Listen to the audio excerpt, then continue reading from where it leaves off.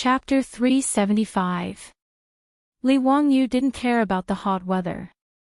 He braved the scorching sun and made a trip to Huxian County, then went to the porcelain kiln in Huxian. This old man greets county head Huxian. The manager of the kiln hurriedly came out to greet him.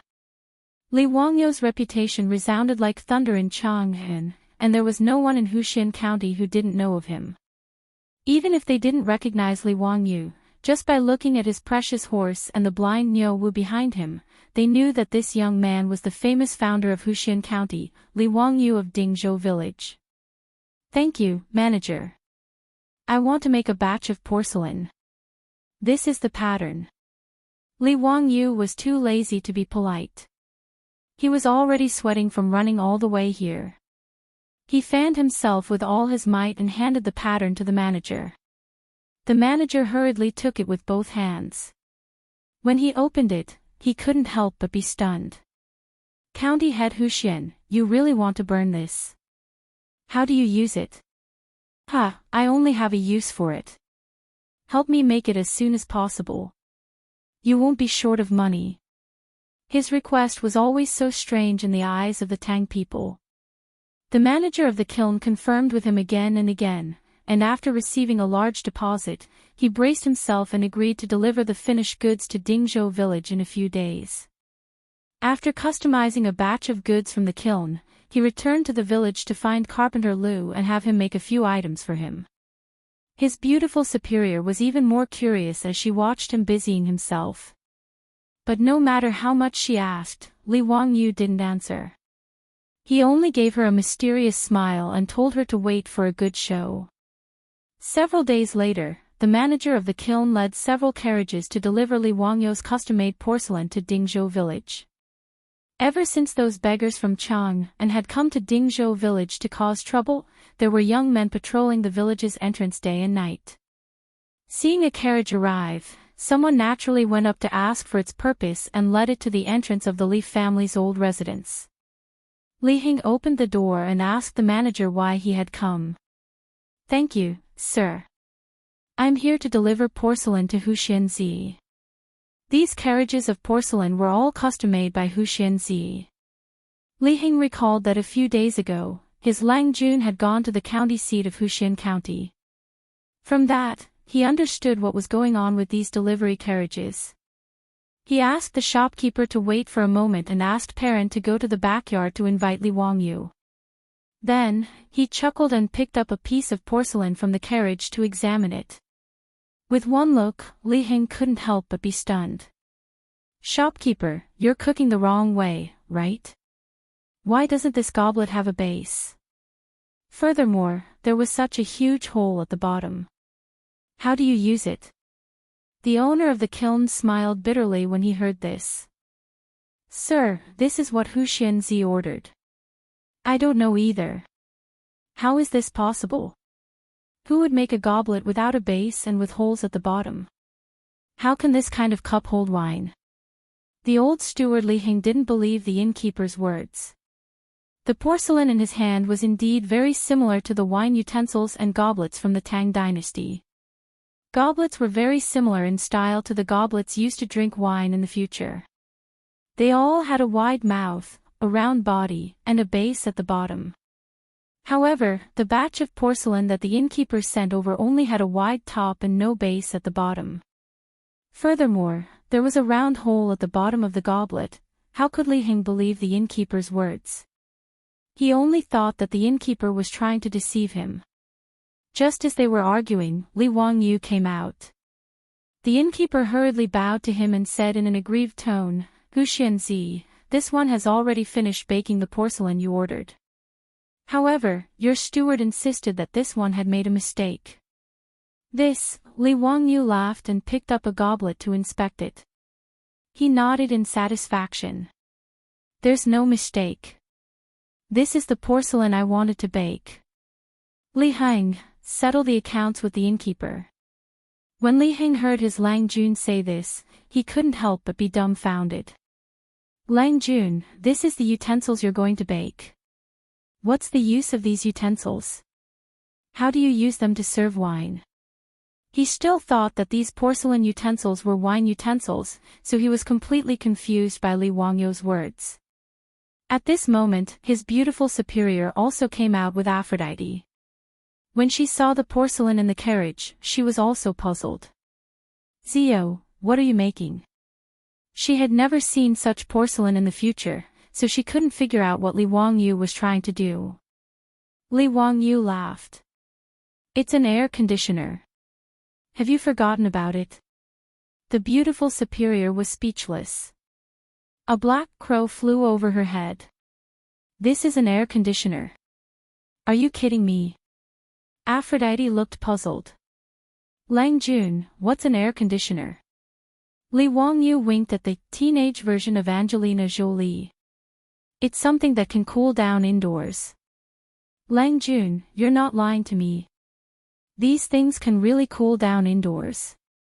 Aphrodite didn't believe it either. Li Wangyu didn't explain. He just asked Li Heng to collect the goods and ordered someone to inform Carpenter Lu that he could bring the goods over. Not long after, Carpenter Lu brought his 3 sons to the Li family's old mansion with a cart full of goods. The beautiful superior and the old butler Li Heng couldn't understand what they brought. The thin wooden planks that looked like windows and doors were full of holes. The beautiful superior couldn't be bothered to ask further. She patiently watched how Li Wangyu was going to use these things to make an air conditioner. Li Wangyu instructed Carpenter Lu's family to carefully install the exposed goblets on the wooden planks one by one. The holes on the wooden planks that Carpenter Lu brought were the same size as the holes on the bottom of the goblets. After inserting the goblets on the wooden planks, they covered the joints with cement and glued the two together tightly. Soon, the wooden planks filled with rows of goblets were completed. It was a very simple process. Li Wangyu smiled and asked Carpenter Lu to remove the windows in the central room in the front yard and install the wooden planks. He then covered the central room that didn't have a door with the wooden planks. "Okay, it's done. Zio, that's it." And then, the beautiful superior was speechless. What kind of air conditioner was this?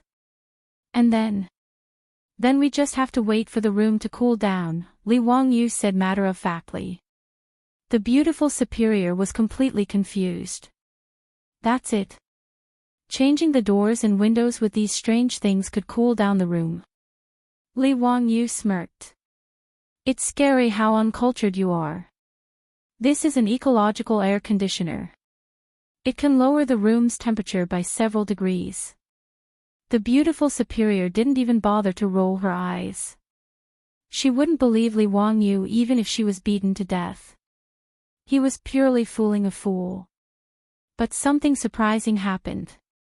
When the beautiful superior entered the central room again, she was shocked to find that the central room, which was originally as hot as a steamer, was now slightly cooler.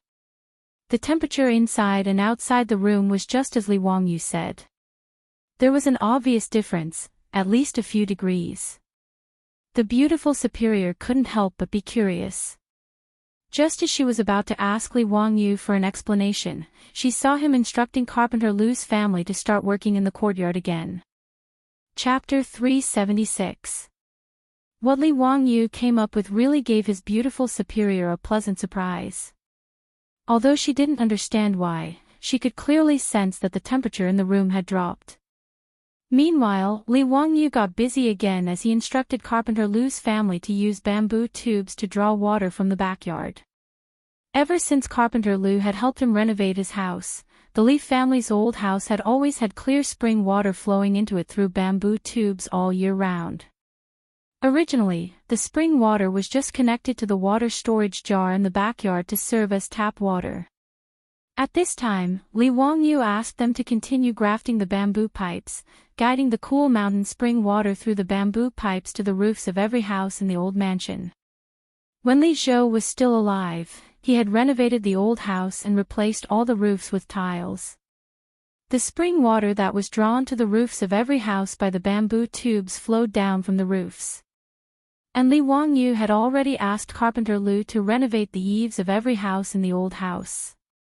He still used bamboo to split it into two to form two semicircular water troughs, and drilled many small holes under the bamboo for the water to leak.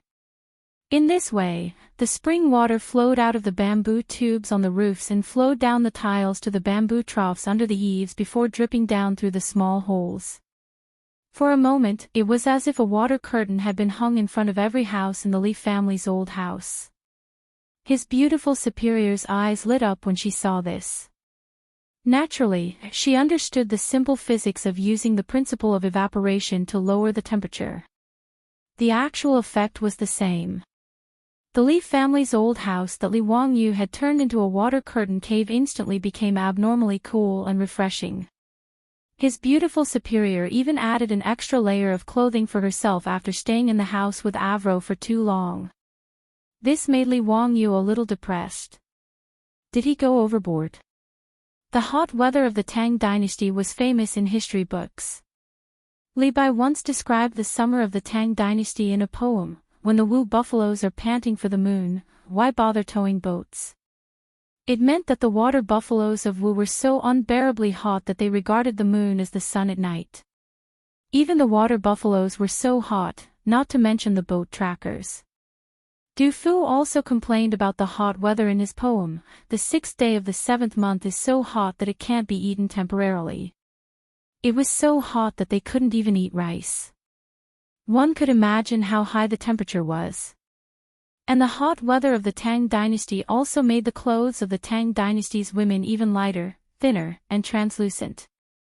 Due to the hot weather these days, be it his beautiful superior, Aphrodite, Peilon, or even the 4 maidservants in the residence, they were all dressed so skimpily that Li Wangyu couldn't help but stare at them. This was especially true for Avro, whose sexy figure and thin clothes made Li Wangyu feel a kind of torment and torture, but he couldn't bear to look away. Because of this, his beautiful superior got jealous several times and pinched Li Wangyu's waist more and more skillfully. After Li Wangyu's renovation, the Li family's old house was indeed cooler, but the scenery of the mountains was much less beautiful, which made him feel very regretful. Staying in the cool room, his beautiful superior regained her composure and was in the mood to boil water in the red peat stove and brew a cup of fragrant tea to taste. While brewing the tea, she asked Li Wangyu curiously, "Wangyu, how did you manage to cool down the temperature with those weird ceramics you made? It's really amazing." It's your fault for not reading the news online."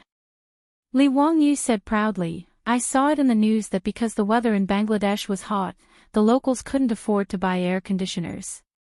So someone invented this kind of ecological air conditioner. Now that you mention it, I seem to have some impression of it. They made it out of beverage bottles, right?" "That's right, it was cut out of beverage bottles and inserted into thick cardboard. But the Tang dynasty didn't have plastic bottles for me to use, so I went to the kiln to custom make these ceramics." Li Wangyu's explanation made the beautiful boss suddenly come to a realization. She had also seen such news in the future, but she just looked at it as an interesting anecdote and didn't pay much attention to it. So when Li Wangyu came up with this thing, she didn't think of it.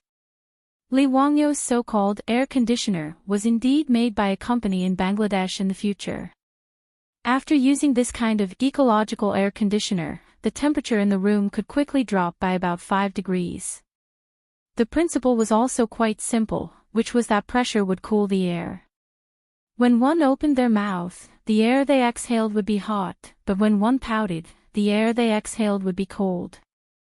This was the principle. When the hot air entered through the wide bottle and was blown out through the narrow mouth of the bottle, the temperature of the air would drop due to the pressure. It was a very simple physical principle, but it was quite effective in an era without electricity and air conditioning. The ecological air conditioner and the continuous water curtain from the roof made the summer in the Li family's old house extremely refreshing. Li Wangyu didn't only care about himself. He custom-made a lot of porcelain bottles with 2 transparent ends at the kiln. After confirming that the ecological air conditioner was really effective, he asked Carpenter Lu to replace all the houses in the village with this kind of thing. This kind of ecological air conditioner that used physical principles to lower the temperature was terrifyingly cheap. Even if those porcelain bottles were specially made by Li Wangyu at the kiln, it only cost 100 copper coins to make the ecological air conditioner needed by a family. This small amount of money was not even a drop in the ocean for Li Wangyu, so he naturally wouldn't be stingy. However, although he didn't spend a lot of money, the effect was unusually significant. The old houses in Dingzhou village were mostly made of yellow mud and had thatched roofs. This kind of house didn't have any insulation, and it was as hot as a sauna in the summer. When Carpenter Lu brought his 3 sons over to change their windows and doors, the villagers were all baffled. They didn't understand what the county magistrate was doing. What were those porcelain bottles inserted into the wooden boards for? Carpenter Lu didn't explain, only saying that it was Hu Xian's orders. With Li Wangyu's current prestige in Dingzhou village, let alone changing their strange windows and doors, even if he wanted to tear down their houses, the villagers wouldn't have any objections. They might even help tear down the houses. However, when these ecological air conditioners were changed, everyone immediately noticed a difference. The originally stuffy and hot houses were actually much cooler. This discovery made the villagers go wild with joy, but they didn't understand why. Just by changing a strange window and door panel, such a miraculous thing could happen? The ancient people of the Tang dynasty naturally didn't have the concept of air conditioners. Therefore, the villagers who originally stubbornly believed that Li Wangyu was a literary star who had descended to the mortal world were now even more certain. If it wasn't an immortal item that could change the temperature, then what could it be? This was clearly the work of an immortal. It must be that Hu Xian's son couldn't bear to see us suffer from this heat, so he borrowed the immortal power of the heavens to send us this immortal item to make the house so cool. Therefore, the villagers of Dingzhou village, who were already patrolling every day, became even more nervous about their treasured immortal item, fearing that it would be stolen by thieves. Under the arrangement of the old village chief, more villagers patrolled the entrance of Dingzhou village and all over the village. Chapter 377. Let's not talk about the old villager and the others. They are racking their brains to protect their treasures. After Li Wangyu solved the problem of the summer heat, there is a new problem in front of Li Wangyu. That is, there are too many mosquitoes. Speaking of which, the Tangs had all sorts of ways to drive mosquitoes away, the most direct being through smoke. Weave wormwood and mugwort into straw ropes, dry them in the sun, and set them on fire. The unique smell of the ropes could drive away mosquitoes. While the mosquitoes could be driven away, Li Wangyu felt like he was about to be suffocated by the smell. The smell of wormwood and mugwort was really unpleasant, and the smoke was too strong. However, between being bitten by mosquitoes and the unpleasant smell, Li Wangyu had no choice but to choose the unpleasant smell. Although the smell could drive away the mosquitoes indoors, he still couldn't avoid being bitten by mosquitoes when he went out, which was very distressing. In particular, Li Wangyu and Avro were particularly popular with mosquitoes. Li Wangyu wasn't used to wearing a perfume pouch. He always felt that it was too girly for a man to carry a perfume pouch around all the time. Every time he saw that old hooligan Qin Yaojin also wearing a perfume pouch and emitting a fragrant scent, Li Wangyu would be speechless. This bearded, dark-faced man also used a perfume pouch. It was really hard to look at him straight in the eye. Apart from being used for incense, the perfume pouches of the Tang dynasty also had the effect of repelling mosquitoes. However, for some reason, mosquitoes still liked to bite Avro, this European beauty, even when she wore a perfume pouch. Husband, it's so annoying. Why do these mosquitoes keep biting me? Avro pouted in annoyance as she gently scratched her arm where the mosquitoes had bitten her. Heh heh, that means mosquitoes like beauties just like me. Li Wangyu flirted with this little beauty of his. His words elicited a smile from Avro's beautiful eyes. Her sexy and seductive body trembled with laughter while her voluptuous breast stood proudly in front of Li Wangyu's eyes. Li Wangyu was so aroused that he almost wanted to leap onto the roof and howl at the moon. The beautiful boss naturally saw his pig brother appearance and snorted discontentedly. Humph, blood-sucking mosquitoes are female mosquitoes. Are you also a female? Li Wangyu choked on her words and couldn't say anything for a long time. After the beautiful boss rebuked him, she proudly stood up and walked out of the house, twisting her slender waist. When she passed by Li Wangyu suddenly stretched out his hand and slapped his beautiful superior's butt. Ah! Suddenly being attacked, the beautiful boss exclaimed and reached out to cover her plump buttocks. Her pretty face suddenly turned crimson, and her eyes were full of shyness. The goddess that Li Wangyu was used to seeing was completely gone, and was replaced by shyness. You. Cough cough, that. Li Wangyu was also shocked and stuttered as he swallowed his saliva for a long time, feeling extremely embarrassed. Who am I? Where am I? What did I do? Li Wangyu hadn't retracted his evil hand yet, and it was raised in the air awkwardly. He didn't know why he was so bold just now, to actually have the guts to slap his beautiful superior's butt. Would he be directly KO'd by his furious beautiful superior? Damn it, what should I do now? I'm very anxious, waiting online for an answer. The beautiful boss didn't expect Li Wangyu to be so bold, and her face turned red, but she didn't say anything for a long time. The two of them stared at each other for a long time, before the beautiful boss let out a soft moan and turned to run out of the door. Avro, on the other hand, covered her sexy red lips and snickered. It was rare to see Sister Chongqing like this. As for her Lang Jun, she didn't expect him to be so bold either. After a long time, Li Wangyu retracted his hand in the air in embarrassment. Yes, he had to admit that it felt really good to the touch just now. That elasticity made Li Wangyu's nose start to itch again. He glared at Avro, who was snickering at the side, and pretended to be tough. What are you laughing at? If you're disobedient, I'll also serve you according to the family rules. However, Avro wasn't moved by his behavior. Instead, she propped her hands on the table and leaned over to Li Wangyu. She stared at Li Wangyu with a pair of beautiful and pure blue eyes and said coquettishly, Lang Jun, was I disobedient just now? When she leaned over, her full breasts were exposed, and Li Wangyu's soul was almost hooked. At this moment, Li Wangyu's mind was filled with the slogan of Wang Wang milk in the future, look again, and I'll eat you up. This little vixen, I can't afford to offend her. Li Wangyu also got up and fled. He was afraid that if he stayed any longer, he would really turn into a beast. This teenage version of Angelina Jolie wasn't even 16 years old yet. She was just an underage loli, yet she dared to provoke him like this.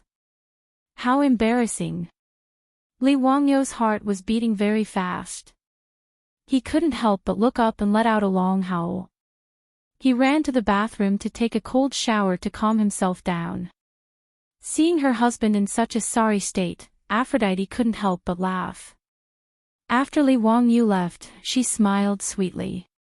Ever since Li Wangyu brought her back from the barbarian tavern, Avro's heart had long been tied to him. In particular, that night in the barbarian tavern, Avro was honest with Li Wangyu when he was drunk and had long regarded herself as Li Wangyu's woman. She was thousands of miles away from her hometown and probably wouldn't be able to return in this lifetime. Avro had long regarded Li Wangyu as her everything. Li Wangyu's escape didn't make Avro sad at all.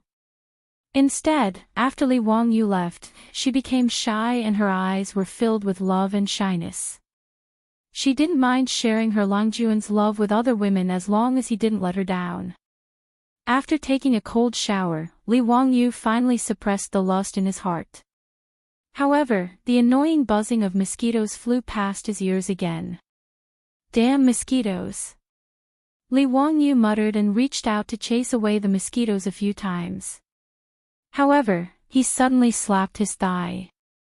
How could he have forgotten about something as good as toilet water? Now that he had brewed a high degree of white wine, he could extract alcohol from it by adding quicklime and distilling it. Alcohol was a good thing and had many uses. Not only could it be used to disinfect, but it could also be used to brew toilet water. If a beautiful woman wanted it, it could even be used to make perfume. As for distilling alcohol into toilet water, it couldn't be any simpler. When he was young, the villagers wouldn't spend money to buy 6 gods. His grandfather had used fresh mint leaves to brew it. After soaking the mint leaves in alcohol for a period of time, the alcohol would turn emerald green. After adding 10 times the amount of water, it could be used. It was excellent for repelling mosquitoes and relieving itches. It wasn't inferior to 6 gods' toilet water at all. At the thought of this, Li Wangyu immediately ran to find Li Heng and asked him to prepare quicklime and distilling equipment for him. He was going to start making toilet water tonight. He happened to have the distilling equipment he used to brew wine at home, so he naturally didn't lack alcohol. Ever since the brewery started producing alcohol, there were countless jars of good wine in his warehouse. As for mint, it was even more convenient. He instructed Niu Wu to go to the hillside behind the Li family's old residence and pick a handful. They were all over the mountain and were no different from weeds. When the beautiful woman saw Li Wangyu messing around at home in the middle of the night, she was curious about what he was up to. When she came over and asked, she found out that he was going to make toilet water. Toilet water was good stuff. Chapter 378. Li Wangyu was the kind of person who would do whatever he wanted. When he thought of toilet water, he didn't even want to wait for a night and directly pulled everyone in the mansion to work overnight. Fortunately, everything was complete and it wasn't difficult to make. Only when it came to purifying the alcohol, because there was no reference, he didn't dare to taste it directly with his tongue. He wasn't sure how much alcohol he extracted was. However, this wasn't important. In any case, it wouldn't affect making toilet water or even disinfecting wounds. Li Wangyu felt that it shouldn't be a problem. Everyone was busy for more than 2 hours before they finally tossed out a few bottles of alcohol. Li Wangyu put the washed mint leaves into a porcelain bottle and soaked it in alcohol. After a few days, there would be toilet water to use. Wangyu, do you know how to make mosquito coils? The beautiful boss thought of mosquito coils and asked. In this regard, Li Wangyu could only helplessly spread out his hands. He wasn't Doraemon who knew how to do everything. He only knew that mosquito coils were made of wood powder and some chemical materials, but he didn't know how to make them. In any case, using wormwood and mugwort to drive away mosquitoes had the same effect. If he tried to make mosquito coils himself, it might not have the same effect. Naturally, he was too lazy to bother. In addition, mosquito nets had been used in China since ancient times. Now that the Li family didn't lack money, the mosquito nets in the mansion were all replaced with silk nets made of silk. They didn't have to worry about mosquitoes disturbing them when they slept.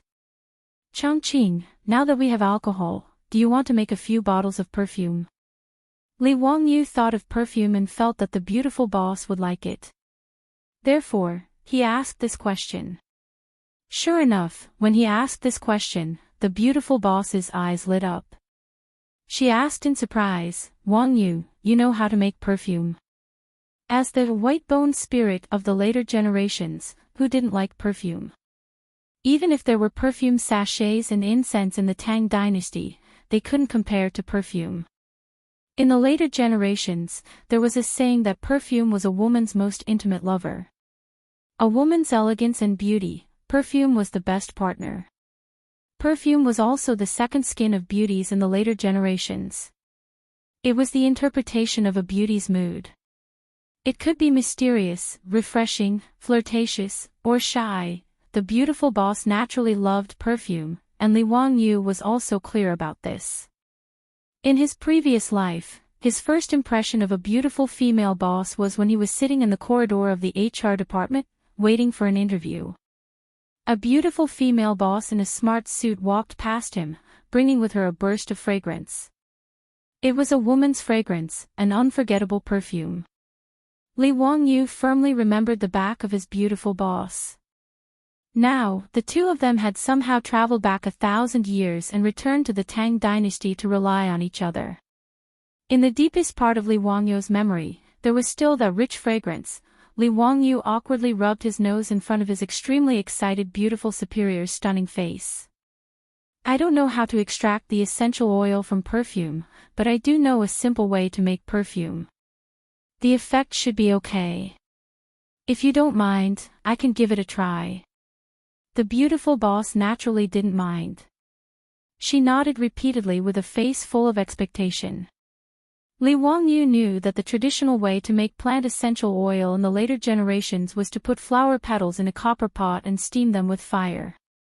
Just like distilling wine, the essential oil of the flower petals was released with the steam and condensed through a bamboo pipe connected to the copper pot. However, knowing was one thing, and whether or not he could do it was another matter. First of all, making plant essential oil in this way required a lot of flower petals. About 8 tons of flower petals were needed to extract 1 kilogram of rose essential oil. In the Tang dynasty, there were no fields dedicated to planting flowers. Li Wangyu had no place to collect so many flowers.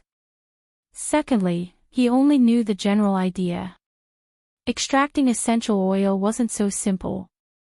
He might have experimented countless times but still couldn't really extract the essential oil. Therefore, Li Wangyu didn't intend to waste any effort. He knew a very simple way to make perfume. Collect the flower petals, wash them and dry them. Then, mash them and soak them in a solution made from alcohol and distilled water for a day or two. Then, filter out the residue of the petals and leave behind the perfume. The natural perfume made in this way had a short shelf life. Usually, it could only be stored for about a month. However, it was simple and convenient. Moreover, it had no harmful ingredients.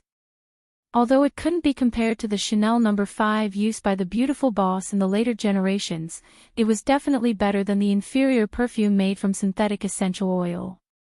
To win the favor of the beauty, Li Wangyu naturally wouldn't be stingy. Early the next morning, he personally led Niu Wu to Mount Shouyang to pick flowers. At this time, azaleas were the most abundant on Mount Shouyang.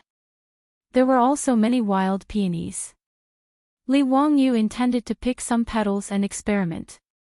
If it was successful, he planned to send people to Chang'an City to collect osmanthus, jasmine, and cherry blossom petals.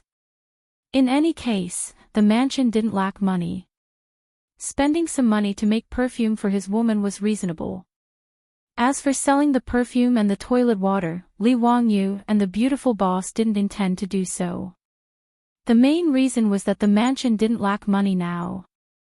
Several of the family's businesses were flourishing and making a lot of money every day. It didn't matter how much money they had.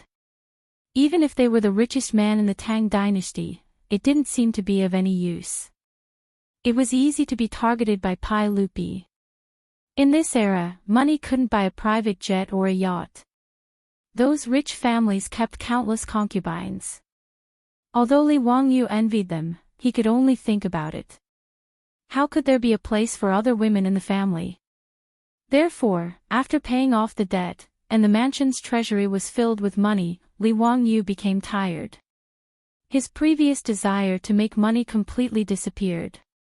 Moreover, his handmade toilet water and perfume had a short shelf life. It wasn't suitable for sale. Li Wangyu only planned to make some after the experiment was successful.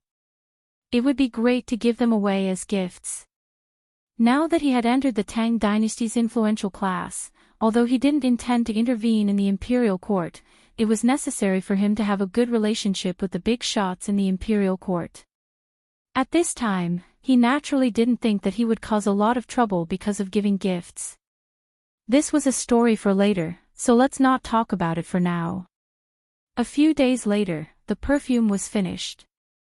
Li Wangyu found a fine white cotton cloth to replace the gauze.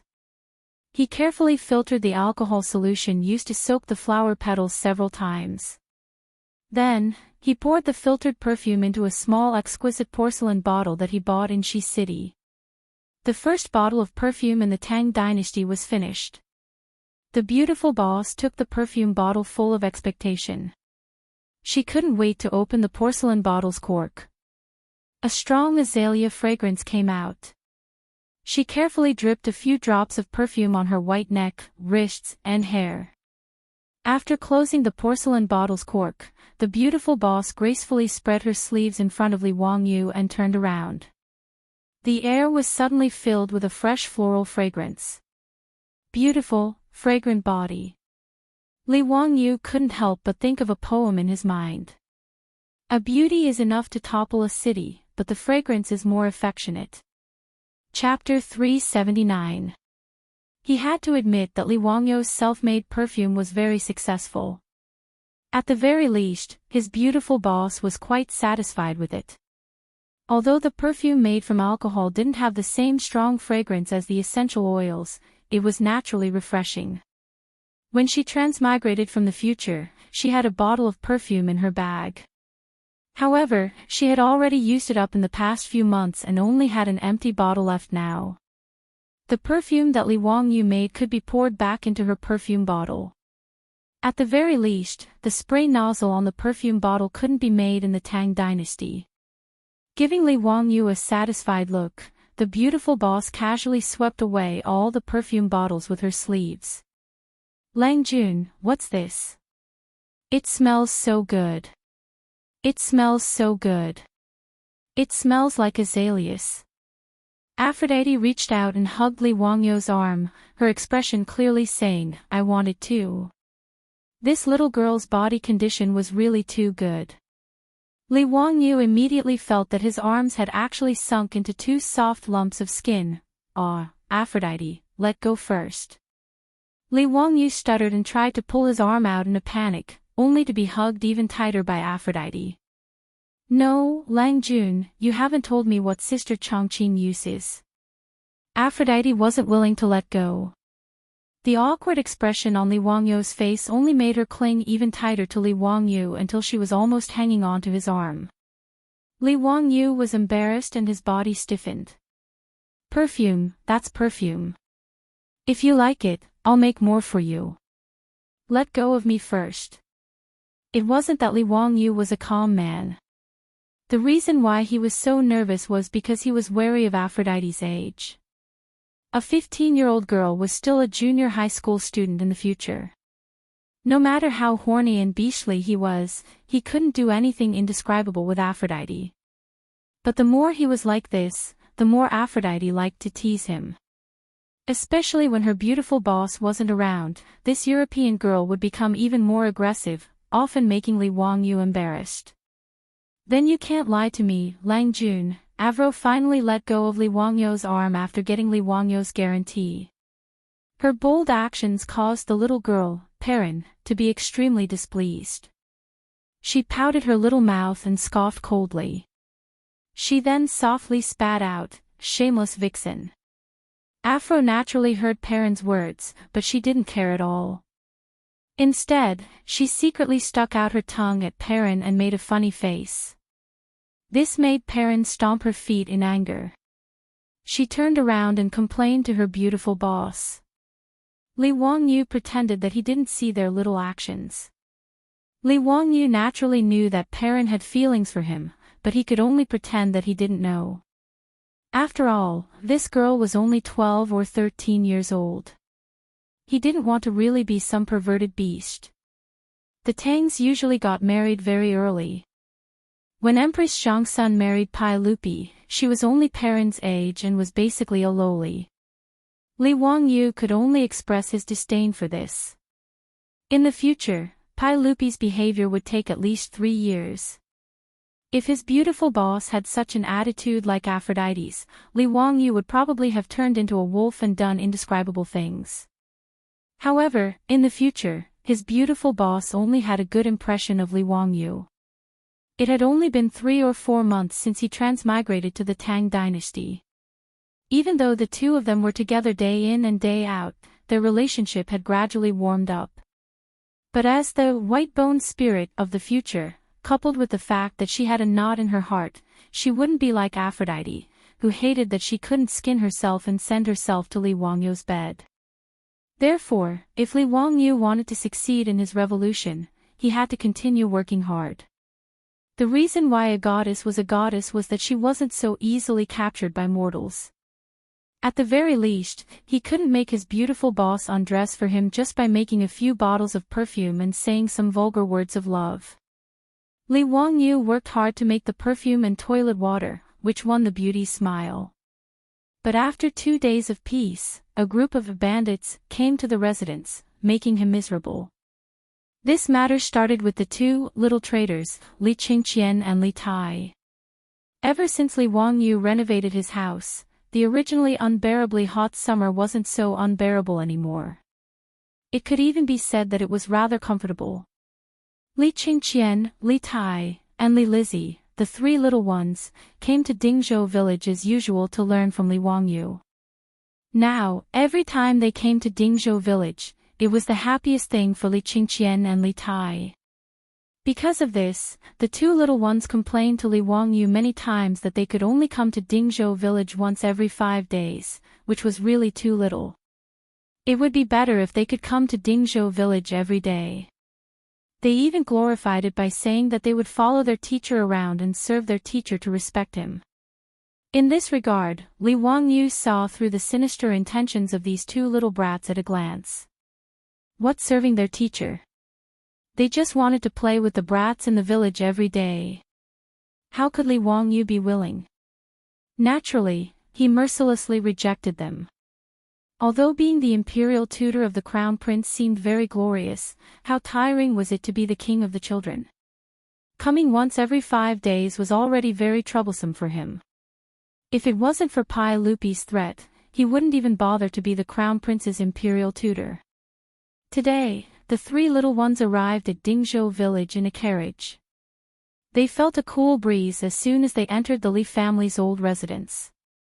Li Qingqian looked at the curtain of water flowing down from the Li family's central room and couldn't help but be dumbfounded. Although he was the crown prince of the Tang dynasty, he had never seen such a situation in his family's residence. The little fatty, Li Tai, even foolishly raised his head to look at the sky to see if it was raining or not. "Teacher, did you cast an immortal spell on this residence? Why would it fall into the water under the eaves?" Li Wangyu unhappily patted Li Qingqian's head. "You 2 little idiots, this is spring water from the back of the mountain. I had someone use a bamboo pipe to bring it to the roof. What's the use of it? To lower the temperature." After Li Wangyu finished speaking, he walked into the central room with his hands behind his back. The 3 little ones hurriedly followed behind him. After entering the central room, the 3 little ones discovered that the room was unusually cool, without any trace of summer heat. Even Li Qingqian and Li Lizzie couldn't help but shiver because of the great temperature difference between the inside and outside. Li Wangyu was afraid that the 3 little ones would catch a cold, so he thoughtfully asked Perrin to bring them some clothes to put on. The 3 little ones sat in the cool room, eating ice cream and drinking cold drinks. They felt that the days of immortals were just like this. "Teacher, your residence is even more comfortable than the palace. These days, the palace is unbearably hot. Even mother and father can't rest well." Li Qingqian swallowed a mouthful of ice cream with difficulty. He had eaten too much. When Li Wangyu heard this, he couldn't help but pat his own head. He had only thought about installing ecological air conditioners for the villagers of Dingzhou village, but he had forgotten to flatter Pai Lupi. He had miscalculated, truly miscalculated. Chapter 380. Under Li Wangyu's reminder, he finally realized that he had forgotten to flatter the emperor of the Tang dynasty. This was a mistake. He had even neglected elders like Yu Shinan who cared about him. He really shouldn't have done that. There were also those rich playboys. How could he have forgotten about those rich playboys? There were also Yang Quan, Lu Shao, and the others from the Hu County government. Fatty Cho Kuan, shopkeeper's son from Sun Ji bookstore, and the others. These were all friends. How could he only care about himself and not think about the others? Li Wangyu blamed himself. He hurriedly had Niu Wu ride a horse to the Yahoo County government to inform the shopkeeper of the kiln to make another batch.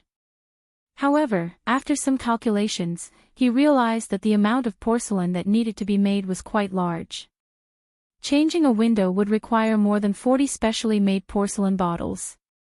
Changing a door would require more than 100 porcelain bottles. How many palaces were there in the imperial palace?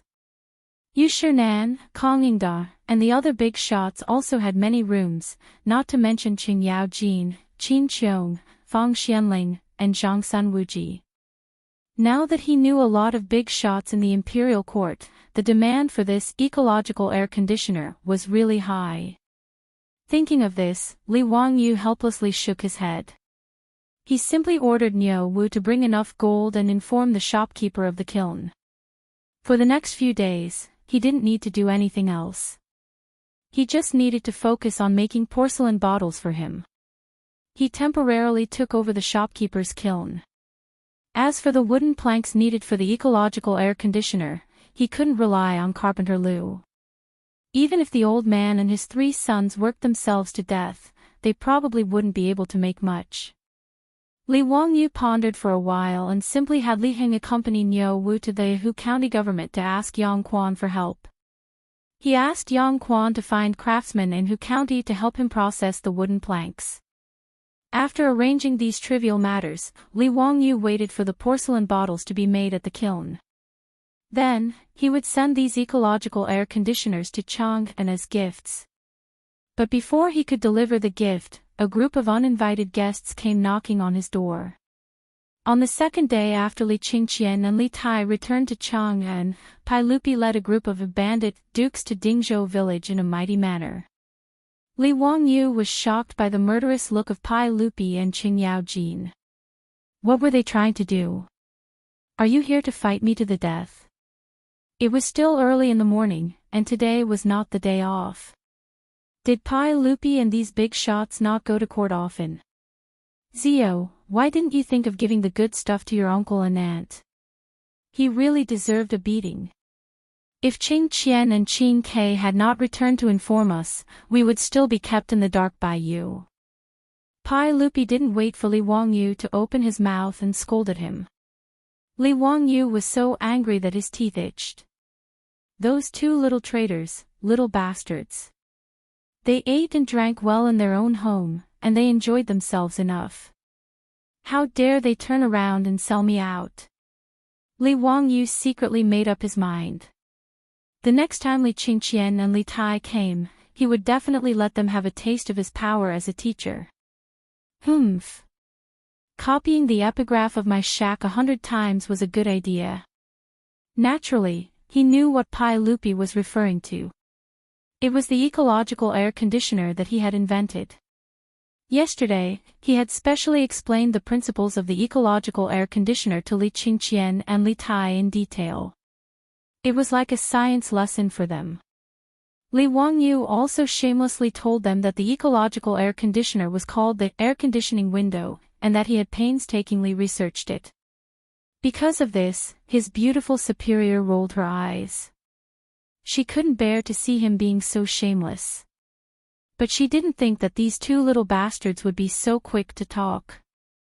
As soon as they returned to the palace, they went to find Pai Lupi to present the treasure. As a result, the Pai Lupi, who had been suffering from the scorching heat for the past few days, even stopped attending court. He directly led a group of court officials to Dingzhou village. Li Wangyu hurriedly explained. It would not be a good thing if the head of the Tang dynasty held a grudge against him. Uncle, what are you talking about? I'm just experimenting with it. Once the effect is good, I'm going to present it to you. Just as he finished speaking, Qingyao Jin, who was at the side, was dissatisfied again. His furry black face came over, and his saliva was about to spray on his face.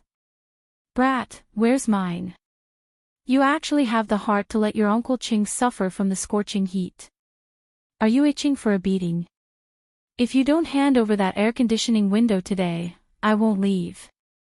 Uncle Ching, how could little nephew forget you? Hee, there is. Little nephew has also prepared some for your residence.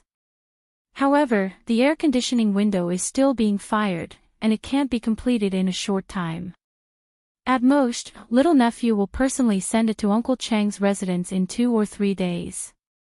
As soon as Li Wangyu finished speaking, he felt a stab of pain on his back. He turned his head and saw Fang Xianling, Du Ruhui, Zhangsun Wuji, and other big shots looking at him with murderous eyes. How could he not understand the meaning of these big shots? He hurriedly cupped his hands and bowed. Everyone, I've also prepared something for your residence. Once the craftsmen are done, I'll send it to you. Li Wangyu's tactful appearance made these big shots nod in satisfaction. The crowd did not need Li Wangyu to call them, and they consciously poured into the Li family's old residence. As soon as they entered the gate, everyone noticed the curtain of water that kept flowing down from the roof. Because of the flowing water, the courtyard was obviously cooler than outside the courtyard. The pattering sound of the water added a bit of elegance to the residence. Pai Lupi naturally saw the bamboo tube on the roof and could not help but say enviously, Zio, you found a good place for your residence. It's backed by the mountains and cooled by the spring water. It's not easy. The big shots were also quite envious, but there was nothing they could do. After all, their residences were in Chang'an City. They could not rely on manpower to transport the well water to the roof, could they? Pai Lupi, Fang Xianling, and other big shots naturally would not do such a stupid thing to relieve the summer heat. However, this method of relieving the summer heat at the expense of manpower was really done by some people. It was recorded in the records of Feng's family that Wang Bei, a powerful minister of Emperor Xuanzong of Tang, built a pavilion that would reign in his residence in Taiping Square on the west street of Chang'an City. On the eaves of this pavilion, water flowed in all directions. Living in the pavilion in midsummer was as cool as late autumn, but outside the pavilion was still unbearably hot. The pavilion made people feel the difference between ice and fire. In Chang'an City, to make the pavilion like rain, there was no other way except to transport the well water up and pour it out by manpower. In fact, in the Qinling Mountains, there was also a summer palace of the royal family, Cuiwei Palace. Cuiwei Palace was not far from Dingzhou village. It was in the Yellow Valley of the Qinling Mountains, also known as the Royal Valley. It was 70 miles away from Chang'an City and 40 miles away from Dingzhou village. It could be reached in less than an hour by horse. These days, because Empress Zhangsun was pregnant, she could not stand the heat in Chang'an City and was ready to go to Cuiwei Palace to relieve the summer heat. Pai Lupi was reluctant to leave his wife. After hearing that Li Wangyu had made a magic device to relieve the summer heat, he came to Dingzhou village early in the morning, intending to see if the air conditioning window was really effective. After all, Empress Zhangsun had been pregnant for 8 months and was about to give birth. Pai Lupi did not want his wife to go to the summer palace at this time. Chapter 381. After figuring out the purpose of Pai Lupi's visit, Li Wangyu naturally needed to show Pai Lupi, as well as the group of dukes and bandits, the effects of the ecological air conditioner. The houses in his residence all had flowing water to cool them down, so it was not easy to see the effects of the ecological air conditioner. Li Wangyu simply led Pai Lupi and the group of bigwigs out of his residence and into the village. Nowadays, everyone in Dingzhou village had ecological air conditioners installed in their homes. Li Wangyu randomly found a house and after greeting it, he led Pai Lupi and the group of dukes into the thatched huts built with yellow soil to tour. This feeling was very strange, just like a tour group in the future. Li Wangyu felt that he was just short of raising a little red flag, while Pai Lupi and the rest were short of a little red riding hood. Although the owner of the manor did not recognize Pai Lupi and the rest, he could tell that Pai Lupi and the rest were nobles just by looking at their gorgeous clothes and the expensive accessories on their waists. Naturally, they did not dare to be rash and retreated to the side without saying a word. Although they were not happy, they allowed the nobles to point fingers at their treasures. Oh, this house is really much cooler. Qing Yaojin noticed this when he entered the thatched hut. He pointed at the window and said in surprise, "Gentlemen, when you come to the window, the wind that blows in is actually cold. It's really amazing. Boy, how did you do it? Could it be that there really is an immortal technique?" It was no wonder that Qing Yaojin was surprised. It was really difficult to make the Tang people understand the principles of physics. The same was true for the ecological air conditioner. When the natural wind from the outside blew through the porcelain bottles with big mouths and small mouths, due to the principle of air compression, it could quickly cool down the originally hot air. Of course, there was a prerequisite, which was that there must be wind blowing in. Traditional houses in Wuxia paid attention to the front and back of the house to form convection, which was the wind passing through the hole. However, the wind itself was just the flow of gas and would not cool down. On a hot summer day, even the wind blowing on the body was hot, so it was very uncomfortable.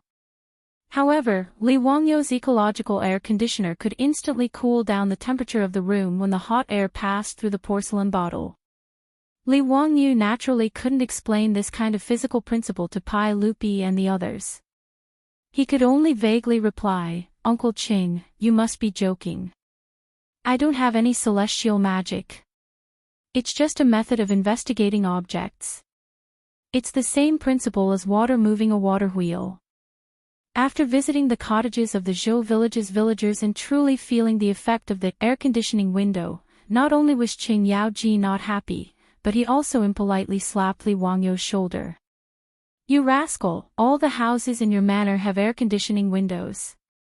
Why didn't you think of your uncles?" If it wasn't for the bad reputation, Qing Yaojin would have taken the air conditioning windows installed in the thatched houses in the village and taken them away. He was a dignified duke, but every night he couldn't sleep because of the heat. Unexpectedly, he was not as comfortable as the villagers of Zhou village. It was really annoying. Uncle Qing, these are experimental products. They're very rough. How can they enter Uncle Chang's eyes?" Li Wangyou smiled embarrassedly. At the same time, he made up his mind to inform Yang Quan later and ask the craftsman to make the wooden base more beautiful.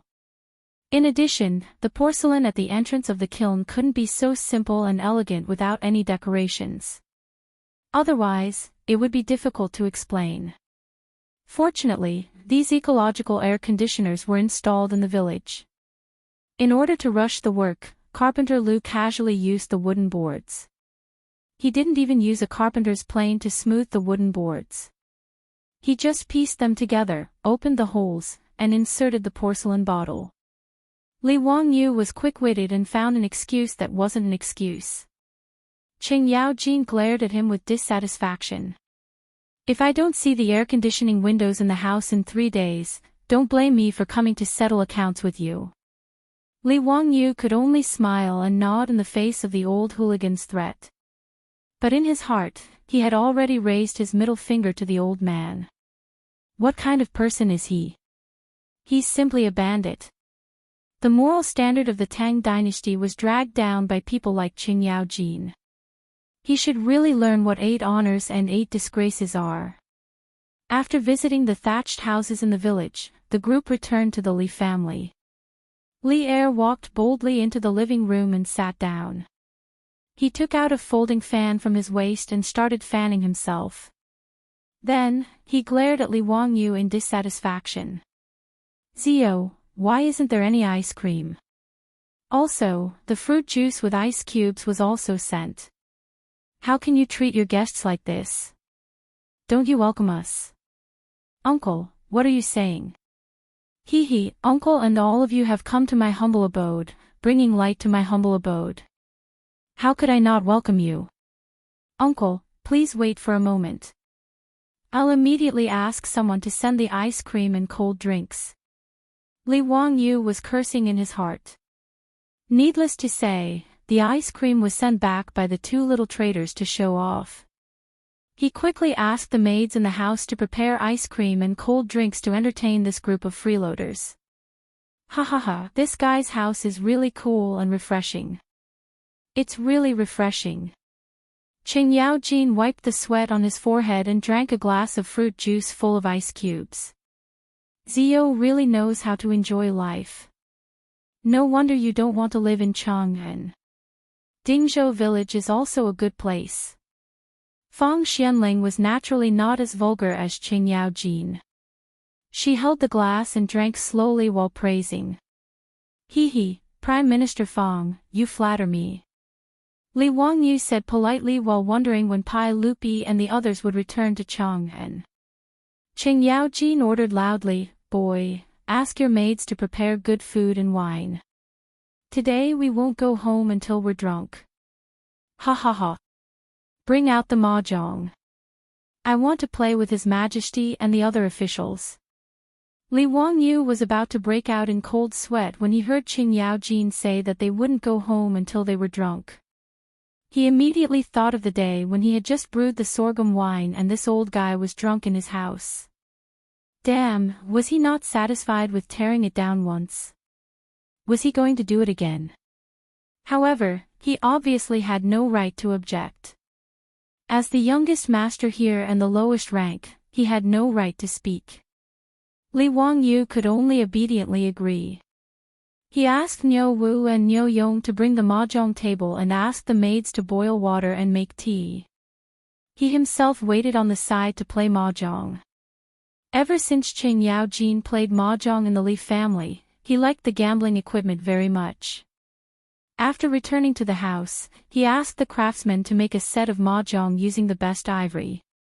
When he had nothing to do, Qing Yaojin often invited Qin Qiong and the others to play mahjong in the house.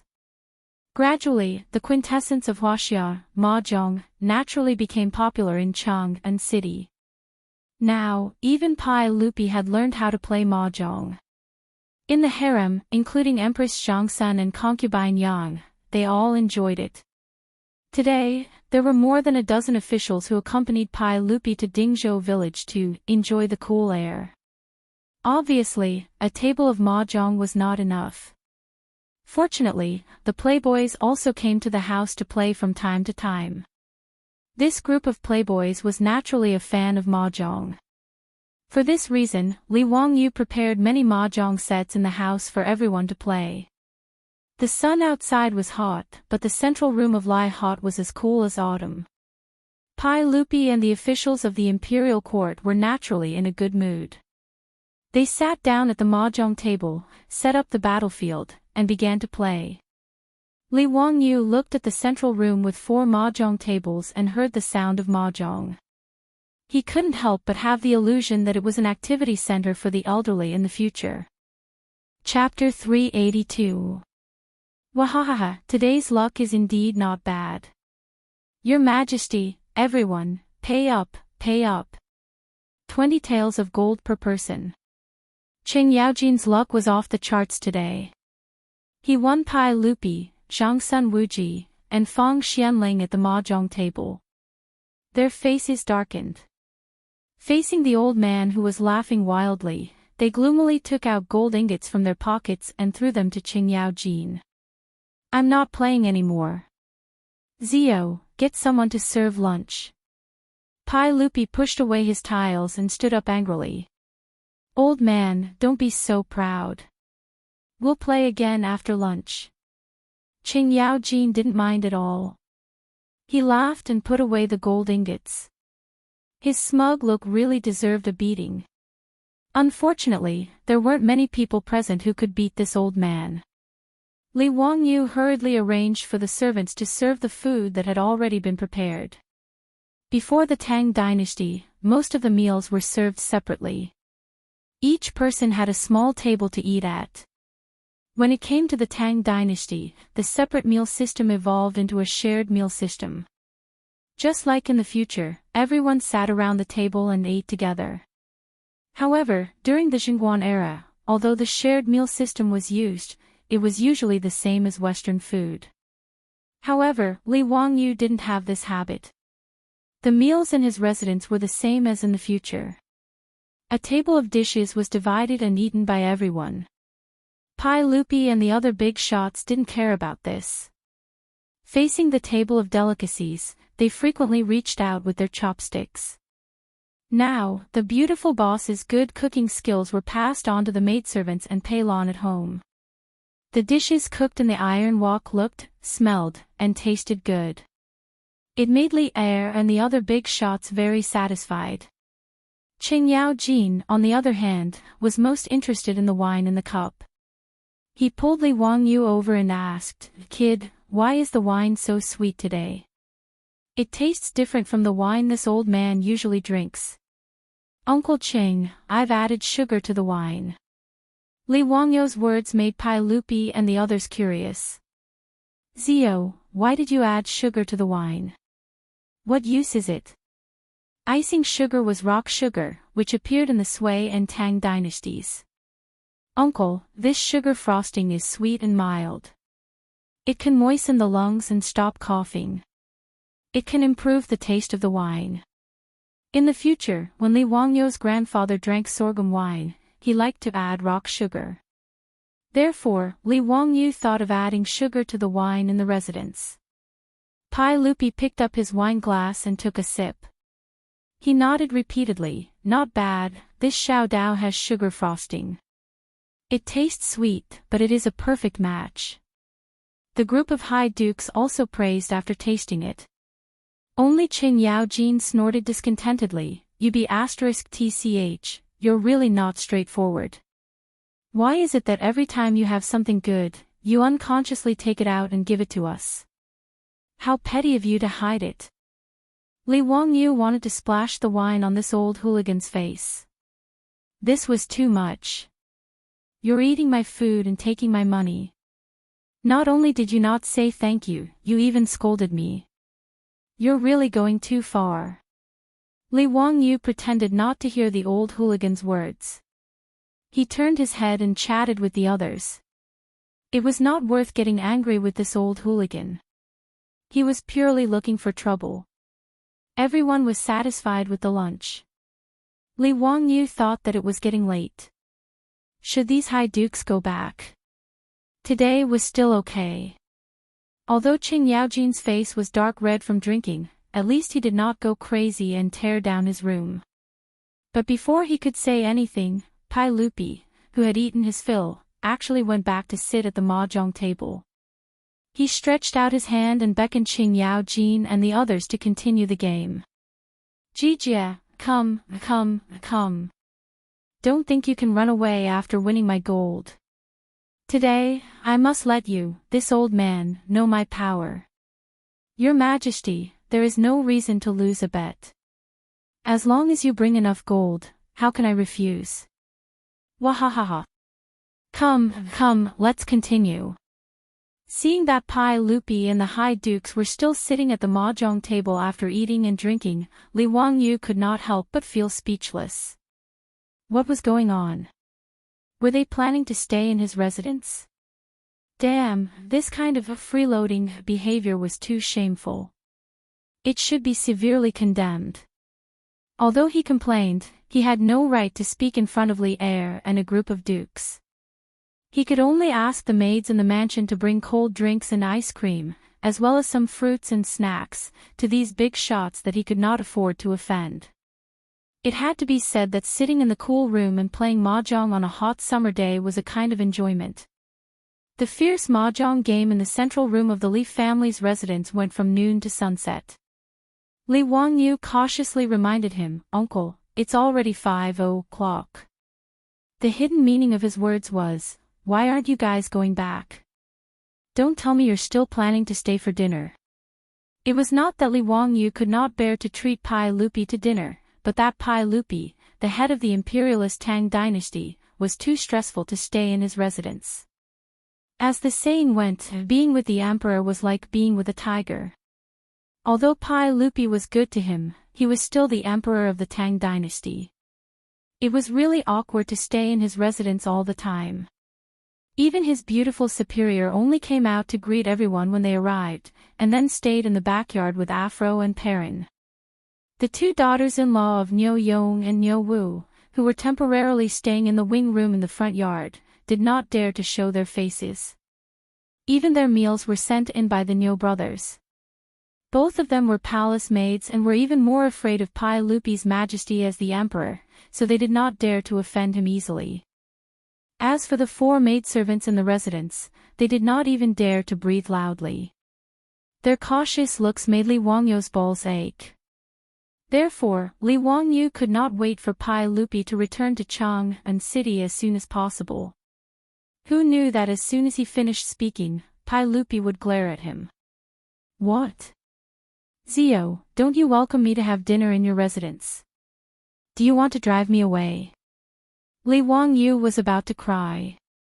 He hurriedly waved his hands and said, Uncle, you've wronged me. I can't wait for your majesty to stay in my residence every day. I'm just worried that Chang'an City is going to close its gates. Bastard, do you think Chang'an City will lock your majesty out of the city? Cheng Yaojin glared at him and said, Don't talk nonsense. Go and get someone to prepare dinner and more wine. Li Wangyu was speechless and could only do as he was told. Bad guest. Should I ask the village chief to put up a sign at the entrance of the village? Lu Guogong and dogs are not allowed to enter. In the central room of the Li family's old residence, people were exchanging cups and drinking merrily. It was very lively. Even so, Cheng Yaojin complained that the Li family did not have any singers to add to the fun. Li Wangyu was so angry that he almost suffered internal injuries. Cheng Yaojin really did not treat himself as an outsider. When he was drunk, he did not care that it was late at night. He began to wail and howl at the top of his lungs. Unexpectedly, Pai Lupi and the others applauded him. His hoarse voice frightened the dogs in the village and made them bark incessantly. It was very frightening. Everyone drank to their heart's content at the banquet. It was not until the moon was high in the sky that Li Ercai burped. He and the other marquises got on their horses with the help of their guards and headed for Chang'an. Before Cheng Yaojin left, he left a sentence that scared Li Wangyu so much that he almost fell to the ground. Wahahaha, nephew, not bad. I'm very satisfied today. I'll come again tomorrow to disturb you. Do you still welcome me? Damn it. Again. Are you addicted? Chapter 383. Fortunately, Cheng Yaojin's words were just words. The next day, Li Wangyu was in a state of anxiety for the entire day, afraid that he would hear that earth-shattering laughter again. In order to prevent Cheng Yaojin from having an excuse to come to Dingzhou village again, Li Wangyu had Niu Wu make another trip to Hu County and spend a large amount of copper coins. His goal was to urge the porcelain kiln and woodworkers to hurry up and make the air conditioning fans as soon as possible so that he could report back to Chang'an City. Pai Lupi and Cheng Yaojin did not come to Dingzhou village again. After all, there were many state affairs. Pai Lupi and the dukes could slack off for a day, but they could not skip work every day. The playboys, however, came to Dingzhou village the next day to freeload off the air conditioning. Li Wangyu naturally welcomed the playboys' visit. Although these guys were not very good at drinking and liked to mess around after drinking too much, Li Wangyu felt that they were as cute as a group of playful brothers in the future. Even his beautiful superior was now familiar with the foppish playboys. She was also very welcoming of their arrival. There was good food and drink, and it was cool and comfortable. The playboys also frequently visited these days. If not for the Li family's old residence being too small, they would have stayed there forever. 3 days later, the first batch of eco-air conditioners was made in a few hundred. Li Wangyu hurriedly ordered Shun Feng Carriage Company to send out carriages to personally escort the eco-air conditioners to Chang'an City to deliver the gifts. He first sent 100 fans to the Imperial Palace, then another 20 to 30 fans to the various dukes and prefectural dukes' mansions. He didn't forget about Yu Shinan and Kong Yingda's mansions either. He even sent 10 fans to Cho Kuan's residence. At present, Hu County was still rushing to make air conditioning windows. In Notice Chang and City, there were so many nobles and officials that Li Wangyu could not be biased in his gifts. Otherwise, he would attract jealousy for no reason. He even sent air conditioning windows to Chongping County Duke Zhang Liang's mansion. This was also the way of the world. In the next month or so, Li Wangyu ran to Chang and City almost every day to deliver gifts. It was quite tiresome for him. However, as the air conditioning windows began to be installed in Chang and City's civil and military officials, its cooling effect immediately surprised everyone. Any room with an air conditioning window was obviously much cooler than a room without one. The officials who received Li Wangyu's gift naturally had a good impression of Hu County's son. Li Wangyu's gift was given at the right time. It wasn't expensive, but the officials loved it so much that they couldn't bear to part with it. The Tang naturally did not understand the principle of the air conditioning windows, but there were smart people who copied it and the effect was just as good. As a result, Li Wangyu's air conditioning windows quickly spread among the people of Chang'an. Many porcelain kilns began firing. Fired the air conditioning windows. Soon, the air conditioning windows and city. Li Wangyu relied on the air conditioning windows to gain another wave of popularity in Chang and City.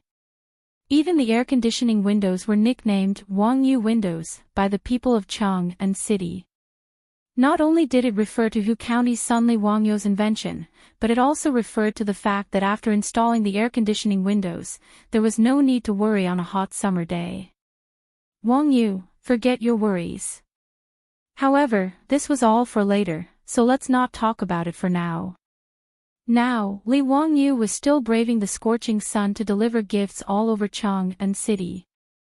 He was already sweating profusely, and the clothes on his back were already soaked. He felt that delivering gifts was also a tough job. Brother Chumo, how many more families are going to deliver gifts today? Li Wangyu asked listlessly as he rode on horseback. In the four-wheeled carriage team that delivered the gifts, however, were the profligates who were also sweating profusely and listless under the scorching sun. Li Wangyu naturally did not spare this group of fellows who were eating and drinking in his residence. They were brothers, so of course, they should share weal and woe. How could he let these fellows eat and drink in his residence while he was running around alone? Moreover, in Chang and City, there was no one more familiar than these fellows. He wanted to go to each residence to deliver gifts, so naturally, he needed these fellows to guide him. Therefore, even if Qing Chumo, Fang Yai, and the others were unwilling, they were dragged out by Li Wangyu to accompany him in the sun. Qing Chumo wiped the sweat off his face. There are still 2 more. They are all in the Shioda workshop. Then let's go quickly. After delivering the gifts, I'll treat my brothers to a drink. Drink on a hot day like this. I have no appetite. I just want to drink your cold drinks and ice cream. Brother Chumo is right. ZU residence has a lot of good things. It would be so refreshing to have a cold drink on such a hot day.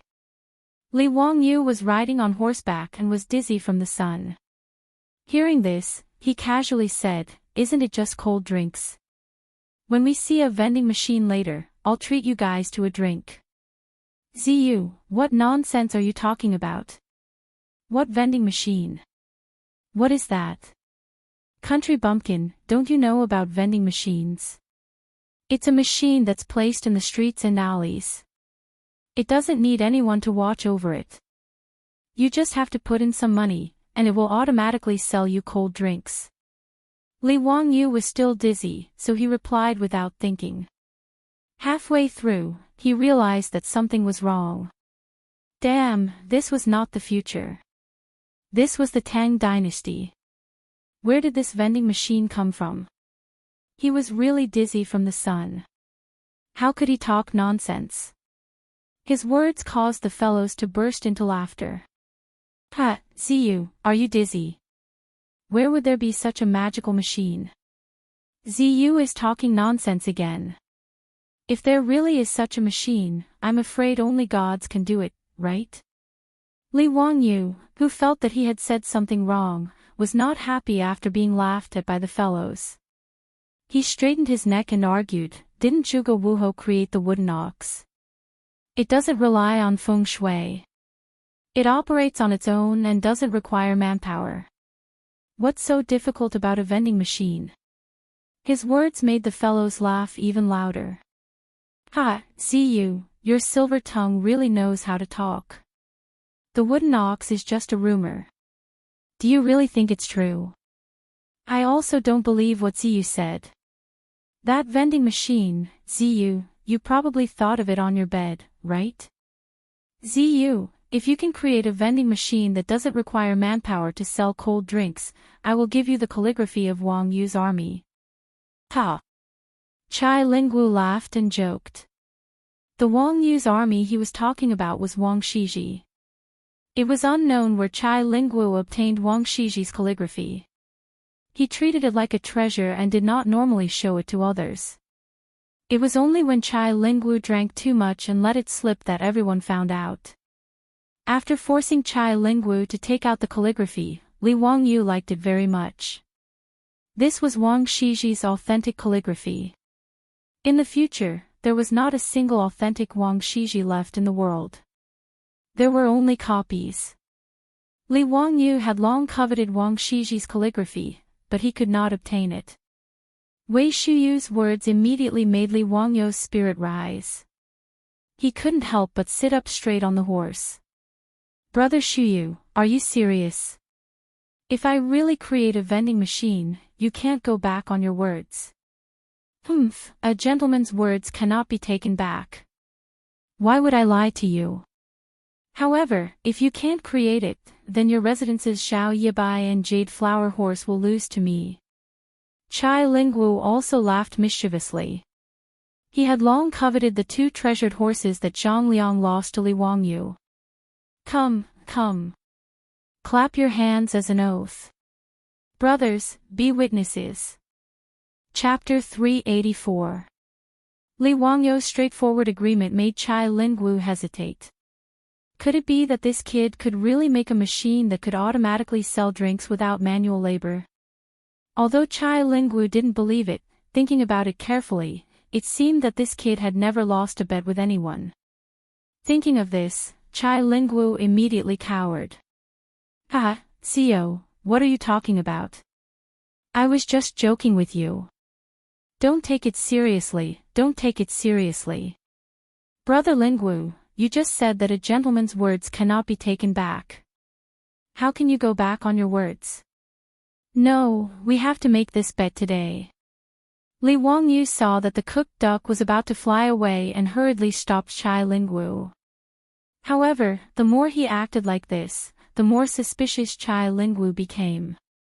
That copy of Wang Shiji's calligraphy was his treasure. How could he bear to lose it to Li Wangyu? Did I? Zio, perhaps because the sun was too bright, you heard wrong. I definitely didn't say that. Ha, today's weather is really good. Everyone, let's go drink with Zio after he delivers the gift. Chai Lingwu wanted to whip his horse to leave, but Qing Chumo and the others grabbed the reins. Wait, Brother Lingwu, we can testify that you did say that you wanted to make a bet with Zio. As a man, how can you go back on your words? This group of debauches just wanted to watch a show. Moreover, the vending machine that Li Wangyu mentioned sounded quite interesting. Since that was the case, how could they let Chai Lingwu run away? Chai Lingwu only just realized that he had caused trouble because of his loose tongue. He had a vague feeling that his beloved copy of Wang Yu's calligraphy would be lost. With a long face, he said, Brothers, can you pretend that I didn't say anything just now? I was wrong. I apologize to Zio and everyone. Today, little brother Ping Kong Square will be treating. Brothers, please feel free to order any of the ladies in the painting house, okay? Fong Yai, Qing Chumo, and the others looked at each other and replied in unison, no. Today's bet must be made. We will be witnesses. Chai Lingwu wished he could give himself a slap. Why did he have to provoke Li Wangyu? When Li Wangyu saw the debauches forcing Chai Lingwu to accept the bet, he smiled brilliantly.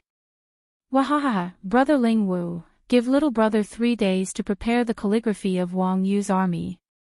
Little brother will make you admit defeat wholeheartedly. In a moment of excitement, he even imitated Qing Yaojin's laughter. Qing Chumo and his 2 brothers could not help but cast him a sidelong glance, wanting to see what was wrong with this fellow, to actually copy their Darren's frightening laughter. Li Wangyu's words made Chai Lingwu feel as if his parents had died. He felt that his life was simply gloomy. Zio, it wasn't easy for me to get the calligraphy of Wang Yu's army. It's my favorite. Chai Lingwu still wanted to struggle. Yes, I understand. I will cherish it well. Thank you, brother Lingwu. Li Wangyu replied matter-of-factly. His appearance of victory made Chai Lingwu have the urge to spit out blood. He had met the wrong person. Chai Lingwu looked up to the sky and sighed. He did not look at the almanac when he left the house today. Li Wangyu, who had been dazed by the sun's rays, regained his energy and quickly went to the last 2 noble residences to deliver his gifts. He didn't even have time to take a sip of tea before he took his leave. As for Qing Chumo and the others' invitation to drink at Peace Square, Li Wangyu was naturally too lazy to go. He was in a hurry to find a craftsman to make a vending machine so that he could win Chai Lingwu's calligraphy. Regarding this, Chai Lingwu could only helplessly raise his 2 middle fingers at Li Wangyu to express his excitement. At the same time, he secretly prayed that Li Wangyu was just bragging. The reason why Li Wangyu was so confident in making a bet with Chai Lingwu was naturally because it was not difficult to make a machine that could automatically sell drinks. When he was studying e-commerce, the professor in class was talking about the influence of vending machines on modern commerce. He once said that as early as the 1st century AD, the ancient Greeks had made a device that automatically sold holy water. It was the world's first vending machine. Li Wangyu was very interested in this matter at that time. He even went to the library to look for information and saw the restoration of the vending machine. The principle of the vending machine of the ancient Greeks was very simple. Coins were inserted from the slot, and the coins fell into a small plate in the instrument. The small plate was connected to a lever, and through the lever mechanism, the valve in the holy water bucket was actuated. After the valve was opened, the holy water would automatically flow out. The small plate containing the coins would constantly fall and tilt. Until the coins on the small plate slipped, the lever would be reset, and the valve would automatically close. This vending machine that sold holy water was seen as a miracle by the ancient Greeks. It caused quite a stir at that time. Therefore, when Li Wangyu heard that Chai Lingwu wanted to make a bet with him, he laughed so hard that his eyes could not be seen. He had long been drooling over Chai Lingwu's Wang Shiji's calligraphy. He did not expect this guy to deliver himself to his doorstep. What a good guy. After bidding farewell to the playboys, Li Wangyu led Niu Wu directly to Yan Liben's residence. When a teacher has something to do, he naturally needs a disciple to do it for him. As a junior supervisor, Yan Liben was also good at craftsmanship and had many ingenious ideas. Li Wangyu only knew the principle and general appearance of the beverage vending machine. As for how to make it happen, he naturally needed Yan Liben's help. Moreover, there were all kinds of skilled craftsmen who were good at crafting different kinds of tools. When the beverage vending machine was designed, he also needed to find these craftsmen to build it. In the main hall of the Yan residence, Yan Liben was playing chess with Ma Zhou while chatting casually about his teacher and the various activities that had been stirred up in Chang and recently. Li Wangyu naturally did not forget about his 2 disciples. He had sent the air conditioning windows over early in the morning to install them. At this time, the main hall of the Yan residence was also quite cool. Brother Bin Wang, teacher is really not an ordinary person. Look at the air conditioning windows. There is no need for manual labor. Just a few dozen porcelain bottles with two transparent ends can blow out a cool breeze. It is really magical. Yes, teacher may not be old, but his skills are profound. The more I learn from teacher, the more I feel that teacher is unfathomable. Every time he does something shocking. Brother Bin Wang is right. I was originally a painting addict. It was only because of teacher's stunning drawing skills that I was moved to become his disciple. But I did not expect that it was not only his drawing skills. Teacher's wonderful ideas are the real treasure. I am deeply grateful to be able to become his disciple. Just as the two were sighing, they heard a servant come to report that their teacher had come to visit. This surprised the two. They did not even have time to wear shoes and hurriedly ran out barefoot. Teacher, why are you so free to come to my residence today? Quickly come in, quickly come in. Yan Liben was overjoyed. He and Ma Zhou quickly went forward to greet him. Li Wangyu did not expect Ma Zhou to be here as well. He could not help but laugh. It is good that you are here. I have something that I need the two of you to help me with today. Chapter 385. Yan Liben and Ma Zhou invited Li Wangyu to take a seat in the central room. Teacher, what do you need us to do for you? Please tell us. Liben, bring me a brush and ink. I'll draw a drawing for you two to see. A servant of the Yan family brought them paper, ink, brush and inkstone, including a few feather brushes. Yan Liben and Ma Zhou had seen this feather brush in Li Wangyu's mansion. After trying it out, they found it very interesting. They also learned how to make it from Li Wangyu and made some when they returned home. However, this feather brush, as a hard brush, had not spread in Chang and for the time being. The main reason was that the Tangs were not used to it. The way of holding a brush was completely different from the way of holding a hard brush. The scholars of the Tang dynasty had never touched a hard brush, so they naturally did not know where to start.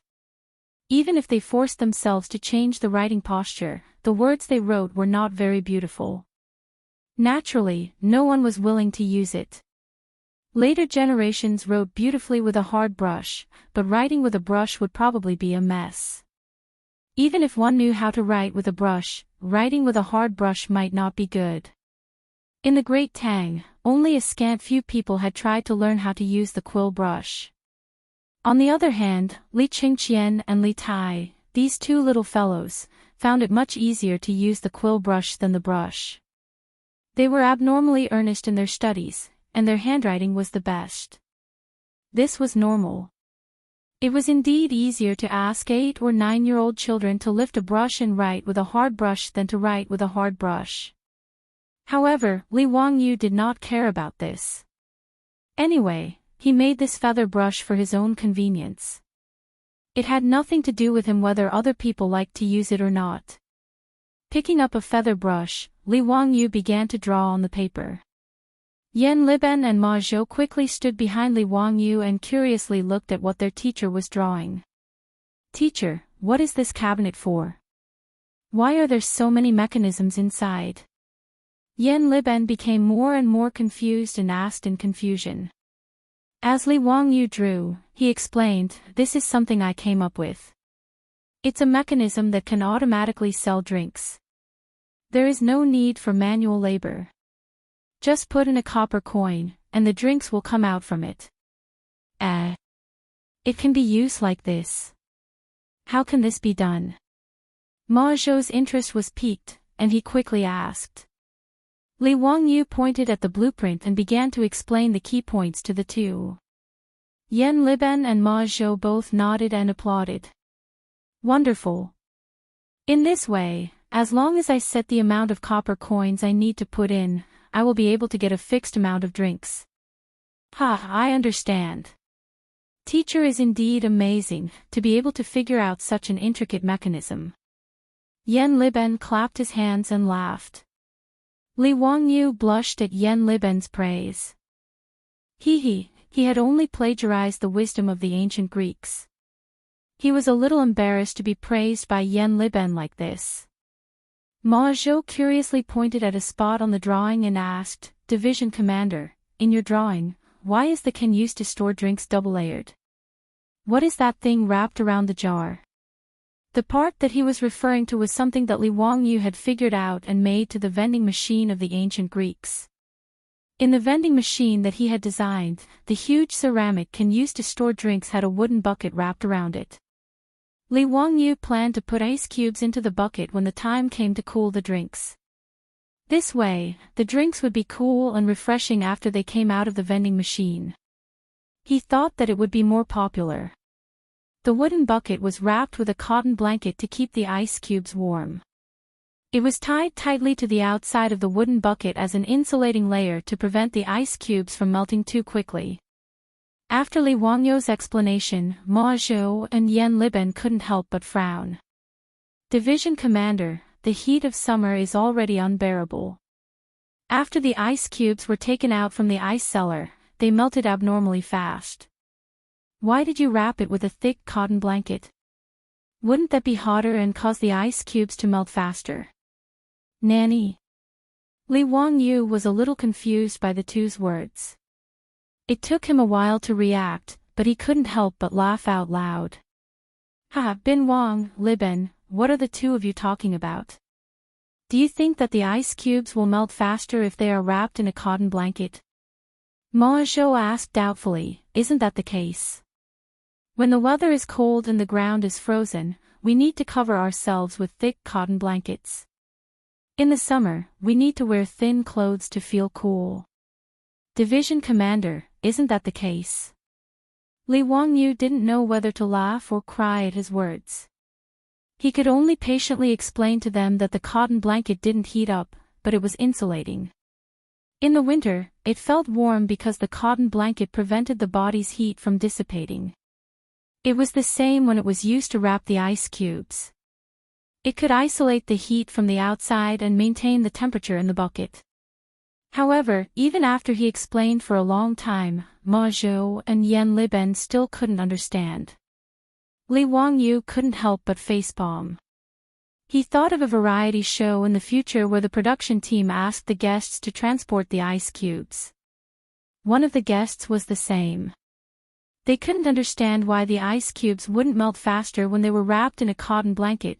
Since the guests in the future who had studied physics couldn't understand, it wasn't strange that Yan Liben and Ma Zhou couldn't figure it out. Li Wangyu couldn't be bothered to explain further. He simply asked the servants in the underworld to take out 2 ice cubes from the ice cellar for them to experiment on. One of them was placed on the floor of the central room, while the other was placed in a wooden box and wrapped in a cotton blanket. After half an hour, the ice cubes placed in the central room had completely melted and turned into a puddle of water. Ma Zhou hurriedly ran to open the wooden box wrapped in the cotton blanket. He was shocked to find that the ice cubes in the wooden box didn't show any signs of melting. It only became slightly moist. This made Ma Zhou and Yan Liben even more surprised. The truth was right in front of them, so they couldn't doubt it. As for Li Wangyu, this junior division commander, he was even more in awe. Yan Liben was good at craftsmanship and Ma Zhou was good at calculation. With the help of these two people and the skilled craftsmen who were supervising the work, they quickly turned Li Wangyu's sketch into reality.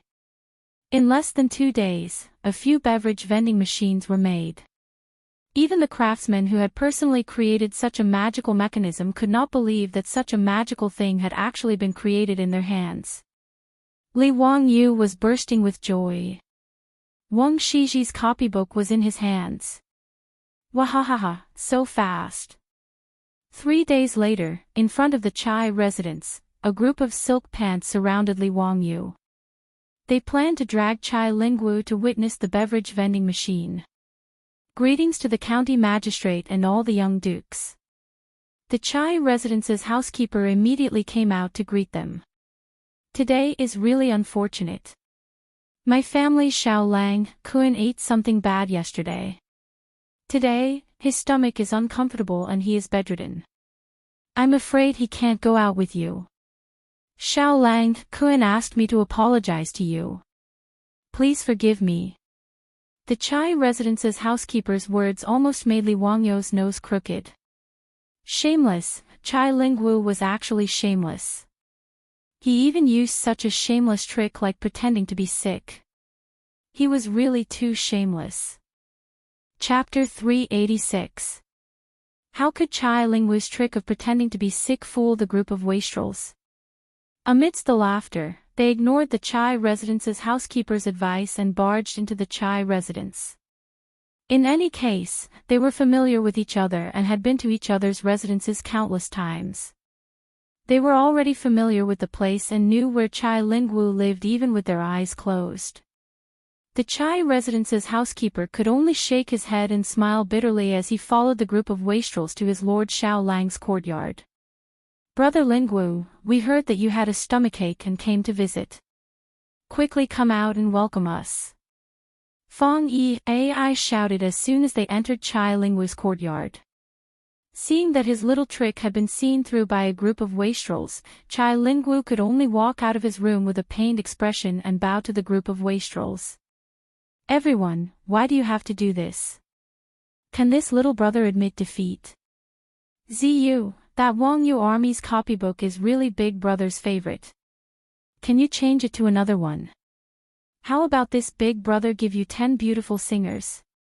Chai Lingwu saw Li Wangyu and knew that he had lost for sure. He quickly admitted defeat and begged for mercy. As for the conditions he proposed, Li Wangyu snorted disdainfully. Bah, am I that kind of person? Not to mention 10 singers, so what if there were 20 of them? Do you think I would dare to take them home? Damn it. You're really pissing me off by bringing up my sore spot. Brother Lingwu, a gentleman's words cannot be taken back. Don't act like a woman. Hee, where is the copybook of Wangyu army? Ziyu, do you have to be like this? Do you really not care about our brotherhood? Chai Lingwu's face stiffened as he stared fiercely at Li Wangyu. He looked as if he was about to fight to the death with Li Wangyu. Li Wangyu did not buy it at all. There are no brothers in the casino. Cut the crap and hand over the copybook, and I'll spare your life. The wastrels also laughed and shouted for Chai Lingwu to hand over the copybook. Otherwise, they would personally search his room. Facing this group of wastrels, Chai Lingwu could no longer pretend and could only admit defeat. You're ruthless. You bunch of bastards, don't fall into my hands in the future. Let's go. I want to see what kind of ingenious idea Zio has to come up with to create a mechanism that automatically sells drinks without any human effort. Naturally, Chai Lingwu wasn't really angry. Although Wang Shiji's copybook was rare, it wasn't to the point where he would go back on his word. This was purely a joke between friends to relieve boredom. Haha, that's right. Let's go, let's go. Ziyu has already placed the mechanism in the East Market. We're just waiting for you to go there and reveal it yourself. Ching Chumo laughed and pulled Chai Lingwu's sleeve as they walked out. Li Wangyu and the group of playboys laughed as they rode to the East Market. In the Tang dynasty, apart from drinking and eating tea, there was also a popular drink called Happy Drink. The Tangs naturally did not use the term drink. The foppish young masters had all learned from Li Wangyu, which was why they used the term drink. In the Tang dynasty, the drink was called cooked water. In the various markets of Chang'an, there were many shops that sold cooked water. Moreover, there were many types of drinks sold.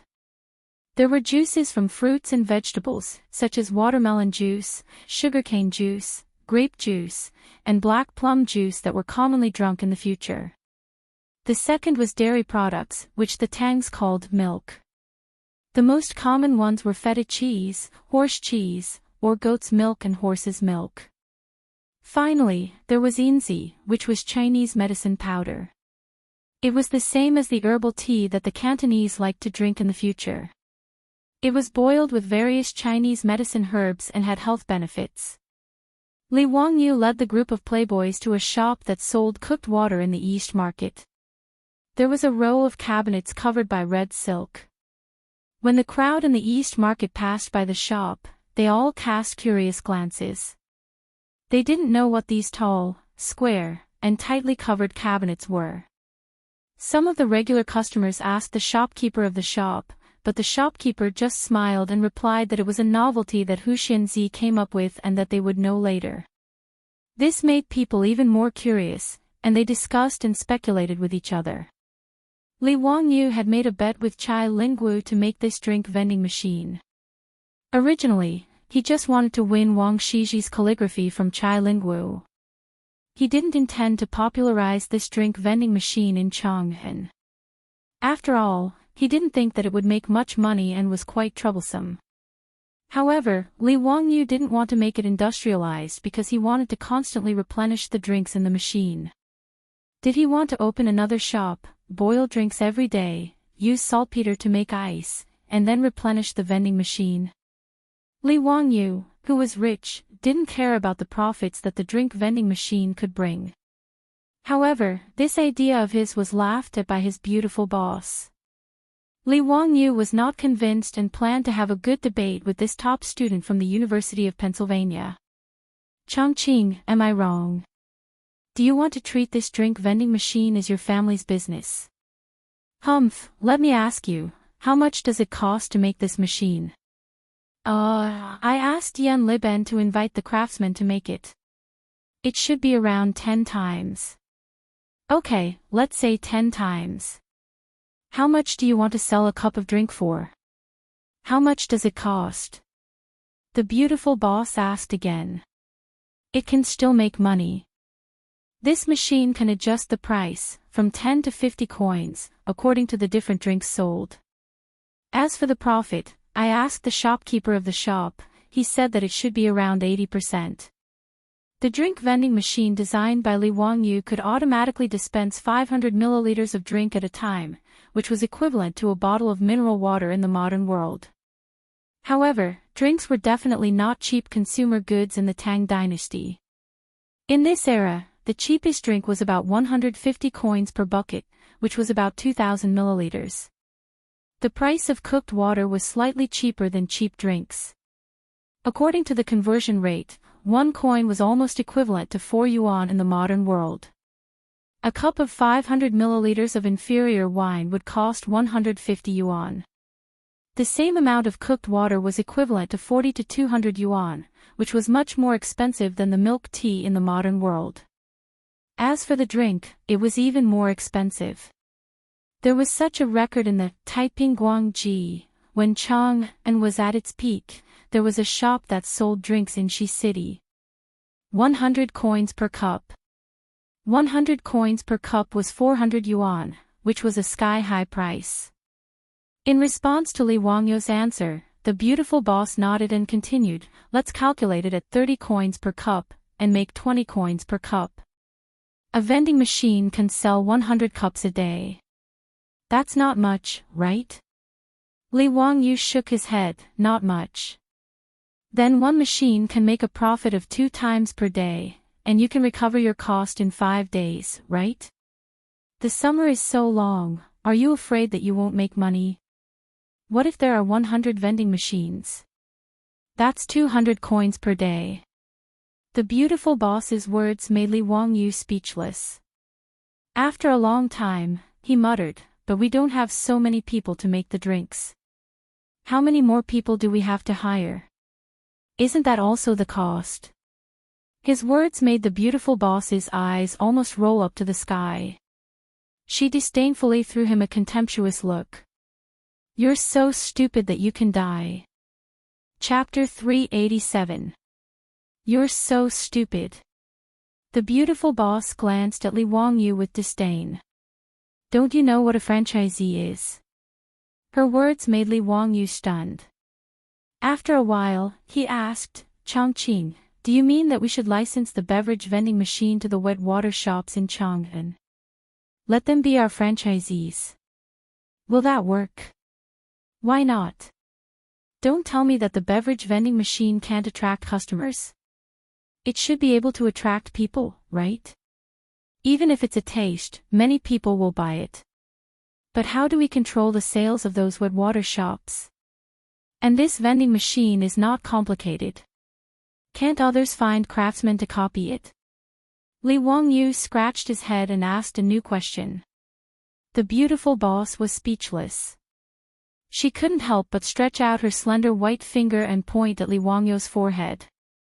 Aya, why didn't I realize that you were so stupid before? Is it too late to return the goods? Li Wangyu replied with a cheeky smile, sorry, the goods are sold. No refunds. The two laughed for a while before the beautiful boss explained to him, did you forget that saltpeter can make ice? You didn't tell anyone about this, did you? No, I didn't even tell Li Shiming when he asked. Li Wangyu seemed to understand the beautiful boss's meaning. You mean that we control the supply of ice so that the franchisees will choose to cooperate with us? Bingo, that's it. The beautiful boss snapped her fingers. The shopkeepers of these wet water shops don't have the financial resources to dig their own ice cellars to store ice like those nobles, right? We can provide them with ice every day in the middle of summer. That's our advantage. Even if they can copy the vending machine, as long as we control the technology of making ice, they will cooperate with us. The beautiful boss's words made Li Wangyu suddenly realize that she was indeed a top student at the University of Pennsylvania. We can provide the beverage vending machine to those wet water shops for free and provide them with enough ice every day. The wet water shops will be responsible for maintaining these vending machines, replenishing them with drinks and adding ice. Li Wangyu nodded and asked, how are we going to split the profits? 50-50. Get the craftsmen to modify the vending machine and let the copper coins fall into the sealed money box. Every day we send someone to open the lock, take out the money box, and count the money on the spot. The sales revenue from these vending machines will be split in half with the Shuwei shop. Li Wangyu naturally did not have the slightest objection to his beautiful superior's words. He raised both of his hands in agreement. After the two of them discussed the details of the operation, the matter was settled. Li Wangyu didn't plan to partner with Pai Lupi for this kind of small business, but he and his beautiful boss didn't plan to monopolize it either. After all, the Li family didn't have much power. His beautiful superior was in charge of the carriage business and the underwear shop. She was already very busy. Li Wangyu didn't have the energy to take care of the beverage vending machine business himself, so he chose to cooperate with others. And the best partners were naturally the farmers of Dingzhou village. Firstly, the ice workshop was located in the village, so the confidentiality was guaranteed. He didn't have to worry about the secret being leaked. Secondly, the farmers in the village were all his households. Now that the mutual trust between the two sides was at the max level, he didn't have to worry about being betrayed or deceived by the farmers. Moreover, most of the farmers worked in the carriage business in Chang'an City, going back and forth to Chang'an City every day. When the time came, they would go to the wet water shops to deliver the ice and count the money. It was very convenient. With so many benefits, Li Wangyu naturally chose to cooperate with the village. He wouldn't be stingy with the shares in his hands. The farmers in the village could make more money, so he and his beautiful superior were happy to see it happen. He asked Niu Wu to invite the old villager to the mansion and show him the vending machine. Then he told him his idea. This made the old man very happy. Without hesitation, he agreed on behalf of the farmers. A good thing like a pie falling from the sky. Unless the old man's head was caught in the door, he wouldn't refuse. Needless to say, Li Wangyu was the head of the 127 farmers in Dingzhou village. Even if he didn't give them any money and only let them work for free, no one would say no. Being willing to share the money with the farmers was the county head's benevolence. The old villager was naturally moved to tears. Li Wangyu was also very generous. He directly gave 40% of the profits to the farmers of Dingzhou village. This made the old villager thank him again and again. After everything was arranged, Li Wangyu went to the east side of Chang'an City and contacted a wet water shop. The manager of the wet water shop was also very smart. When he heard that Li Wangyu could provide him with ice every day, he agreed without hesitation. With the sale of iced wet water, it was unknown how much sales would increase in this summer. As for the beverage vending machine, it was also very miraculous and convenient. He didn't even need to hire a few more shop assistants. All he needed to do was to boil the water and pour it into the vending machine every day. Although he had to give half of the income to the county head, the shrewd manager calculated in his heart and felt that this was profitable. Naturally, he wouldn't refuse. The wet water shop in the east side of the city became the first distributor of the Wangyu wet water vending machine. Wangyu wet water vending machine.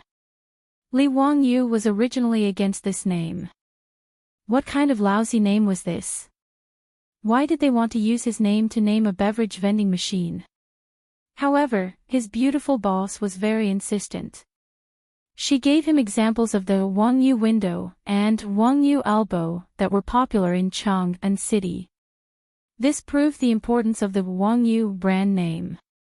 The Dongpa pig knuckle that Li Wangyu made at the pig slaughtering feast was renamed by Yang Quan to Wangyu elbow. Yang Quan and Lu Xiao liked this dish the most. They specifically asked the chef and their residents to go to Dingzhou village to find Li Wangyu to learn how to make it. As a result, this Wangyu elbow quickly spread because of its soft pig knuckle and mellow meat taste. Nowadays, if the major restaurants in Chang'an City didn't know how to make Wangyu elbow, they would be despised by their customers. As for the Wangyu window, it was needless to say. It was now the most popular thing in Chang'an City. Whoever didn't install a Wangyu window would be laughed at. Even the Tang dynasty's lottery was now called Wangyu Lottery. His beautiful boss's words were so reasonable that Li Wangyu had no words to refute. He could only pinch his nose and accept this lousy name. Li Wangyu led the wastrels to the wet water store and dismounted from their horses. A waiter came forward to help them tie up their horses. Ziyu, are these things covered by the red cloth, the beverage vending machines you mentioned? Chai Lingwu asked curiously. That's right. We're just waiting for Brother Lingwu to unveil the vending machines so that we can start selling. Brothers, you're the first batch of customers. Please support us. Chai Lingwu couldn't help but reach out and grab Li Wangyu's collar. Ziyu, do you mean that I have to pay you for the drinks? And I have to give you the copybook of Wang Yu's army with both hands? Do you believe that I won't fight with you? Brother Lingwu, let go, let go. Let's talk things out. This little brother will treat you, okay? The wastrels roared with laughter. In the midst of the commotion, Chai Lingwu and Li Wangyu reached out and tore off the red cloth covering the vending machines. Chapter 388. The shrewd shopkeeper decided to be the first to try the Fan Ji cooked water store in the East Market. After joining the company, he bought 5 vending machines in one go and sold 5 different kinds of cooked water at the same time. Sugarcane juice, grape juice, black plum juice, goat cheese, horse cheese. The 5 vending machines were labeled with the types and prices of the drinks. There was also a manual to guide the Tang people who had never seen a vending machine before on how to use it. The foppish young masters swarmed up and surrounded the 5 vending machines. Ziyu, if you really put a copper coin in here, the drinks will automatically flow out. Chai Lingwu had already forgotten about the copybook of Wang Yu's army. He circled the vending machine a few times, trying to figure out how Li Wangyu did it. Ching Chumo was a man of action. He grabbed a bamboo tube on the side and placed it in the position indicated by the vending machine. Then he took out a handful of copper coins from his money bag and put it in the slot. Li Wangyu naturally couldn't make disposable paper cups in the Tang dynasty. But fortunately, bamboo was everywhere in the mountains. He could get as much as he wanted. He only needed to send people to cut them down. The cups that came with the vending machine were these bamboo tubes. After Ching Chumo put in the copper coins, under the curious gazes of the foppish young masters, white horse milk automatically flowed out of the vending machine and into the bamboo tube below. Wow, it really came out. I actually put in 30 copper coins and horse cheese came out. Zio, don't tell me you're lying to us.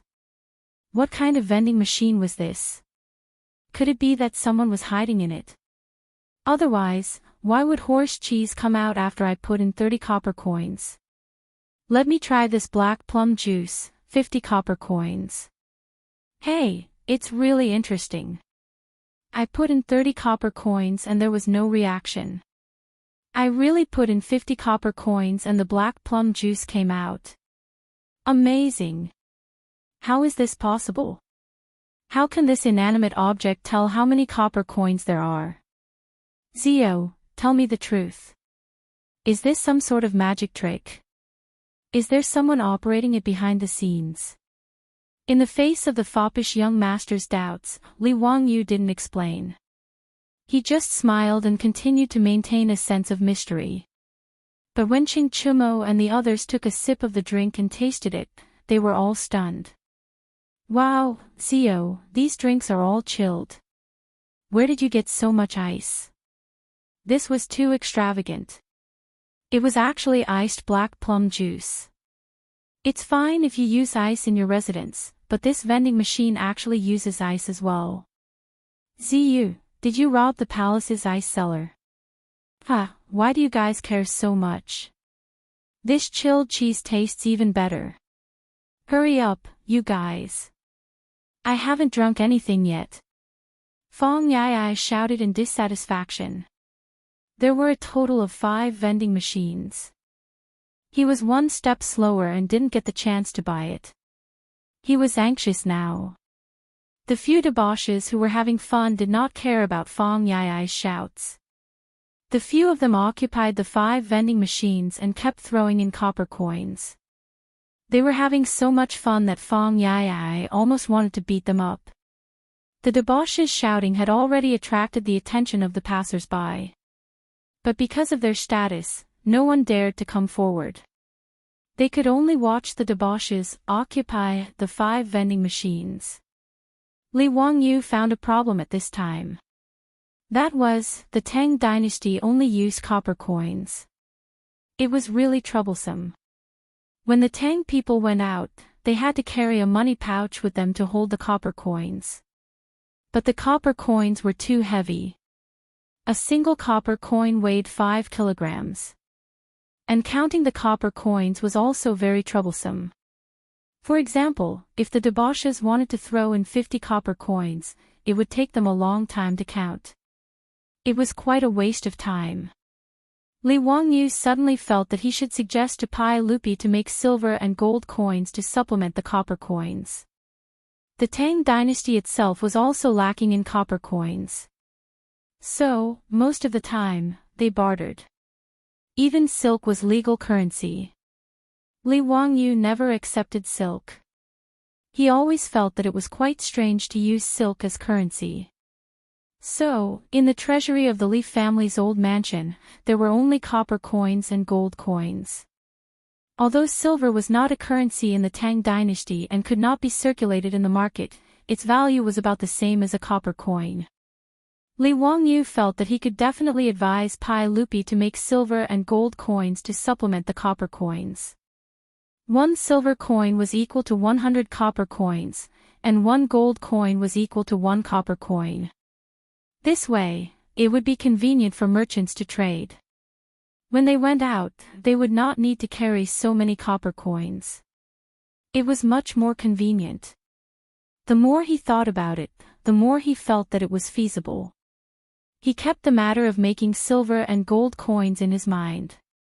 He planned to go back and discuss it with his beautiful boss and find an opportunity to advise Pai Lupi. While Li Wangyu was daydreaming and thinking about the gold and silver coins, the debauches finally had fun. Each of them had a cup of bamboo drink in their mouths and were happily drinking from the reed tube. Many people thought that there were no straws in China since ancient times. But in fact, this was not true. In the Tang dynasty, there were already ceramic tea sets with straws. Li Wangyu had people prepare bamboo cups with reed tubes to replace straws. Naturally, the debauches knew how to use them at a glance. After waiting for the debauches to leave the 5 vending machines with great difficulty, the crowd, who had been itching for a long time, instantly swarmed over and surrounded the vending machines in front of the Fan Ji cooked water store. Manager Fan hurriedly called out to the shop staff to guard the vending machines in case they were damaged. The crowd had already seen the debauches using the vending machines to buy the cooked water. At this time, a man at the front of the crowd grabbed a handful of copper coins with difficulty and stuffed them into the coin slot. The crowd beside him was counting loudly, 5, 6, 29, 30. It's flowing out. It's flowing out. It's really flowing out. Tao ancestor above, is there really no one hiding in this cabinet?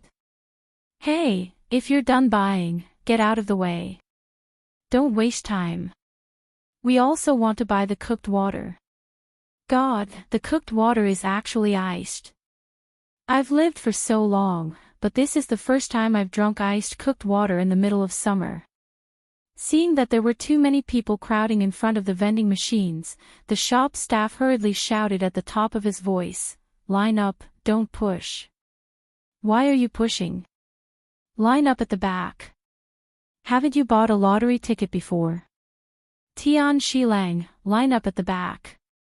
Fortunately, after the baptism of the lottery ticket, the people of Chang and city now had the consciousness of lining up.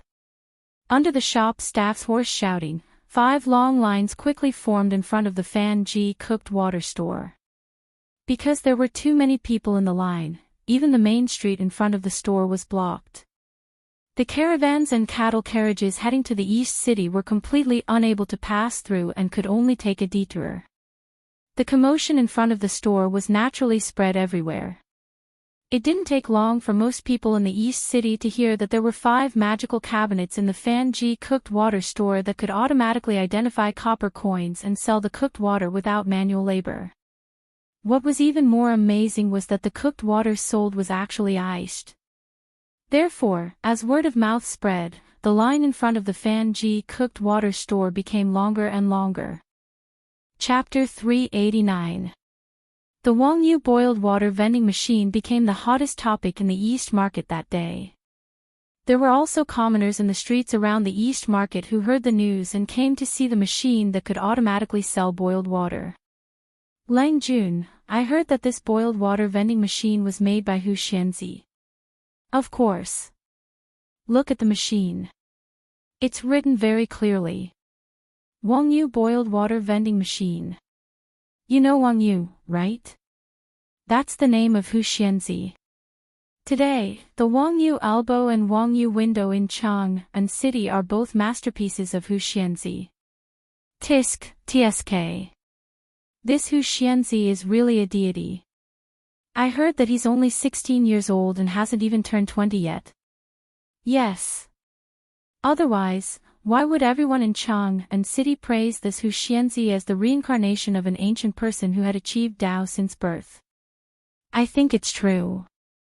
Look at the vending machine. Put in enough copper coins and it automatically flows out boiled water without manual labor. It's even chilled. Have you ever heard of such a divine object? Of course not. I'm afraid that only the gods in heaven have such ability. These commoners of Chang and city were talking about Li Wangyu as they lined up, their faces full of admiration. At this time, a few people dressed as merchants passed by and overheard their conversation. They couldn't help but ask curiously. Excuse me, may I ask who this Wangyu you're talking about is? What's the meaning of this boiled water vending machine? The Chang and commoners couldn't help but look at each other. I'm afraid you're not from Chang'an, are you? The merchants cupped their hands and said, We're merchants who came to Chang and city from Yi province to sell silk. We're not from Chang'an. Yi province was Jian'an, where the Sichuan basin was located in the future. Chengdu was the administrative center of Yi province. Yi province's shoe embroidery was very famous. These were merchants who came to Chang and city from Yi province to sell shoe embroidery. Seeing that these merchants didn't know who Huxian was, the Chang and commoners who were lining up immediately became interested and began to introduce Li Wangyu to these merchants. Ladies and gentlemen, Wangyu is Li Wangyu, the founding county magistrate of the dynasty. He is only 16 years old, but he is knowledgeable and multi-talented. He is the great Confucian scholar of the age, the emperor's tutor of the crown prince. The Yizhou merchants were dumbfounded by the incessant introduction of popular science. They wondered if the Chang and citizens in front of them were telling a fairy tale and making fun of them. How could anyone be so powerful? In just a few short months, he had earned tens of thousands of gold coins, and even spent tens of thousands of gold coins to repair some baseball field. These merchants worked tirelessly to transport goods from thousands of miles away, but they only had a net worth of a few thousand strings of coins. In comparison, did they spend all their years living in the belly of a dog? They looked at each other, not knowing what to say. Suddenly, a merchant asked, "May I ask, is the Huxianzi you are talking about the one who wrote the Romance of the Three Kingdoms?" "Yes, it is the Romance of the Three Kingdoms written by Huxianzi. Have you read it before, Lang Jun?" "Ah, I love this Romance of the Three Kingdoms. I study it every day." "So that's how it is. Then it's not strange. Someone who can write such a wonderful book like the Romance of the Three Kingdoms must be extremely talented." Ladies and gentlemen, let's also line up and try the vending machines made by the famous Huxianzi. Of course, we must give it a try. When we return to Yizhou and tell others about it, I'm afraid their eyes will fall out of their sockets. From the opening of the market at noon to the beating of the drum at dusk, the crowd had no choice but to disperse. The 5 vending machines of Fan Ji cooked water shop were full of customers. Shopkeeper Fan called out to the shop assistants. Just by continuously adding all kinds of cooked water and ice into the vending machines, he was already half dead from exhaustion. In the end, when he opened the cashier of the vending machines and counted the coins, even Li Wangyu was shocked. In just half a day, the 5 vending machines had counted a total of nearly 30 strings of copper coins. Shopkeeper Fan was smiling so widely that he couldn't close his mouth. Although his shop was doing well, he usually sold 8 or 9 strings of cooked water at most. After all, a bowl of cooked water that cost dozens of copper coins was not considered cheap even in the Tang dynasty. Ordinary people might not be willing to spend money to drink it. 5 vending machines, but the profit was several times higher. How could shopkeeper Fan not be happy?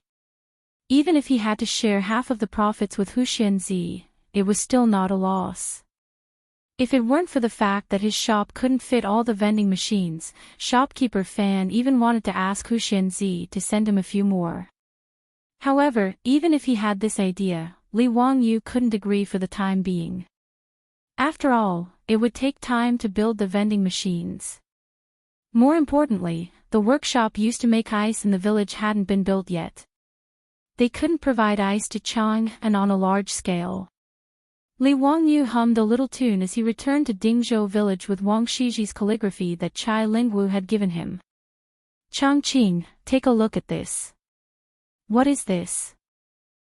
You didn't see how ugly Chai Lingwu's face was when he gave this to me." Li Wangyu showed off Wang Shiji's calligraphy to his beautiful boss as if he was showing off a treasure.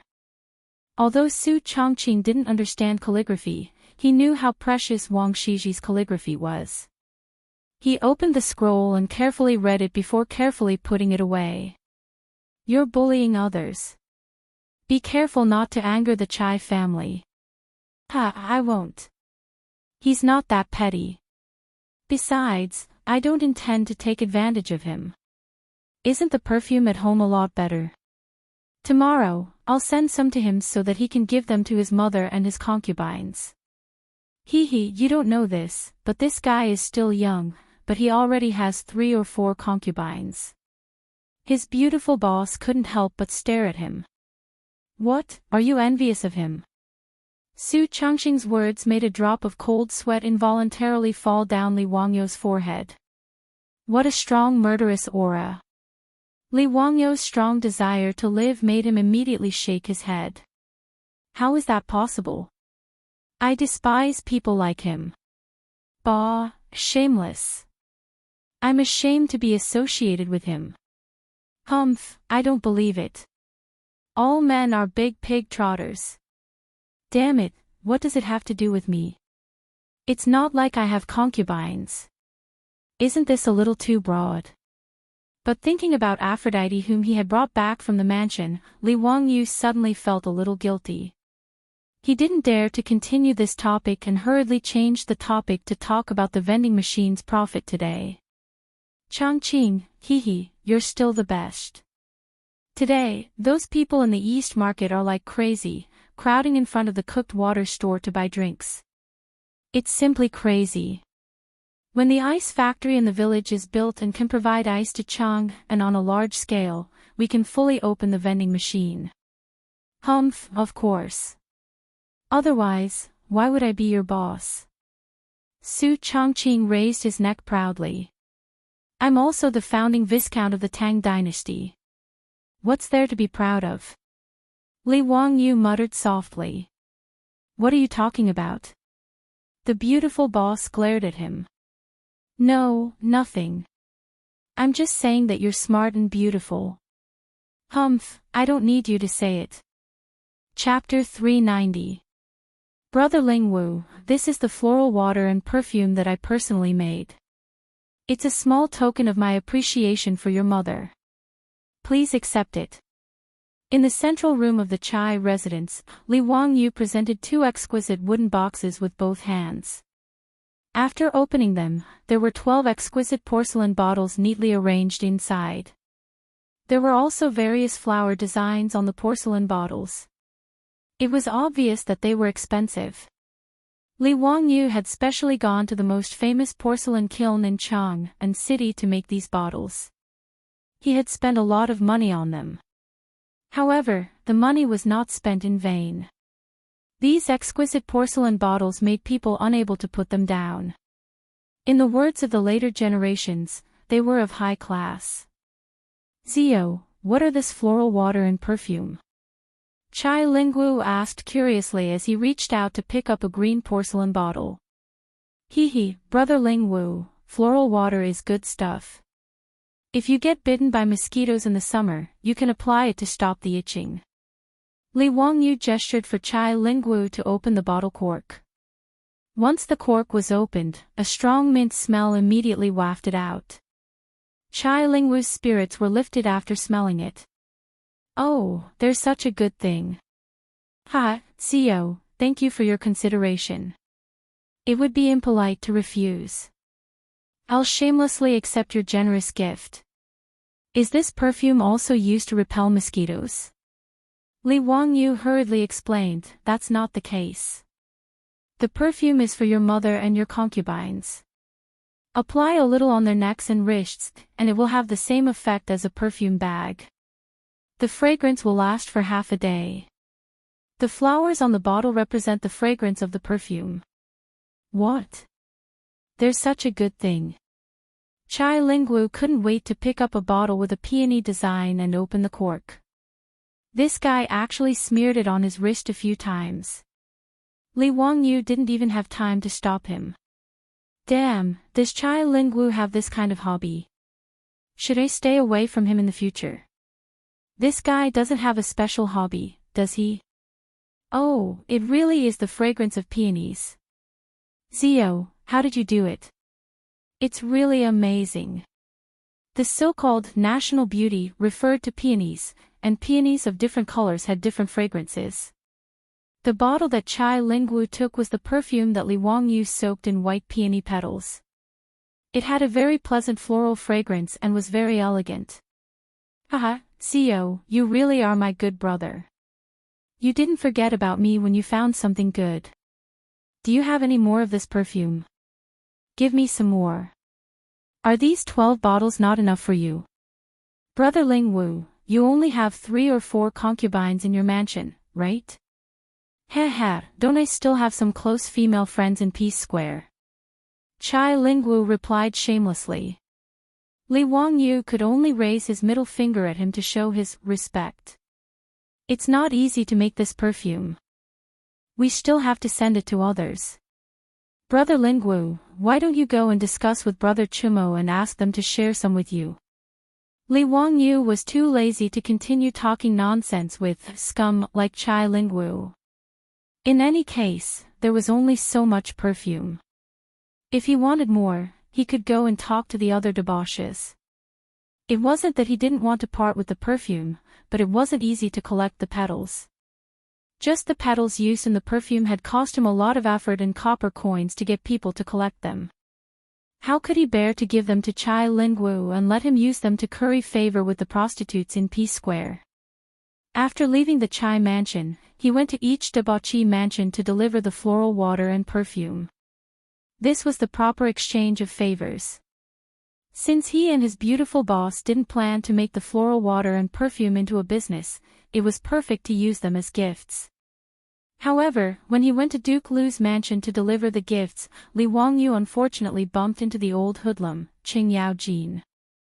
Thus, not only was the remaining floral water and perfume robbed by this old man, he also forced him to promise to deliver some more tomorrow.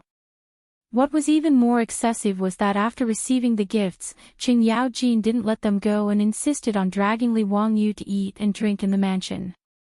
If it was someone else's mansion, eating and drinking like this would be fine.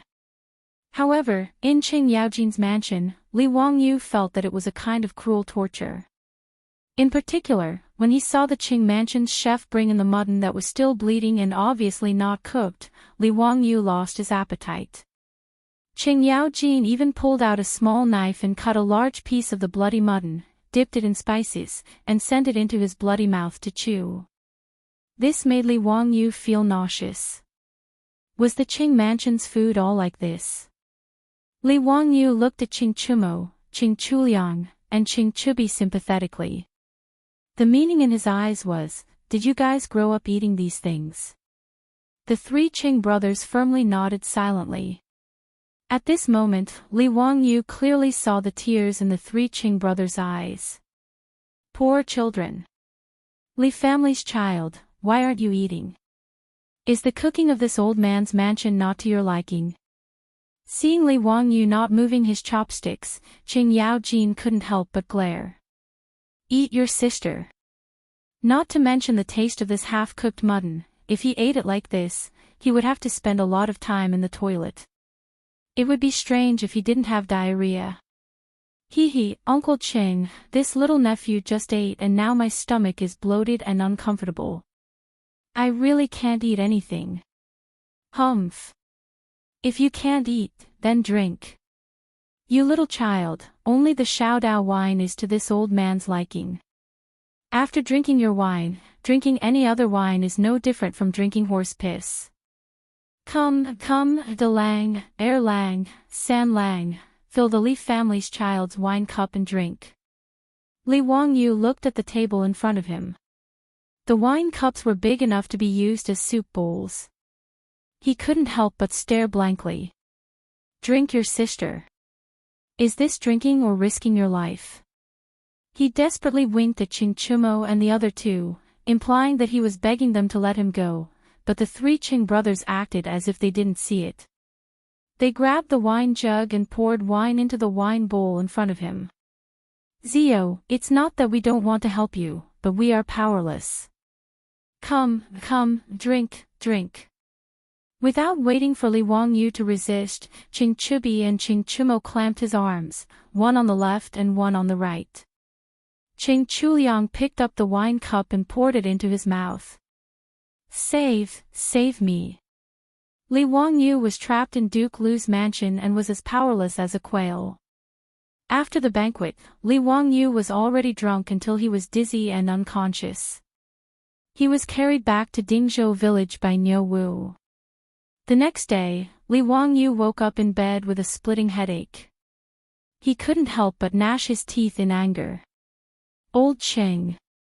This one and you cannot live under the same sky. Li Wangyu hated that he couldn't rush to Duke Lu's mansion to take revenge. But considering the difference in strength between the two sides, he could only endure. Qing Chumo and the other two brothers changed sides and helped the tyrant, which made Li Wangyu even more distressed. He really couldn't have such brothers. A classic example of biting the hand that feeds you. After the trip to Duke Lu's mansion, Li Wangyu deeply realized that giving gifts in the Tang dynasty was risky, so he should cherish it. Chapter 391. Li Wangyu rested in his mansion for a few days after being forced to drink by that old man Qing Yaojin, and only then did he regain his senses. In Li Wangyu's mind, Duke Lu's residence was no different from a terrifying existence like Sanluo Temple. If he went to Chang'an again, Duke Lu's residence would be a forbidden area that could not be approached. On this day, he sat in his flowing water room, listening to the sparse sound of running water, drinking fragrant tea, and listening to Aphrodite plucking the zither strings next to him. Idling away in a daze, he felt that this was life. Recently, Li Wangyu felt that he had been too busy, completely going against his desire to be a carefree landlord. He had to reflect. Unknowingly, he had found himself a pile of things to do, and none of them could be delayed. The most important thing now was to supervise his own manor. The progress of the construction of the manor on the hillside facing the sun had sped up a lot. The main building had been completed, and the interior construction had begun. In about a month's time, it would be ready to move in. The decorations of the Tang dynasty were all in their original state, and there was absolutely no formaldehyde. Therefore, once the manor was completed, Li Wangyu could immediately move in. The construction of the new houses for the villagers, funded by Li Wangyu, was progressing even faster. Many of the 127 houses and courtyards had already been completed. Li Wangyu originally wanted to let the villagers start moving, but the old village chief did not agree no matter what. In his words, how could the villagers move to a new house while the main family was still living in the old house? If the villagers of Dingzhou village did this, they would probably be criticized behind their backs by the surrounding villages. The old village chief insisted that they must wait until Li Wangyu moved into the new house before they were willing to move. The villagers also had the same attitude. No one was willing to move before Li Wangyu. In the face of the stubborn old village chief, Li Wangyu could only shake his head and let them be. However, under the suggestion of the old village chief, a new high and sturdy wall and gate was built around the new village, which was connected to Li Wangyu's manor. In this way, in order to enter Li Wangyu's manor, one had to pass through the gate of the new Zhou village and the village. Li Wangyu naturally understood the old villager's thoughts and did not refuse his kindness. This was treating Dingzhou village as the outer defensive perimeter of Li Wangyu's mansion. If there were any thieves who wanted to harm him, they would have to pass through Dingzhou village first. Li Wangyu was very concerned about the safety of his residents. Not only did he request the Ministry of Works to build a sturdy and tall courtyard wall for him, but he also requested for the Ministry of Works to build a sturdy and tall courtyard wall for him.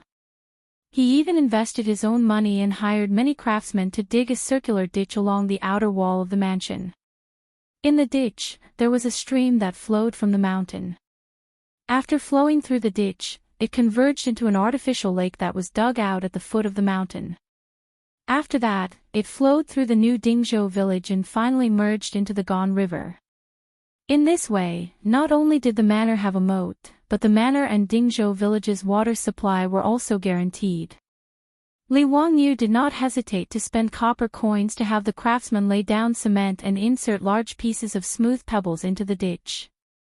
These ditches were made exceptionally beautiful, and the stream that flowed through them was so clear that one could see the bottom. Passing through the ditches in Dingzhou village, Li Wangyu also had carpenter Lu build many water wheels and place them in the ditches. They continuously raised the stream water in the ditches and poured it into the bamboo pipes. These bamboo pipes were connected to 127 courtyards. Not only could it be used for daily use, but it could also be used like the currently family's old residence. The stream water was connected to the roof and created a rain house, making the house unusually cool in midsummer. Li Wangyu racked his brains when designing the new Dingzhou village in order to realize the peach blossom spring in his beautiful superior's heart and also for the villagers of Dingzhou village. Every household in the village had a sewage pipe that could directly flush the sewage into a huge methane pool. Not only were every household equipped with methane lamps, but even the roads in the village were equipped with methane lamps for illumination at night. These methane lamps that could burn without the need for oil were no different from the sci-fi movies that people of the Tang era watched. They were both difficult to understand existences. Li Wangyu even helped the village build 2 public bathrooms, which made the villagers feel that it was too extravagant. These villagers liked to take a stroll around the new village when they had nothing to do. Not to mention how happy the original villagers were. Even Yo Wu and Yo Yang's wives and the dozen or so palace maids who were married to the soldiers of the old residence were so excited that they could not control themselves after seeing these residences. In their eyes, even the Taiji palace that they had lived in for more than a decade might not be as comfortable as these residences. This made these palace maids feel even more fortunate, and they became even more gentle and virtuous when serving their husbands. In addition to his own manor and the new Zhou village that Li Wangyu had to worry about, he also had to visit the polo field that was already under construction from time to time and discuss some matters with the officials of the Ministry of Works. As for the brewery in the call of the Qinling Mountains, it was now on the right track. Li Wangyu was too lazy to worry about it, and directly threw it to the internal servant sent by Pai Lupi to supervise. He only needed to look at the account books every month. In any case, the Pai Lupi was the one who took most of the money, and he could not afford to worry about it. Now, he first had to build the ice-making workshop in the village. It was simple to make ice, and it only needed a large amount of saltpeter. In order to keep it a secret, Li Wangyu had the villagers split up and run around Chang'an City and the surrounding counties to buy saltpeter from medicine shops of all sizes. Fortunately, saltpeter could be used repeatedly to make ice. If they bought enough saltpeter at one time, they would not have to worry about it in the future. The ice-making workshop used the same method as Li Wangyu used to make ice in the past. After filling the 2 containers with water, saltpeter would be placed in the large container. The saltpeter would react with water, absorb heat, and condense into ice. At the same time, the water in the small container would also be frozen. The ice cubes in the small container could be collected and placed in the excavated ice cellar to be transported to Chang'an City. The ice cubes in the large container that contained saltpeter would be sent to the furnace for distillation. After the water was evaporated, the saltpeter condensed and could be used to make ice again. The only thing that needed to be consumed was the firewood burning on the furnace. With the help of the villagers, the ice-making workshop was built in 2 days. After producing a large amount of ice cubes, the 4-wheeled carriage, which had been modified to have thermal insulation, could be continuously transported to Chang'an City. As for the matter of recruiting merchants in Chang'an City, Li Wangyu would not do it himself.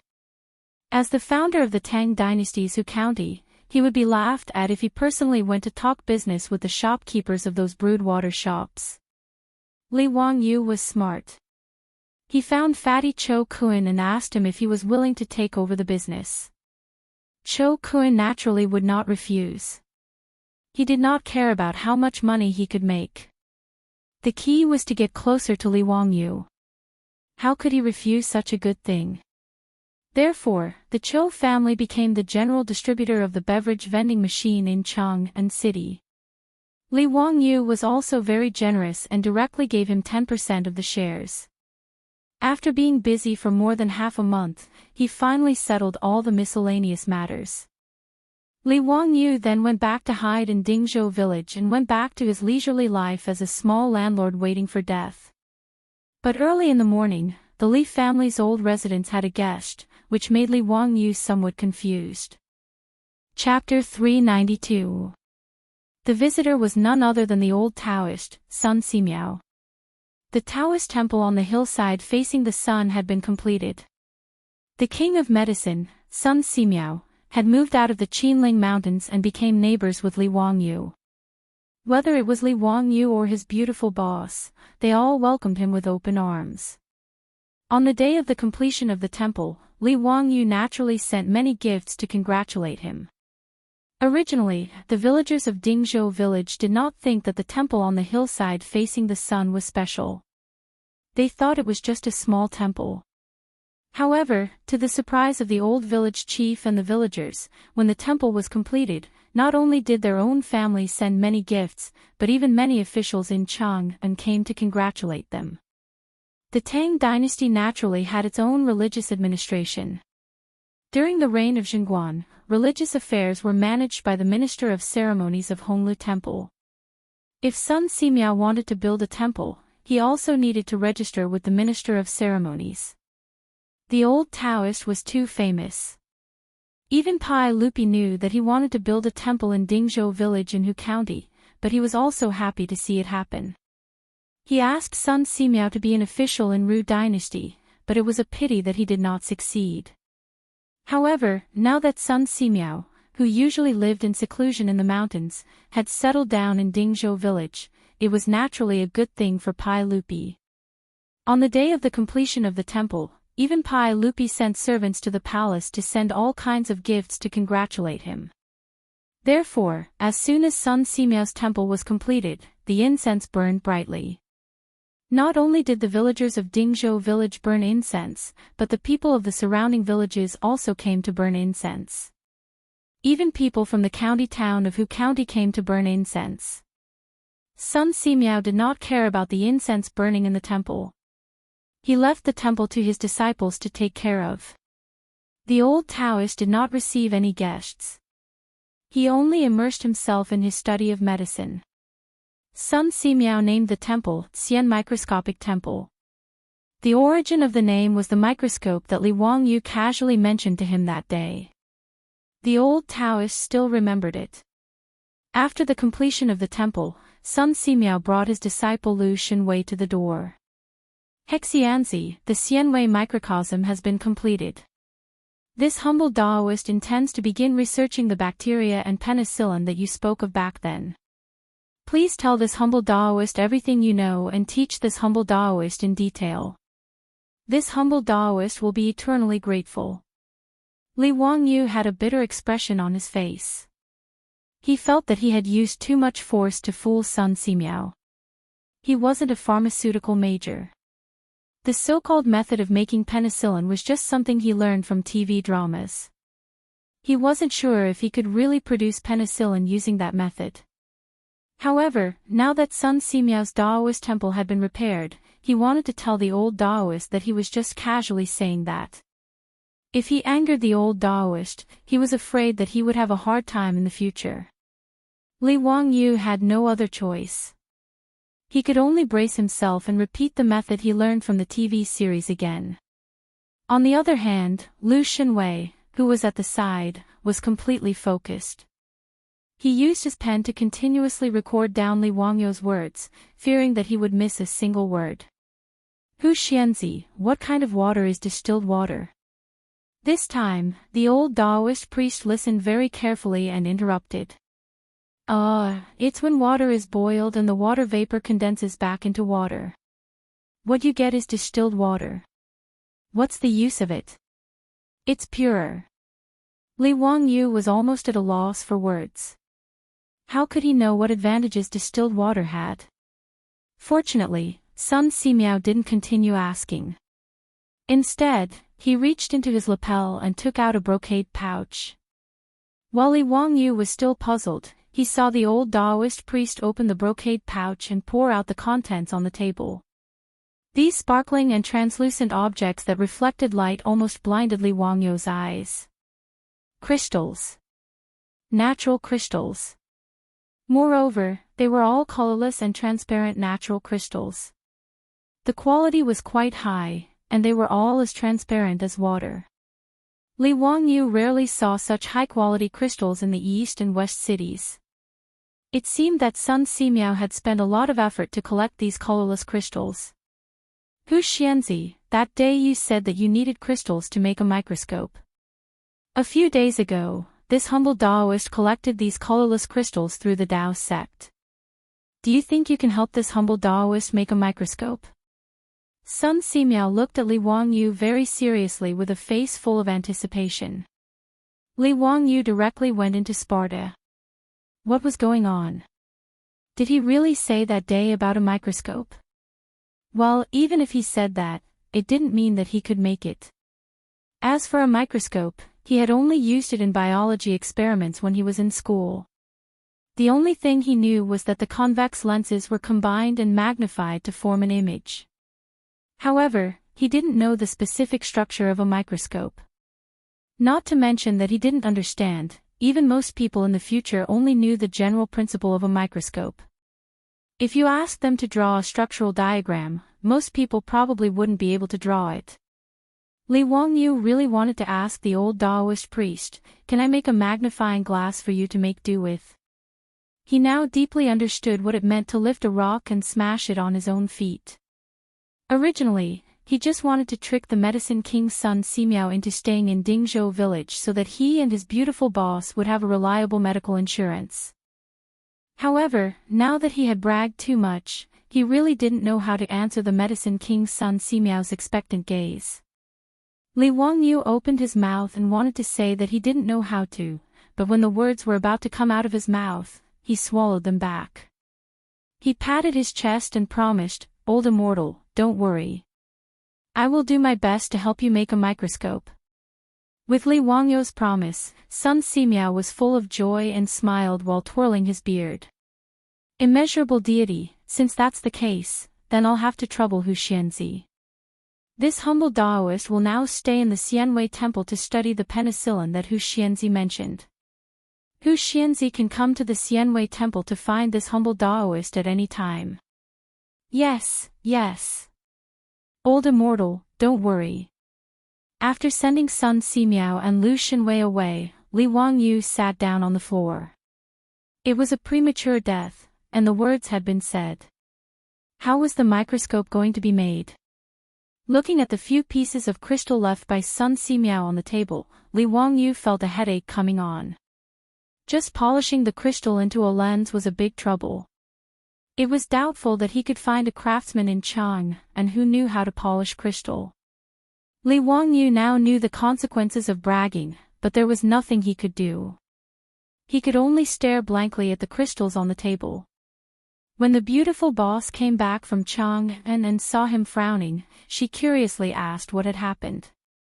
After Li Wangyu told her about Sun Simiao's visit and his request to make a microscope, the beautiful boss couldn't help but cover her mouth and laugh.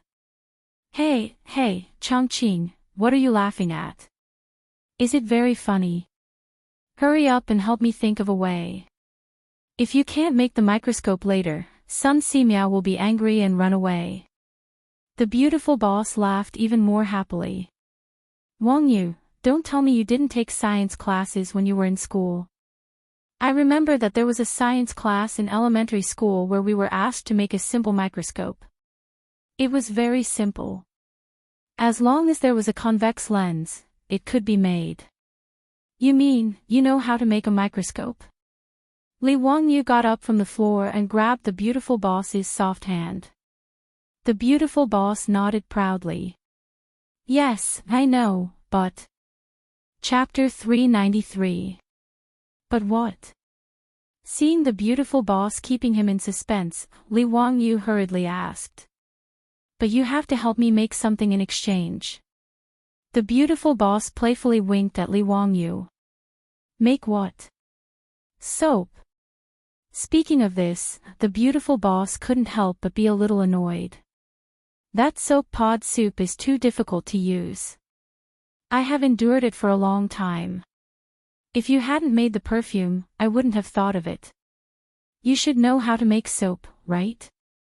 Li Wangyu nodded foolishly. He knew how to make soap, so soap should be about the same, right? Add some petal perfume to the soap, and you can make soap. He had never thought of making soap. He was used to using the soap pod soup. Now hearing the beautiful boss's reminder, Li Wangyu suddenly woke up. He was also a pig's brain at that time. If he had known that he could make soap, he wouldn't have drawn erotic sketches to sell. However, he just thought about it. When he and the beautiful boss arrived at Dingzhou village, there was no distilled alcohol, and alcohol was also one of the necessary materials to make soap.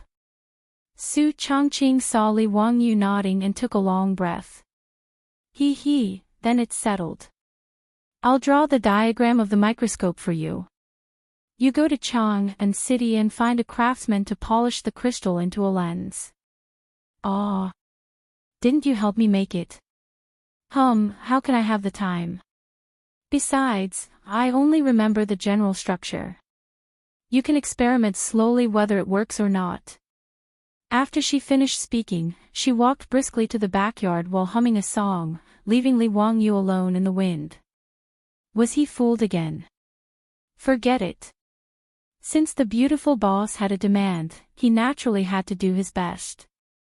The microscope that the old Taoist Sun Simiao wanted was put aside first. It was more important to make soap for the beautiful boss. This soap, like perfume, could be used as a gift. It was excellent. As for making soap a profitable industry, it was not necessary at all. It was not that it would not be popular, but like perfume, the output could not be increased at all. Perfume was limited by the difficulty of collecting petals, but soap was limited by the difficulty of lard. Although pigs were raised in the Tang dynasty, they were not slaughtered in large quantities like later generations. It was also impossible for Li Wangyu to buy a large number of pigs to slaughter just to make soap. The most important thing was that the pigs of the Tang dynasty were not as fat as the pigs of the later generations. Naturally, they had less fat. Since ancient times, the various breeds of pigs in Wuxia didn't produce much meat.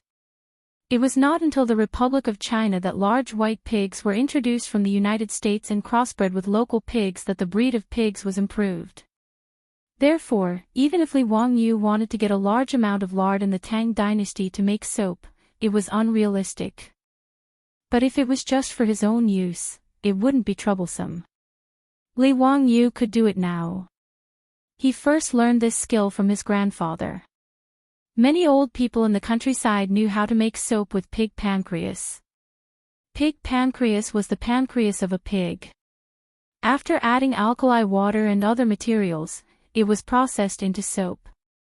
However, although the soap made from pig pancreas was good, it didn't look good. Many girls couldn't accept it. When Li Wangyu was in university, he also learned how to be romantic and made handmade soap for his junior in order to pick up girls. The soap was made, but the junior didn't want it. Instead, she accepted the boy who gave her beautiful jewelry. Now that he thought about it, it was really a sad story. At that time, it didn't matter if the junior didn't want it. Now that his beautiful boss ordered it, Li Wangyu naturally started work immediately. He asked Li Heng to prepare the lard and alkali for him. Then, he ran to Carpenter Lu's house and asked him to carve a few molds for him. The molds were not complicated. Just use wood to carve out the shape of the soap and carve some simple patterns. This was a piece of cake for Carpenter Lu. In less than an hour, he carved the molds that Li Wangyu needed. Everything was ready. He returned to his residence and started making soap. Making soap was actually very simple. He just needed to heat the lard, alkali, and alcohol in a certain ratio in a jar and then continuously stir. He kept stirring until the lard couldn't be seen. Then, he added salt and continued stirring. Finally, he took out the solidified substance floating on top of the jar and rinsed it clean. That was the soap. He added vegetable dyes and petal perfume to the soap to create a fragrant soap. Then, he pressed it into a mold and extruded it into shape. It was no different from the soap sold in supermarkets in the future. Li Wangyu called Niu Wu and Niu Yong to the kitchen to help him. The three men were so busy that they were covered in sweat. Finally, they managed to make a pile of soap. He asked the Niu brothers to help him wrap the soap with oil paper. Then, they were done. Lang Jun, what are you making? What about food? Let me try it. Niu Wu picked up a piece of soap and weighed it in his hand. He was about to put it into his mouth to chew. Niu Wu couldn't be blamed. Anyone who saw that these things were made with lard would think that Li Wangyu was making some food. Stop! Li Wangyu hurriedly stopped this fool. He stretched out his hand and took the soap back. Eat what? This is soap. It's used for bathing. It's the same as the soap. Lang Jun, why did you spend so much effort to make it? Isn't there soap in the residence? Niu Wu asked, puzzled. Li Wangyu was so angry that he couldn't be bothered to explain to them. He directly threw 2 pieces of soap to the 2 brothers. I'm too lazy to explain to you 2 idiots. Take these 2 pieces of soap back to your wives and you'll understand. After saying this, Li Wangyu swept up the rest of the soap and went to the backyard to find his beautiful superior to take credit for it. Niu Yong and Niu Wu were confused. They felt that their Lang Jun had made this soap for no reason. It was completely unnecessary. Since it had the same use as the soap, why did he have to spend so much effort to make it?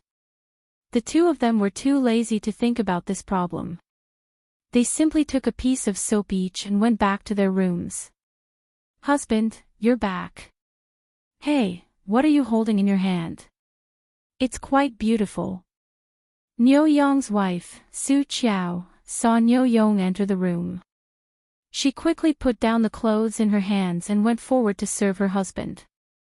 Seeing the soap in Niu Yong's hand, she couldn't help but ask.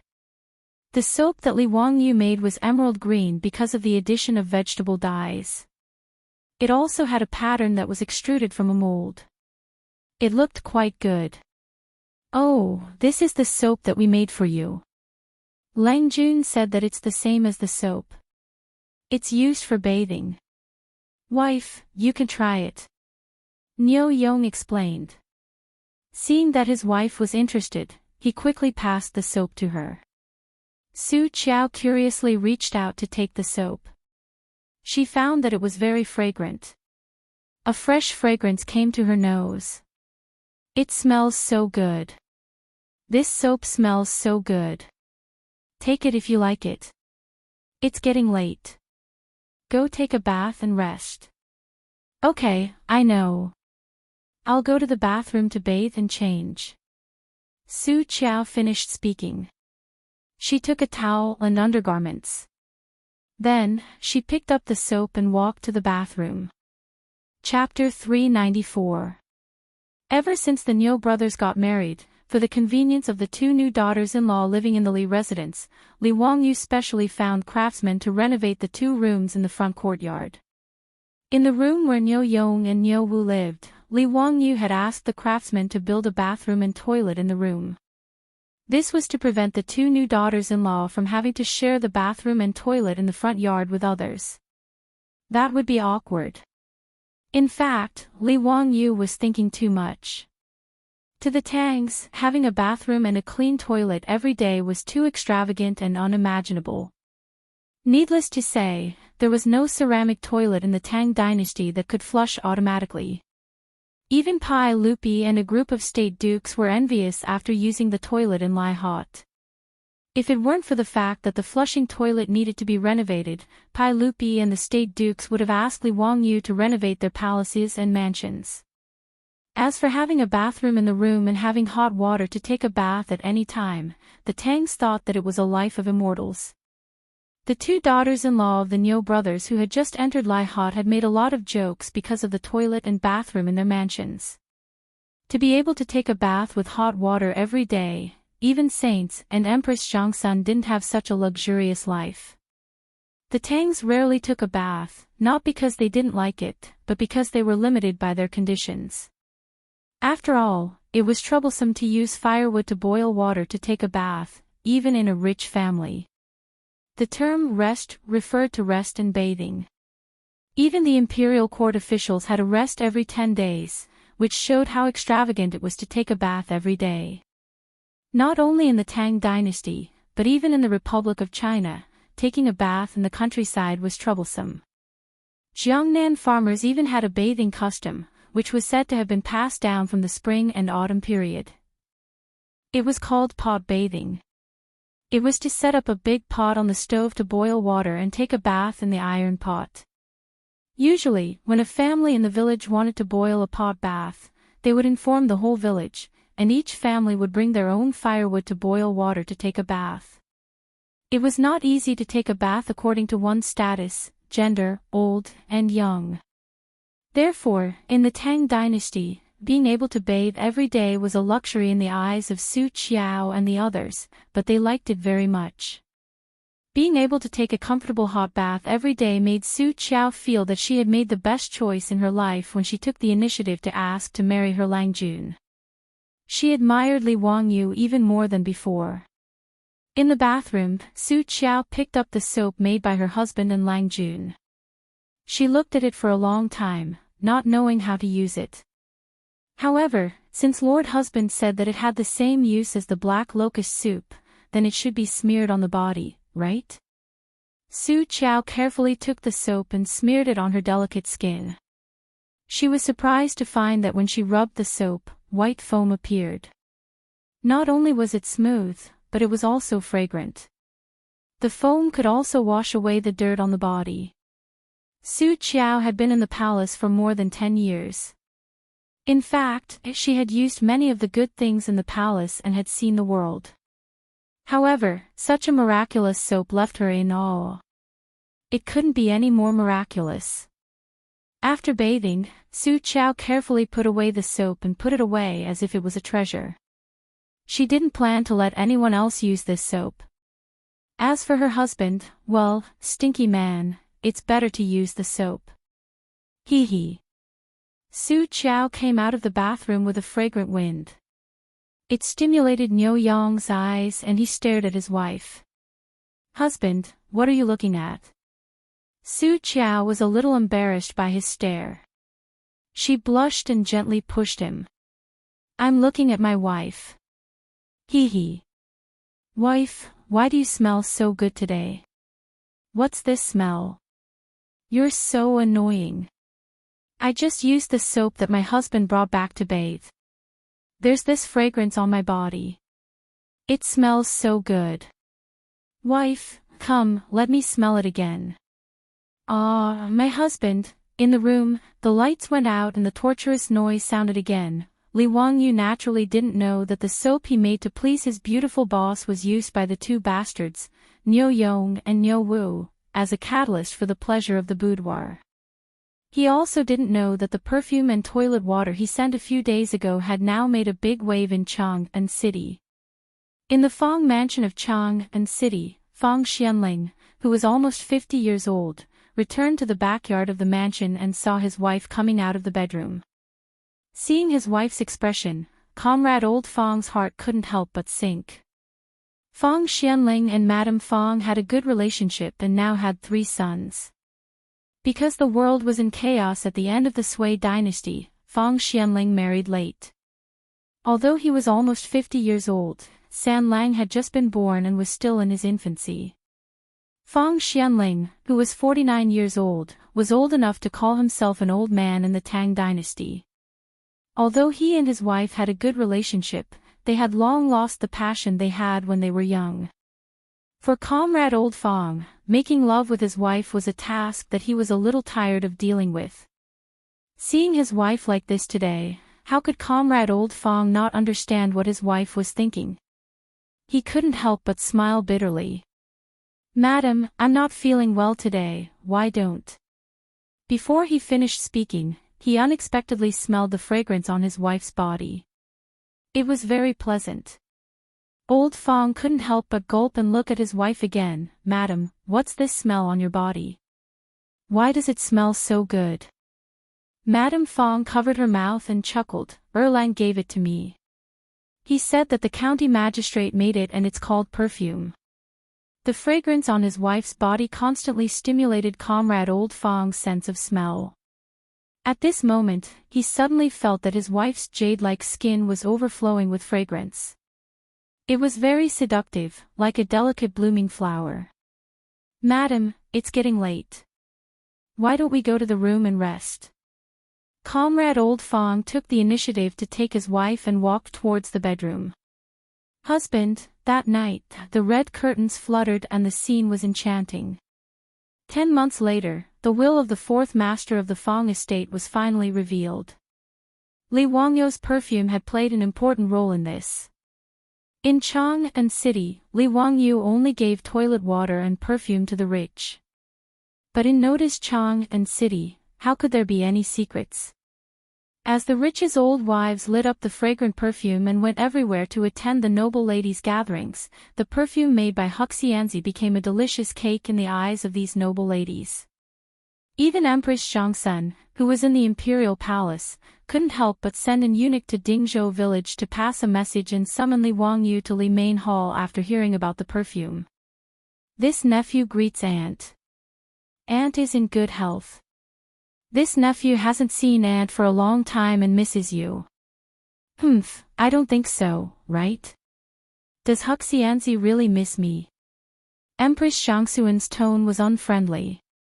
Even the way she addressed him changed from Zio to Huxianzi, which made Li Wangyou startled. His mind turned like lightning as he thought about how he had offended the empress of the Tang dynasty.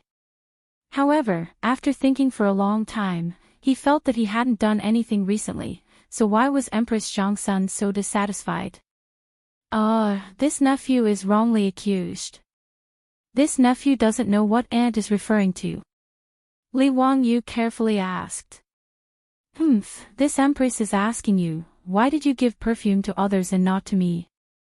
Empress Shangxuan's words made Li Wangyou feel as if he was struck by lightning and stood there in a daze. Damn, it was actually the perfume that caused the trouble.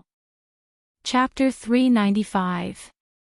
Faced with Empress Shangxuan's censure, Li Wangyou reacted rather quickly. His eyes spun as he hurriedly defended himself. Aunt, you really have wronged me.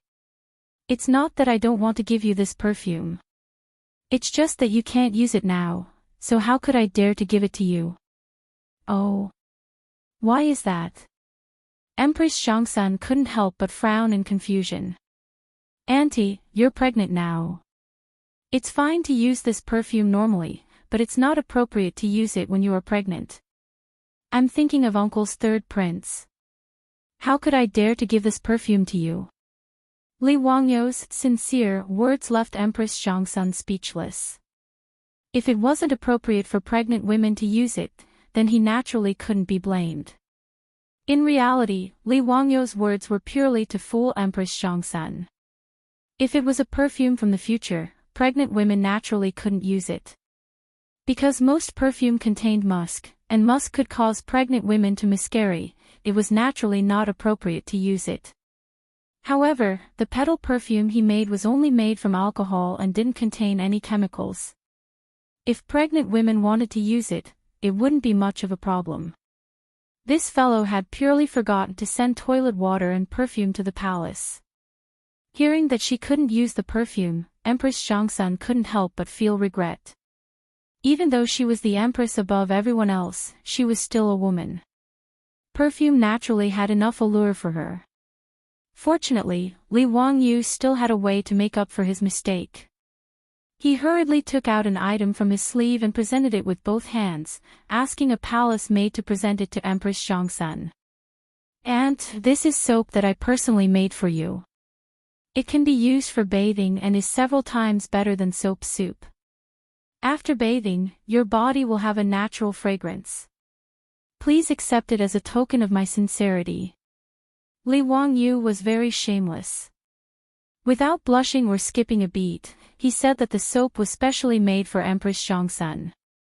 Now, his skin was getting thicker and thicker, and this kind of nonsense came out of his mouth. Even the soap that he took out was a sample that he had on him.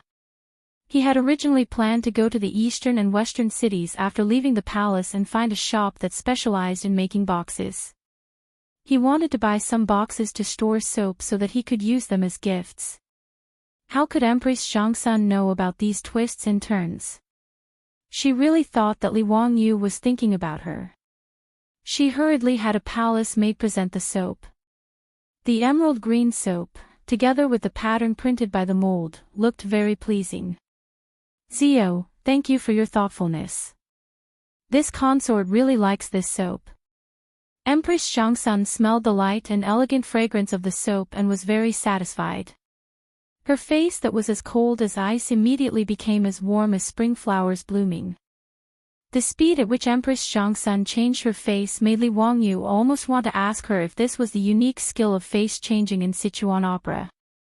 She was Fuxian Zi when she didn't give him perfume, and Zio when she gave him soap. What happened to being the mother of the world? What happened to being gentle, kind, and virtuous? Li Wangyu secretly wiped the cold sweat off his forehead. Damn, this woman is too crazy. Even Empress Xiangsun could change her face like this for a bottle of perfume. Her image was really collapsing. However, he also knew that Empress Xiangsun's behavior was that she didn't treat him as an outsider, but as a nephew. Otherwise, who would have heard of Empress Xiangsun asking for things from a subject? How could Empress Xiangsun, who could write Principles for Women and leave behind a great reputation as an empress in history, be the kind of woman who loved vanity? Empress Xiangsun's behavior just now was actually to tease Li Wangyu. She had the chamberlain summon Li Wangyu into the palace not just to ask for perfume, although that was also one of her goals. Zio, you are now 16 years old, and that Taiyuan Wang clan has broken off the engagement with you. Do you have any thoughts about your marriage? Do you have a young lady that you like? Although your family's adults have all passed away, your aunt will make the decision for you. Empress Xiangsun suddenly changed the topic and talked about Li Wangyu's marriage, which made him very surprised. Why did she talk about his marriage out of the blue? What young lady could he fancy? Of course it was his beautiful female boss. Not to mention that Su Chongqing was the goddess in his heart. Even if she wasn't, was there any other woman in the Tang dynasty who could be his soulmate? Apart from his beautiful female boss, he wouldn't consider his wife for anyone else. Of course, if his beautiful female boss didn't object, he wouldn't mind accepting Aphrodite as a concubine. Ahem, aunt, my family's adults have only passed away a year ago, and I still need 2 more years to recover, so this matter isn't urgent. Your nephew is still young and isn't in a hurry to get engaged. Li Wangyu casually said. He was well aware that his beautiful female boss was already 24 years old, while his current body was only 16 years old. The age difference between the two was too great, not to mention that his beautiful female boss's current status was unclear. If he directly told Empress Xiangsun that he wouldn't marry anyone other than his beautiful female boss, he was afraid that it would cause a storm. Since ancient times, marriage in China had been about matching in social status. In the eyes of others, he and his beautiful female boss naturally couldn't be said to be a match. Not to mention the age gap between the two of them, even their status was a huge gap. In particular, the higher Li Wangyu's noble rank, the more difficult it would be for him to marry his beautiful female boss. This matter would probably have to be slowly planned and plotted. Empress Xiangsun smiled.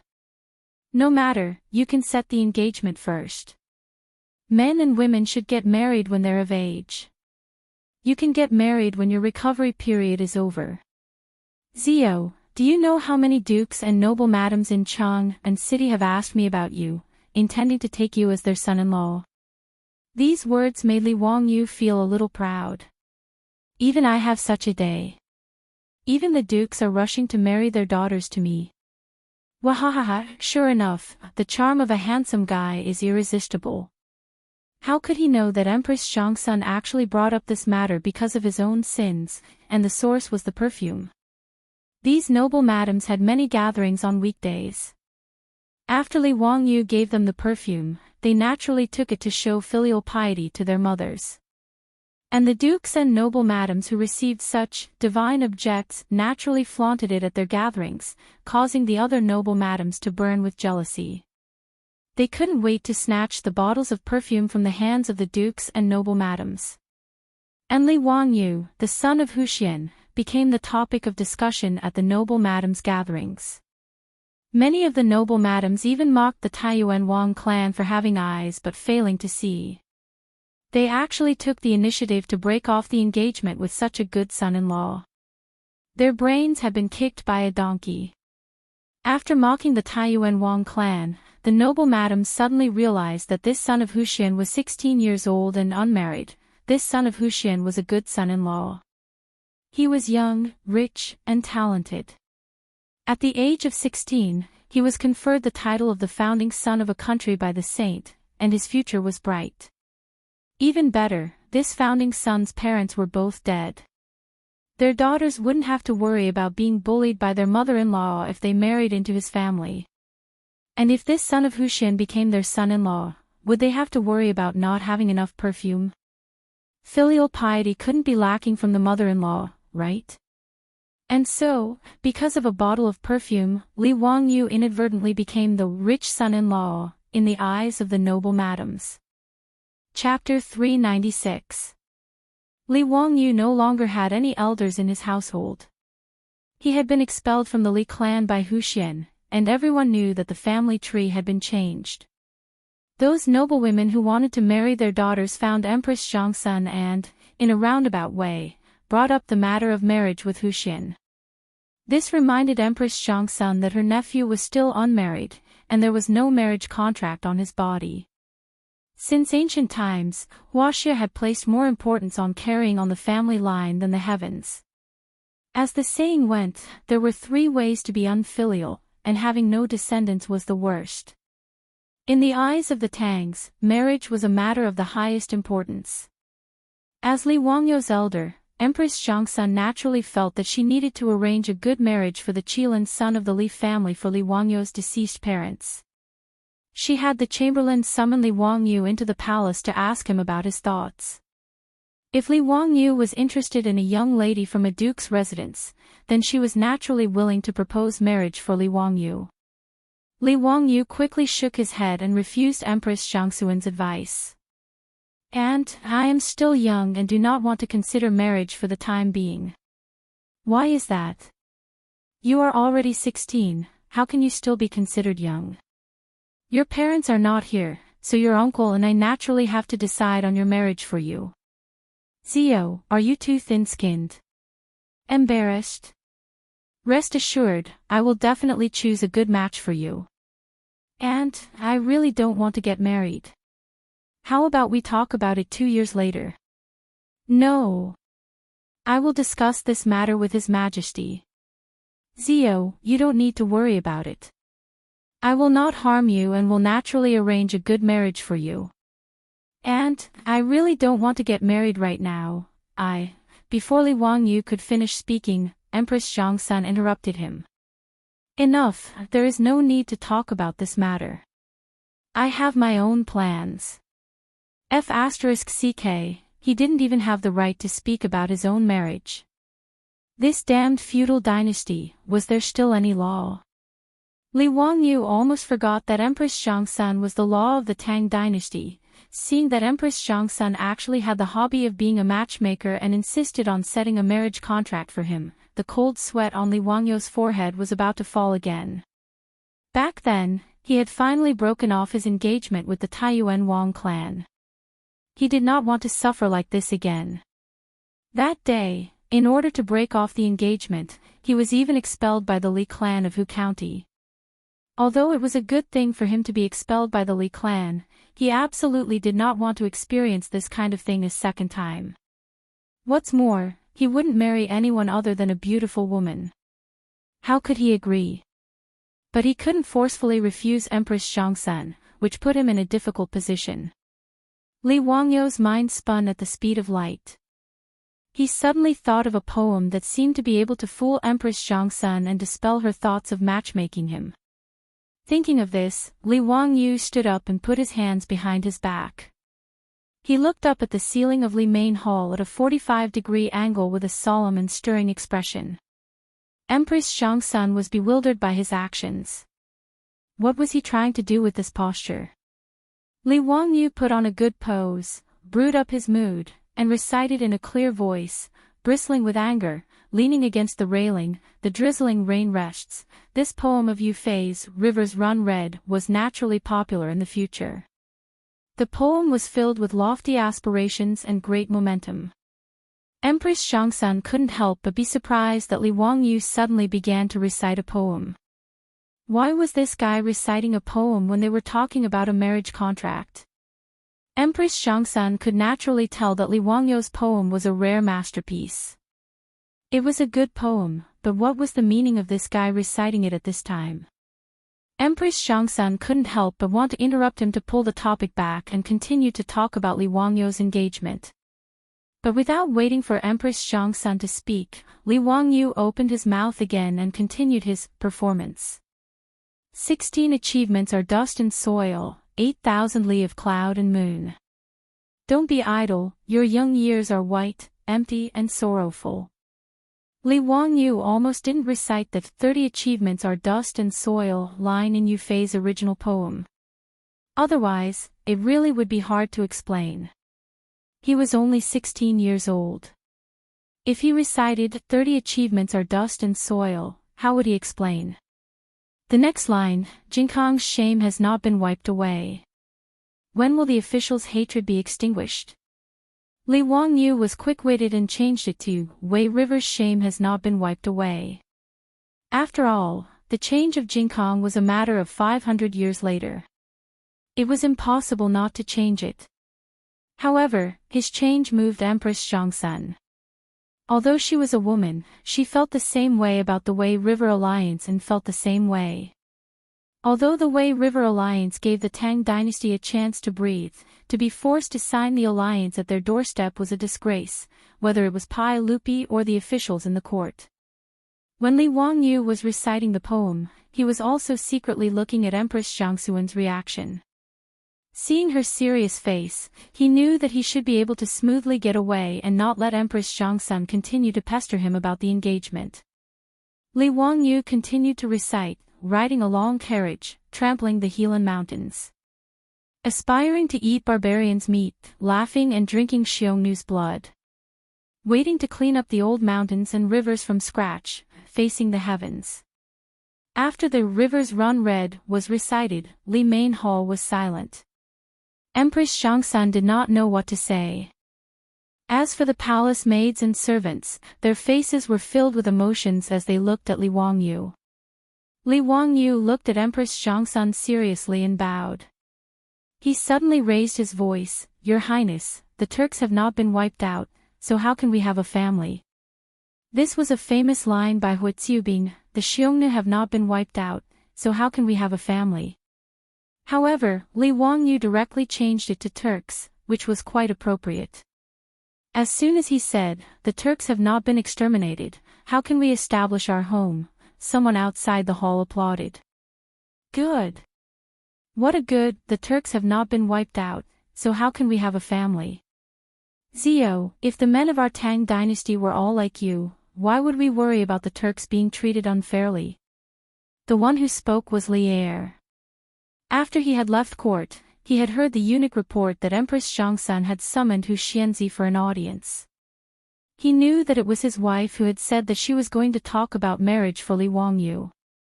Pai Lupi had nothing to do, so he wanted to join in the fun. He wanted to discuss with Empress Xiangsun to see which duke's wife was suitable for Li Wangyu. When he arrived at Li Main Hall, without waiting for the eunuch to announce his arrival, he heard Li Wangyu reciting poetry in the hall. Pai Lupi quickly stopped the servant from speaking while he stood outside the hall to eavesdrop. When he heard Li Wangyu say, The shame of the Wei River has not been washed away, Pai Lupi could not help but clench his fists and frown. After Li Wangyu finished reciting Rivers Run Red, Pai Lupi was stunned. He was so shocked by the solemn and stirring of the poem that goosebumps appeared all over his body. He was speechless for a long time. It was only when Li Wangyu said, The Turks have not been destroyed, how to build a family, that Pai Lupi could no longer hold back and repeatedly clapped and cheered. Only then did everyone in the hall notice. Seeing that Pai Lupi had arrived, Li Wangyu quickly bowed. Nephew greets uncle. Zio, copy down the short sentences you recited just now. I want to hang it in the legislative hall and study it every day. Pai Lupi laughed heartily and patted Li Wangyu's shoulder. He was very pleased. He then turned to Empress Zhongsun. Guanyin maid, this brat has already said these words. Don't force him anymore. Let's talk about the marriage later. Since Pai Lupi had already said this, Empress Zhongsun could only nod helplessly. Chapter 397. Li Wangyu heaved a sigh of relief when he saw that his performance had finally used the feelings of family and country to fool Empress Zhongsun. As long as she didn't force him to get married, however, Li Wangyu began to worry in his heart again. His marriage was always a hidden danger. Even if it didn't explode now, what excuse could he use to fool Empress Zhongsun in 2 years? In history, in the 4th year of Zhengguan, the Tang dynasty had conquered the Turks, and Pai Lupi was respectfully called Heaven Khan by the chiefs of various tribes in the northwest. At that time, could he still talk nonsense about the shame of the Wei River has not been washed away? Moreover, he still had to give an explanation to his beautiful boss.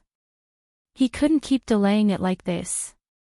Li Wangyu was also well aware that this was the reason why his beautiful boss was neither close nor distant to him. The two of them had never had an intimate relationship. Pai Lupi and Empress Zhongsun would certainly not agree to him marrying his beautiful boss. Now, both Li Wangyu and his beautiful boss were very clear about this point. It was just that Li Wangyu had been pretending not to see before, thinking that this matter was still very far away. Until today, when Empress Zhongsun mentioned marriage, he finally had a glimmer of understanding. It turned out that he had been pretending to be an ostrich, burying his head in the sand. He thought that there would always be a solution to the matter between him and his beautiful boss, and they would cross the bridge naturally. But now it seemed that he was just deceiving himself. For a moment, Li Wangyu couldn't help but ask himself, if one day Pai Lupi and Empress Zhongsun really forced him to marry another woman, what would he do? Would he compromise for the sake of glory and wealth, or give up everything and simply leave Chang'an City, Dingzhou village, and elope with his beautiful boss? It seemed that the only answer was, as long as Li Wangyu thought about marrying another woman and causing his beautiful boss to leave him heartbroken, he faintly felt a tearing pain in his heart. Would he be willing to let go of Su Chongqing? No. Absolutely not. Since that was the case, what else did he have to worry about? In the worst-case scenario, he would be roaming the world with his beautiful boss. Li Wangyu suddenly felt that he was really a pig. It was such a simple matter, yet he was confused by it. He was really stupid to the extreme. What bullsh asterisk T founding county? What bullsh asterisk T noble title? Did he care for that? Having thought this through, Li Wangyu almost laughed out loud in the Li main hall. He couldn't wait to rush back to Dingzhou village and loudly tell his beautiful boss that he loved her. F asterisk CK the founding county. If he had to make a choice, there was only one choice in his heart. Understanding this, the stone that had been pressing down on Li Wangyu's heart because of Empress Zhongsun's words fell to the ground. He immediately felt like the clouds had been lifted and the sun had been seen. Li Wangyu grinned foolishly. After exchanging a few words with Pai Lupi and Empress Zhongsun, he asked to leave the palace. Outside the Taiji Palace, Niu Wu was waiting for him. Seeing his Lang Jun grinning foolishly, he was also confused. Why did he suddenly become hysterical all of a sudden? How could Li Wangyu care about what Niu Wu thought at this time? Without saying much, he directly called Niu Wu back to the residence. The two galloped back to Dingzhou village. Seeing that his beautiful boss hadn't returned yet, Li Wangyu chased everyone in the residence, including Aphrodite and Perrin, out of the backyard. He made it clear that apart from his beautiful boss, no one else was allowed to enter the backyard without his orders. In response, Perrin pouted so hard that an oil bottle could be hung from her mouth. She looked at her Lang Jun with an aggrieved expression. But Li Wangyu didn't care about this little lass's thoughts at this time. After chasing everyone out of the backyard, he started to get busy. At sunset, his beautiful boss, who had been busy all day in Chang'an City, returned to the residence. To her surprise, she found Aphrodite and Perrin sitting in the central room in a daze. "Hey, you two, what are you doing? Where's Li Wangyu? Sister Chongqing, Lang Jun chased us all out. He said that you're the only one who can enter the backyard today. Even we aren't allowed to go in." Lang Jun must be doing something shameful in the backyard. "Big sister Chongqing, you should go and take care of him." Seeing her beautiful superior, Peilon immediately pouted and began to complain. Aphrodite only snickered at the side. She seemed to have noticed something, but didn't say anything. The beautiful boss was stunned. She didn't know what was wrong with Li Wangyu today. Why did he chase Aphrodite and Perrin out of the backyard? She curiously walked to the backyard. "I'll go see what he's doing." Entering the backyard, the beautiful boss noticed that the methane lamps in the backyard weren't lit and the yard was a little dark. Then, she noticed that there was a long table in the backyard covered with a white tablecloth and a few lit candles. "This is..." Before the beautiful boss could react, music rang out in the backyard, accompanied by Li Wangyu's singing. Sitting back to back on the carpet, listening to music and talking about wishes. "The most romantic thing I can think of is to grow old slowly with you." Li Wangyu played music on his phone and sang a love song. He gazed at his beautiful boss lovingly and slowly walked in front of her from the darkness. At this moment, Su Chongqing finally understood what he was doing. She couldn't help but cover her mouth with her hand as tears vaguely flickered in her eyes. After singing a love song, Li Wangyu looked at the beautiful woman in front of him very seriously and said word by word, "I'm sorry, Chongqing. I've always been a fool. I've never told the person I love the most that I love her, and I've never promised her anything. Are you willing to forgive me for being a fool?" Su Chongqing was speechless at this point. She couldn't stop the tears in her eyes from flowing down. She bit her tender red lips and kept nodding her head. "Chongqing, from now on, I'll only love you and spoil you. I won't lie to you and I'll do everything I promise you. Every word I say to you is from the bottom of my heart. I won't bully you, scold you, and believe in you. If someone bullies you, I'll be the first to help you. If you're happy, I'll be happy with you. If you're unhappy, I'll make you happy. I'll always think that you're the most beautiful. I want to see you even in my dreams because you're the only one in my heart." After Li Wangyu finished his mushy words of love, the beautiful boss who was moved to tears just now couldn't help but laugh through her tears. She kept pounding her fist on Li Wangyu's chest. "You're so annoying.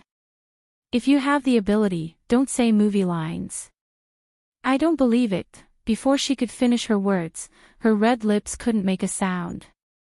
Li Wangyu directly covered her red lips with his lips. The breath full of male hormones hit her in the face, making the beautiful boss suddenly widen her eyes and her body unconsciously stiffen.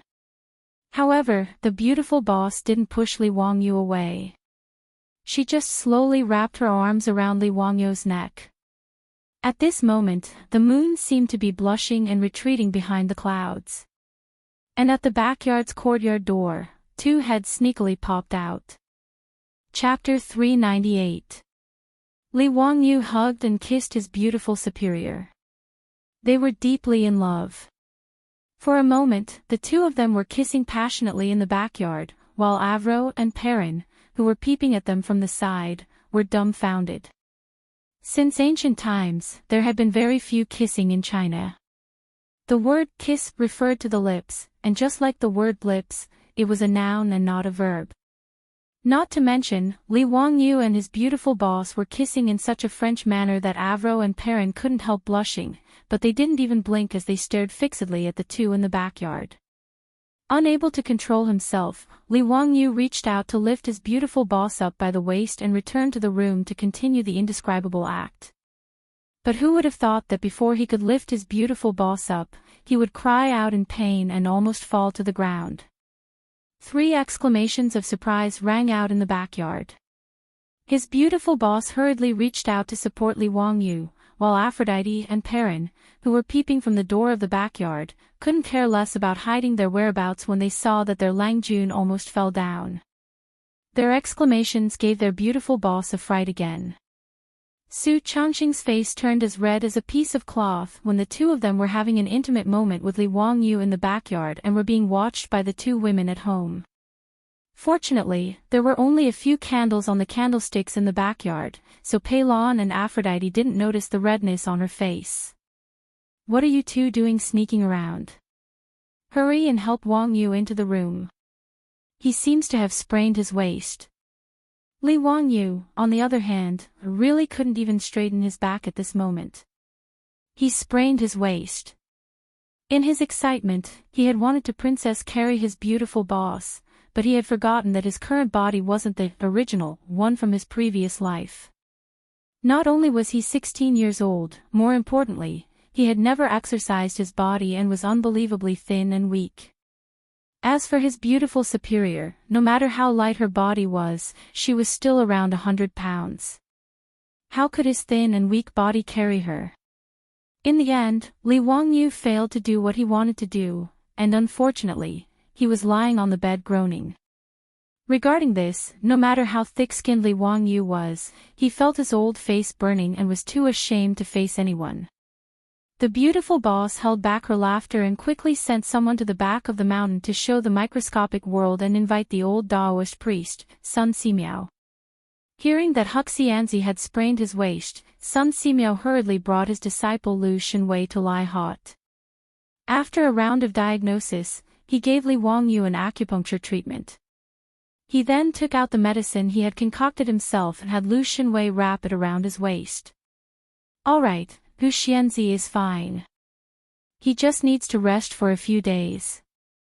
Sun Simiao gave his beautiful superior a few more instructions before leading Lu Shenwei back to the Taoist temple. Let's see if you can still be naughty. Now you're obedient." His beautiful superior couldn't help but laugh.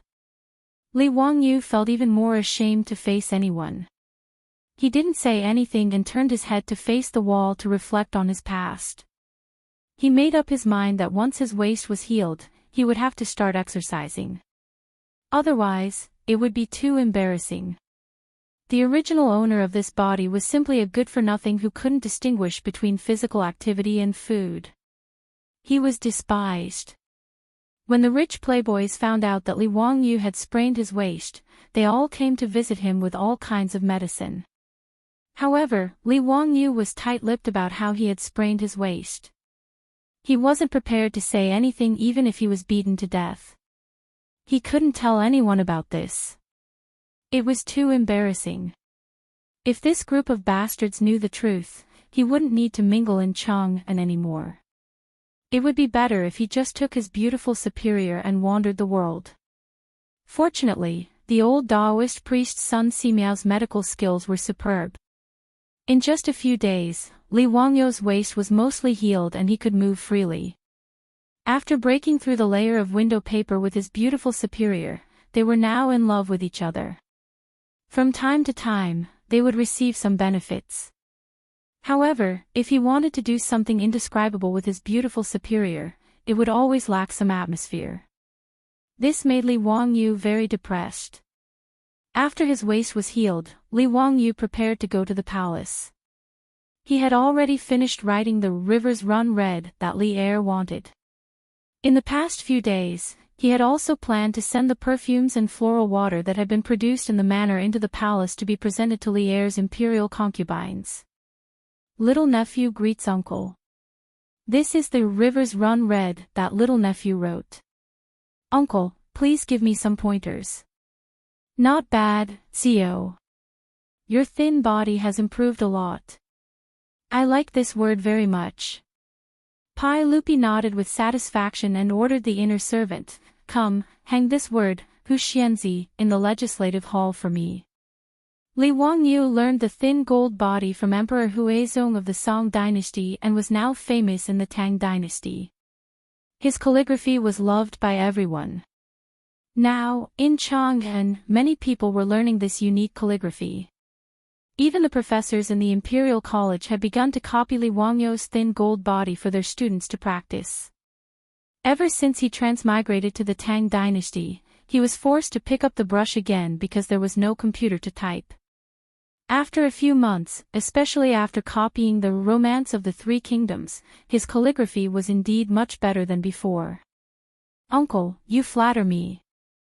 Little nephew's calligraphy is far inferior to uncle's flying white. Little nephew would like to ask uncle to give little nephew a few words so that little nephew can study them day and night at home." Li Wangyu shamelessly flattered Pai Lupi, which made Pai Lupi laugh with satisfaction. "Haha, CEO, if you like my calligraphy, I'll give you a few." Li Wangyu hurriedly offered the perfume and toilet water he made. Now, he was a little regretful. Why did he show off this thing for no reason? If he had known, he would not have taken them out as gifts. After the perfume became popular in Chang'an, everyone who was familiar with Li Wangyu would ask about it in a roundabout way. It was very annoying. It was not easy to make perfume, and it was not like the air conditioning window, which could be given out freely. In Chang'an, there were so many nobles and officials.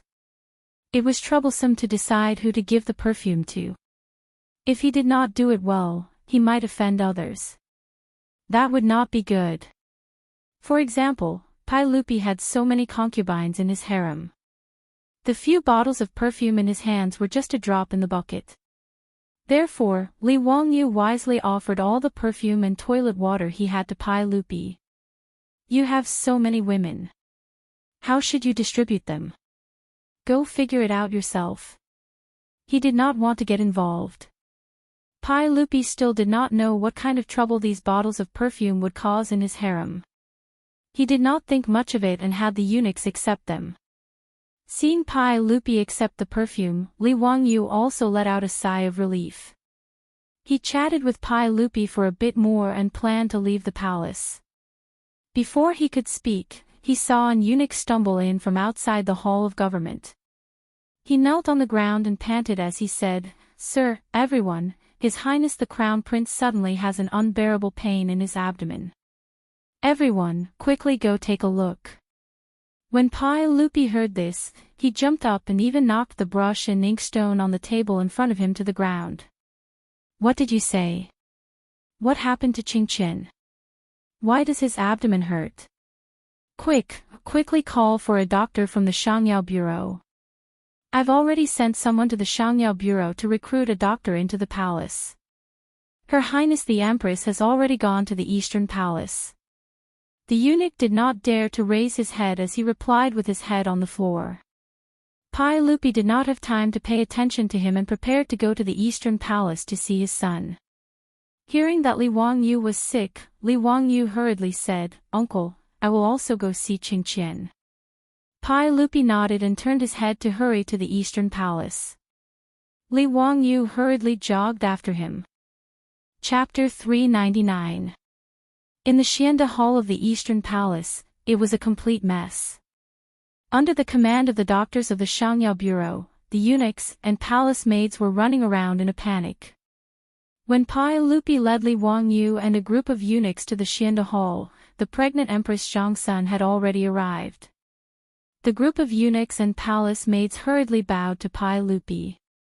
At this time, Pai Lupi was not in the mood to care about this.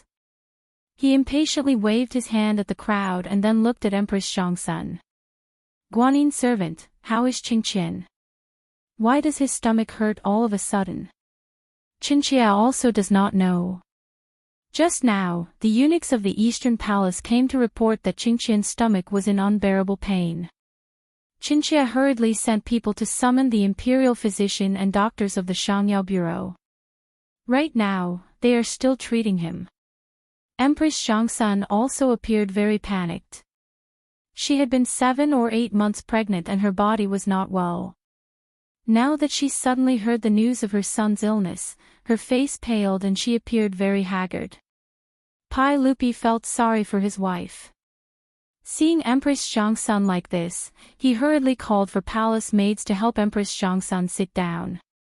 Guanyin servant, it is very inconvenient for you to be pregnant. Why don't you return to Li Main Hall to rest?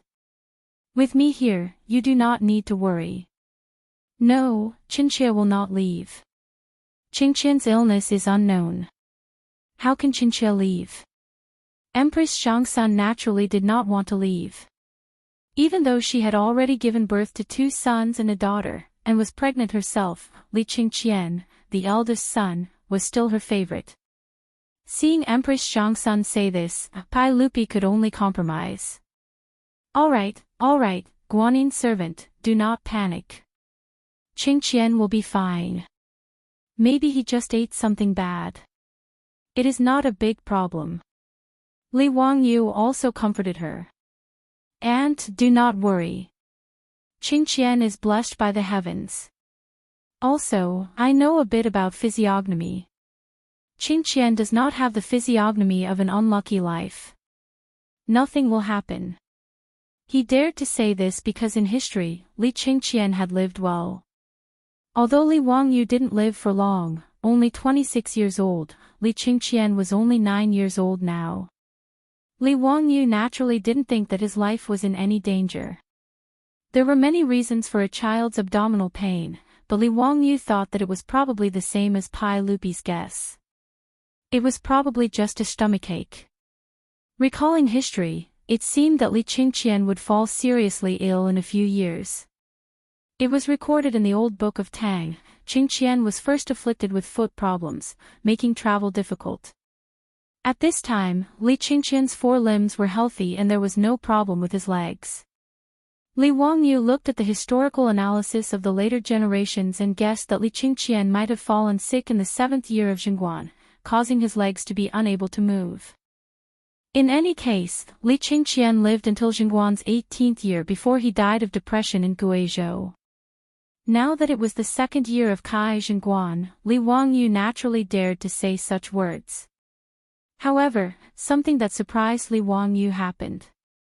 The Shangyao Fingyu of the Shangyao Bureau had a bitter expression as he walked out of the hall and knelt down in front of Pai Lupi and Empress Zhangsun. Reporting to Your Majesty, Your Highness, this subject has investigated the Crown Prince's illness. It is intestinal obstruction. This subject is incompetent.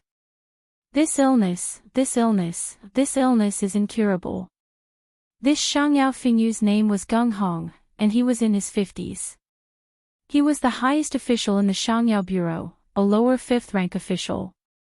The Shangyao Fingyu was normally appointed by the imperial family to be in charge of the imperial family's medical treatment. Gung Hong was also a famous doctor in the Tang dynasty. Although he couldn't compare to Sun Simiao, he was still quite famous. Hearing Gung Fingyu say that her son had intestinal obstruction, Empress Zhangsun's face instantly lost all color, becoming as white as paper. Her body swayed a few times, and just as she was about to fall, Pai Lupi hurriedly reached out to support her. At this time, Pai Lupi's eyes were also filled with anger, as if he wanted to devour someone. What did you say? Our crown prince even came to greet us today, so how did he get this intestinal abscess? We order you to quickly treat the crown prince. If there is even the slightest mistake, we will skin you alive. Your Majesty, this intestinal obstruction, this subject obeys the decree. Gung Fingyu still wanted to explain what intestinal obstruction was. However, seeing Pai Lupi's frightening appearance, he didn't dare to say anything else. He scrambled back into the hall to discuss with the other doctors of the Shangyao Bureau how to treat the crown prince. Empress Zhangsun cried out in pain. She broke free from Pai Lupi's arm and stumbled back into the hall. Pai Lupi was afraid that something would happen to her body, so he hurriedly chased after her. The group of eunuchs and palace maids behind him also followed like a swarm of bees.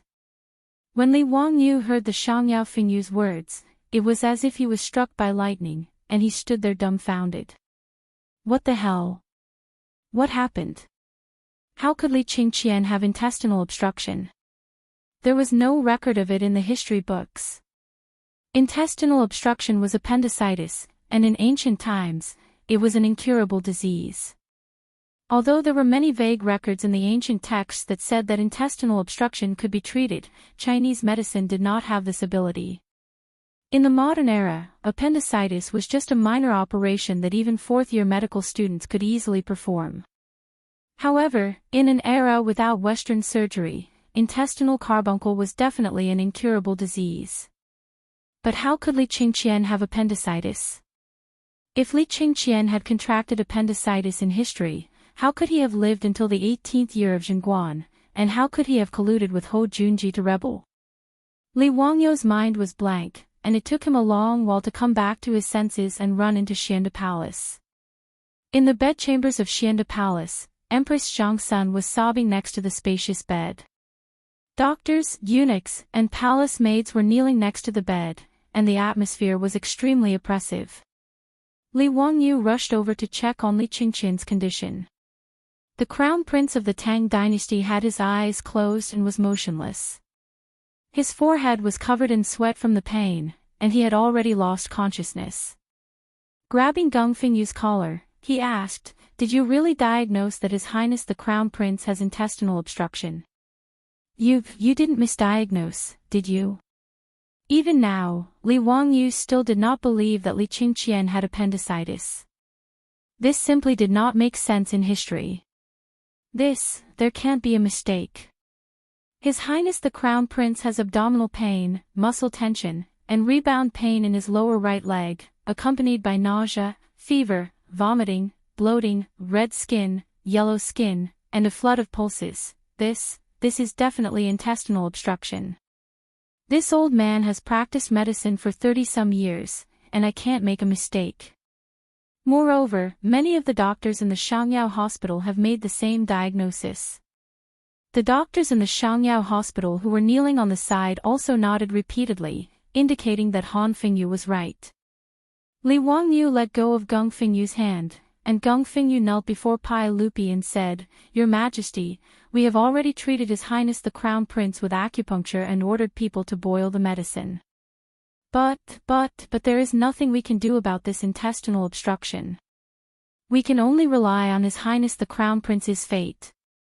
Before he could finish speaking, he saw the furious Pai Lupi rush over with gritted teeth and kick him to the ground. "If anything happens to my Dalong, I want all of you to be buried with him." Pai Lupi's words were naturally spoken out of anger. With the medical standards of the Tang dynasty, if they could not cure the patient, they would be buried with him. No matter how many heads there were in the Shangyao hospital, it would not be enough to cut off. But in the face of the furious Pai Lupi, no one dared to make a sound. All the doctors, eunuchs, and palace maids were silent like cicadas in winter. Chapter 400. Li Wangyu looked at the unconscious Li Qingqian on the bed and couldn't help but feel his heart ache. He couldn't understand what was wrong with history for such a thing to happen. Towards Li Qingqian and Li Tai, the two little fellows, Li Wangyu originally held prejudice in his heart. After all, these two fellows weren't anything good in the history books. There was no need to talk about Li Qingqian.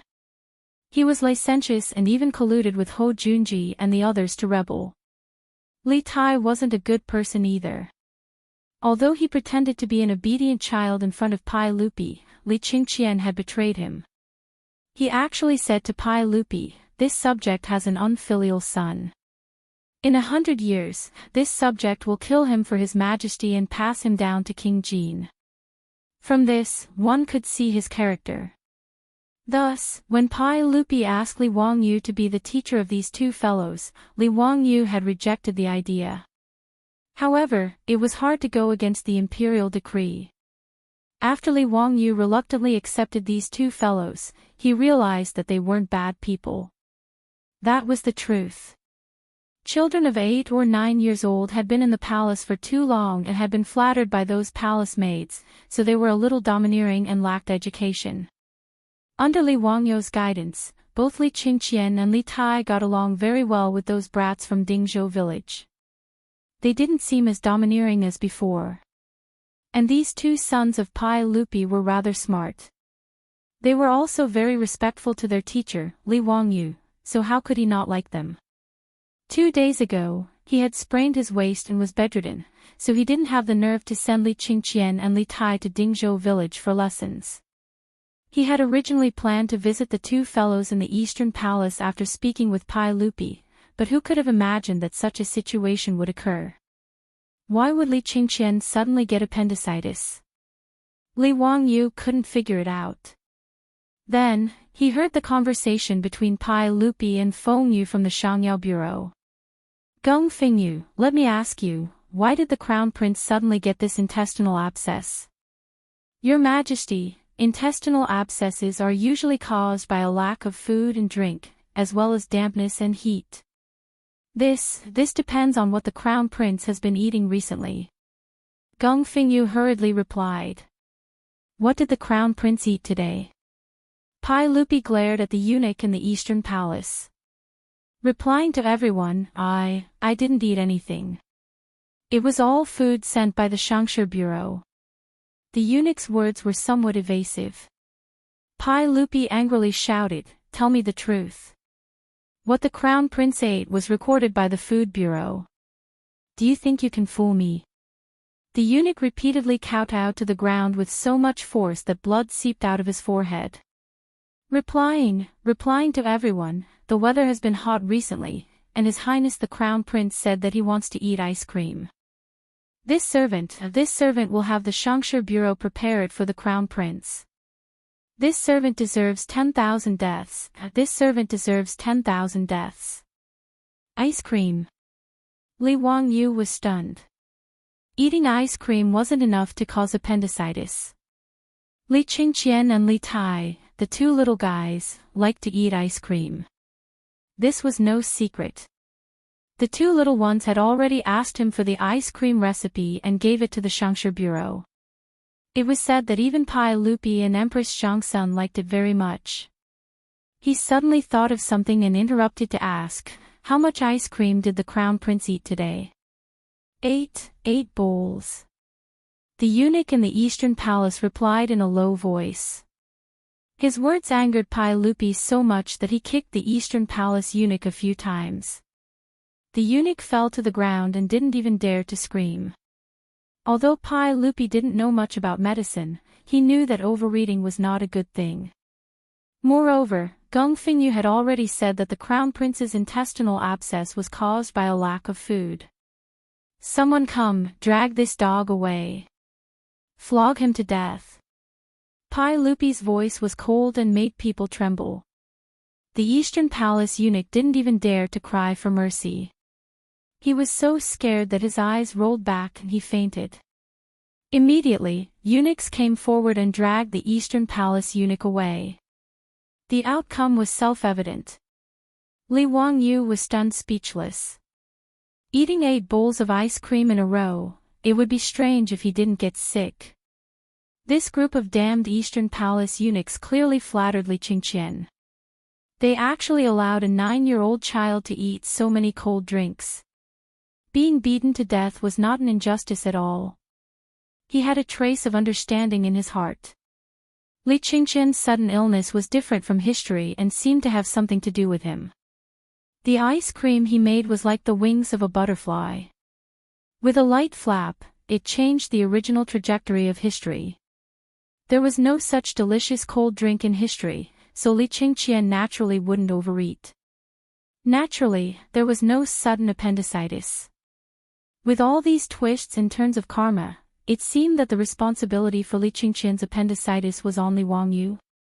When Li Wangyu understood this point, his expression became rather ugly. Empress Zhangsun looked at the unconscious Li Qingqian beside the bed and cried bitterly. This made Pai Lupi even more anxious. Empress Zhangsun was currently pregnant. If something happened to her due to excessive grief, that would be even more unfortunate. Guanyin maid, return to Li Main Hall first. I can stay here with Qingqian. No, I won't leave. How could Empress Zhongsun listen to Pai Lupi at this time? Pai Lupi didn't dare let her stay in Xianda Hall any longer. If it was as Fingyu of the Shangyao Bureau had said, there was no cure for this intestinal blockage. If he let Empress Zhongsun watch Li Qingqian die prematurely, who knew what would happen? Come, escort the Empress back to Li Main Hall. Serve her carefully, but if there are any mistakes, we will skin you alive. Gong Fingyu, have some doctors from the Shangyao Bureau go to Li Main Hall to examine the Empress' body. Yes. Empress Zhongsun was helpless.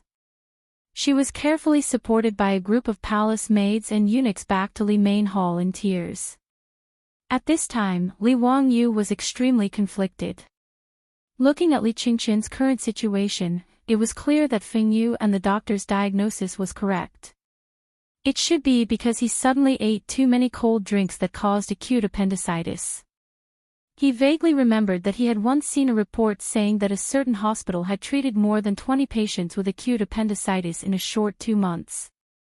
Most of them were youths between 5 and 15 years old. The reason was because they ate too many cold drinks during the summer, so the public was reminded not to give children too many cold drinks during the summer.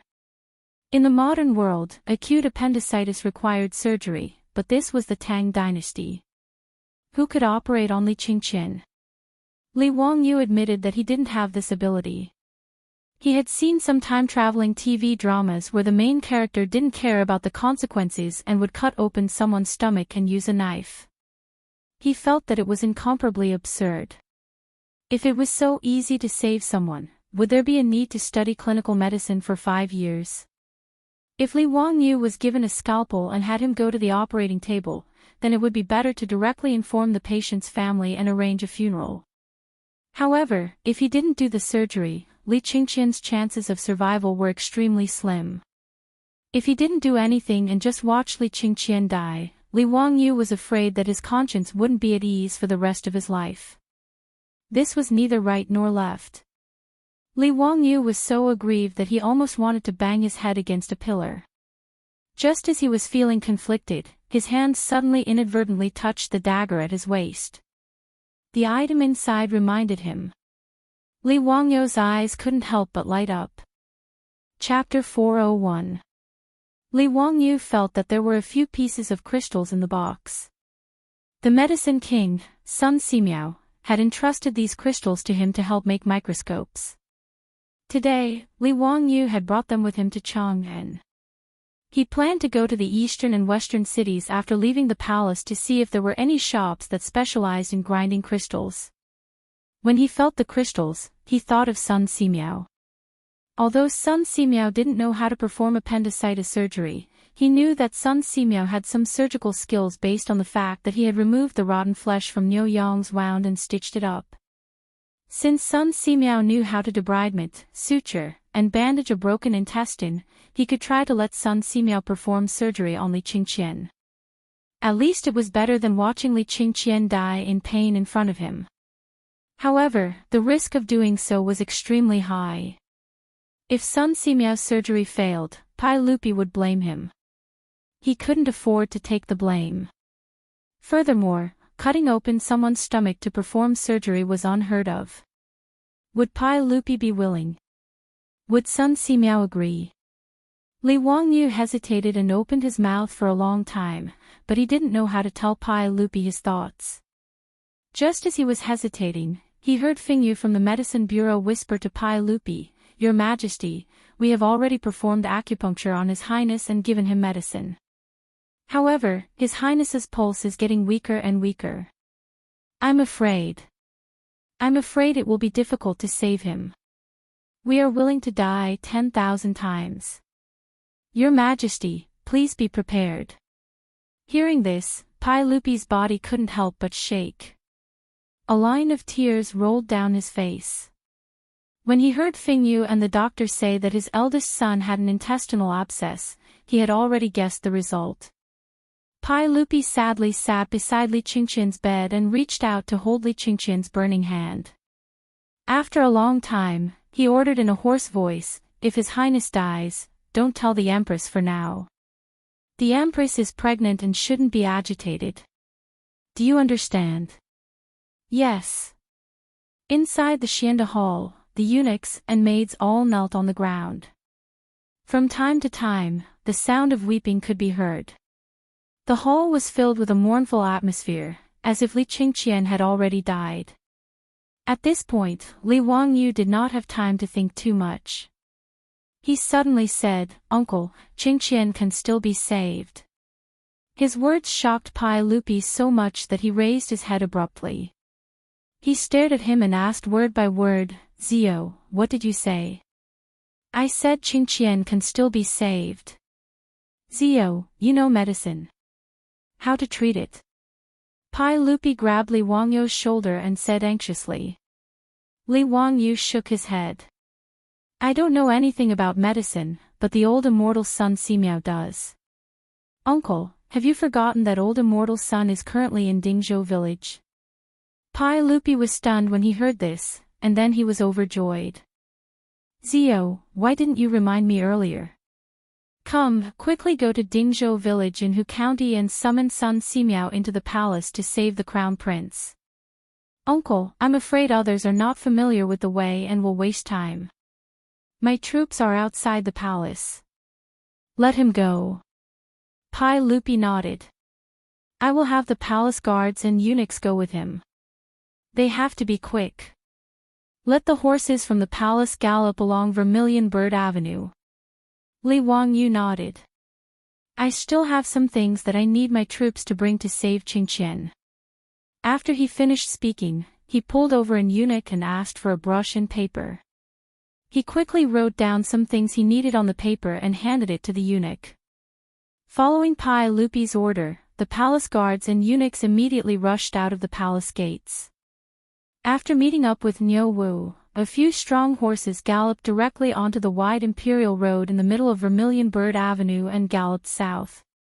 "Uncle, don't worry. Old Immortal's son will definitely be able to save Qingqian," Li Wangyu comforted. "I hope so," sigh. Pai Lupi sighed deeply. Even though Pai Lupi was the emperor of the Tang dynasty, he had no choice but to place his hopes on son Simiao.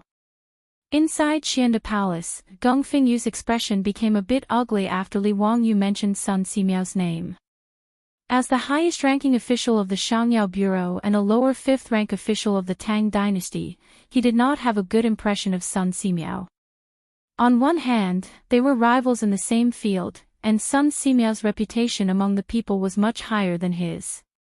On the other hand, son Simiao had once threatened his position. In the 9th year of Wuda, Pai Lupi had once invited son Simiao into Chang'an. He wanted to give son Simiao the title of nobility and give son Simiao the responsibility of the Shangyao Bureau, but son Simiao refused. Since then, son Simiao had become the name that Geng Fengyu did not want to hear the most. Now that the crown prince was critically ill and the Shangyao Bureau was helpless, Hu Xianzi had actually recommended son Simiao to Pai Lupi at this time. Geng Fengyu could not help but feel even more stifled. He could not help but say, "Your Majesty, forgive me for speaking so boldly, but even son Simiao might not be able to save His Highness the Crown Prince. This intestinal blockage is an incurable disease. Apart from the legendary Huatua, who can cure intestinal blockages, no one has ever heard of anyone being able to save someone with intestinal blockages. The medical books have recorded Huatuo's divine prescription for intestinal blockages. We have already made medicine according to this prescription and fed it to His Highness the Crown Prince, but there was no effect. I'm afraid." Before he finished speaking, Li Wangyu could not help but interrupt, "Shut up. It's fine if you're useless, but what do you mean by saying that His Highness the Crown Prince is incurable?" Geng Fengyu had always been like a crow, saying that Li Qingqian was incurable. He had even told Pai Lupi to prepare for the funeral in advance. Li Wangyu had long since been annoyed by his words. Now that he had sent someone to invite son Simiao, he was blabbering on and on about how son Simiao could not cure Li Qingqian. It really made people want to beat him up. When Pai Lupi kicked Geng Fengyu, Li Wangyu felt that the old man did not have it easy. Now, he felt that Pai Lupi's kick was too light. How can you humiliate this old man like this? Hu Xianzi, this old man is also a 5th-rank official. I have practiced medicine for more than 30 years and have saved countless people. How can I be incompetent? Geng Fengyu immediately exploded when he heard Li Wangyou's words. He then knelt before Pai Lupi and spoke in an aggrieved and tearful voice, Your Majesty, please see clearly. Ever since this subject took over the Shangyao Bureau, I have not dared to slack off in the slightest. This subject naturally hopes that His Highness the Crown Prince will be healthy. However, this intestinal abscess is difficult to cure with medicine. This subject is not incompetent. Please see clearly, Your Majesty. Pai Lupi's mood was irritable. Even though he knew that intestinal abscess was incurable, as Li Qingqian's father, how could he not have a glimmer of hope in his heart? He naturally hoped that Li Wangyou's words would be true and that Sun Simiao could save his eldest son. Alright, what's the point of saying all this now? Continue to treat the crown prince. Everything can be discussed after Sun Simiao arrives. Pai Lupi's words left Geng Fengyu speechless.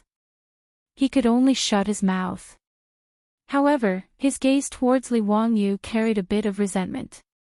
Li Wangyu naturally could not be bothered to pay attention to Geng Fengyu. He walked to the side and beckoned for an internal eunuch to come over. His words caused the internal eunuch's expression to become somewhat hesitant. However, when he saw the restless Pai Lupi, he did not dare to report. He could only comply and turn around to leave the hall. Chapter 402. While Pai Lupi and Li Wangyu waited anxiously, Sun Simiao finally arrived at Taiji Palace 3 hours later. Even though the old Daoist's body was quite good, he was still an old man in his 90s. By the time he reached Taiji Palace, Sun Simiao was so tired that he almost fainted. With Pai Lupi's orders, Taiji Palace's imperial guards didn't dare stop Sun Simiao's group. They directly rushed to the Eastern Palace's Xianda Hall. Hearing that Sun Simiao had arrived, Pai Lupi and Li Wangyu immediately came out to welcome him. Thank you for your trouble, Minister Sunday. The Crown Prince is critically ill. Please treat him quickly. Sun Simiao didn't bother with pleasantries.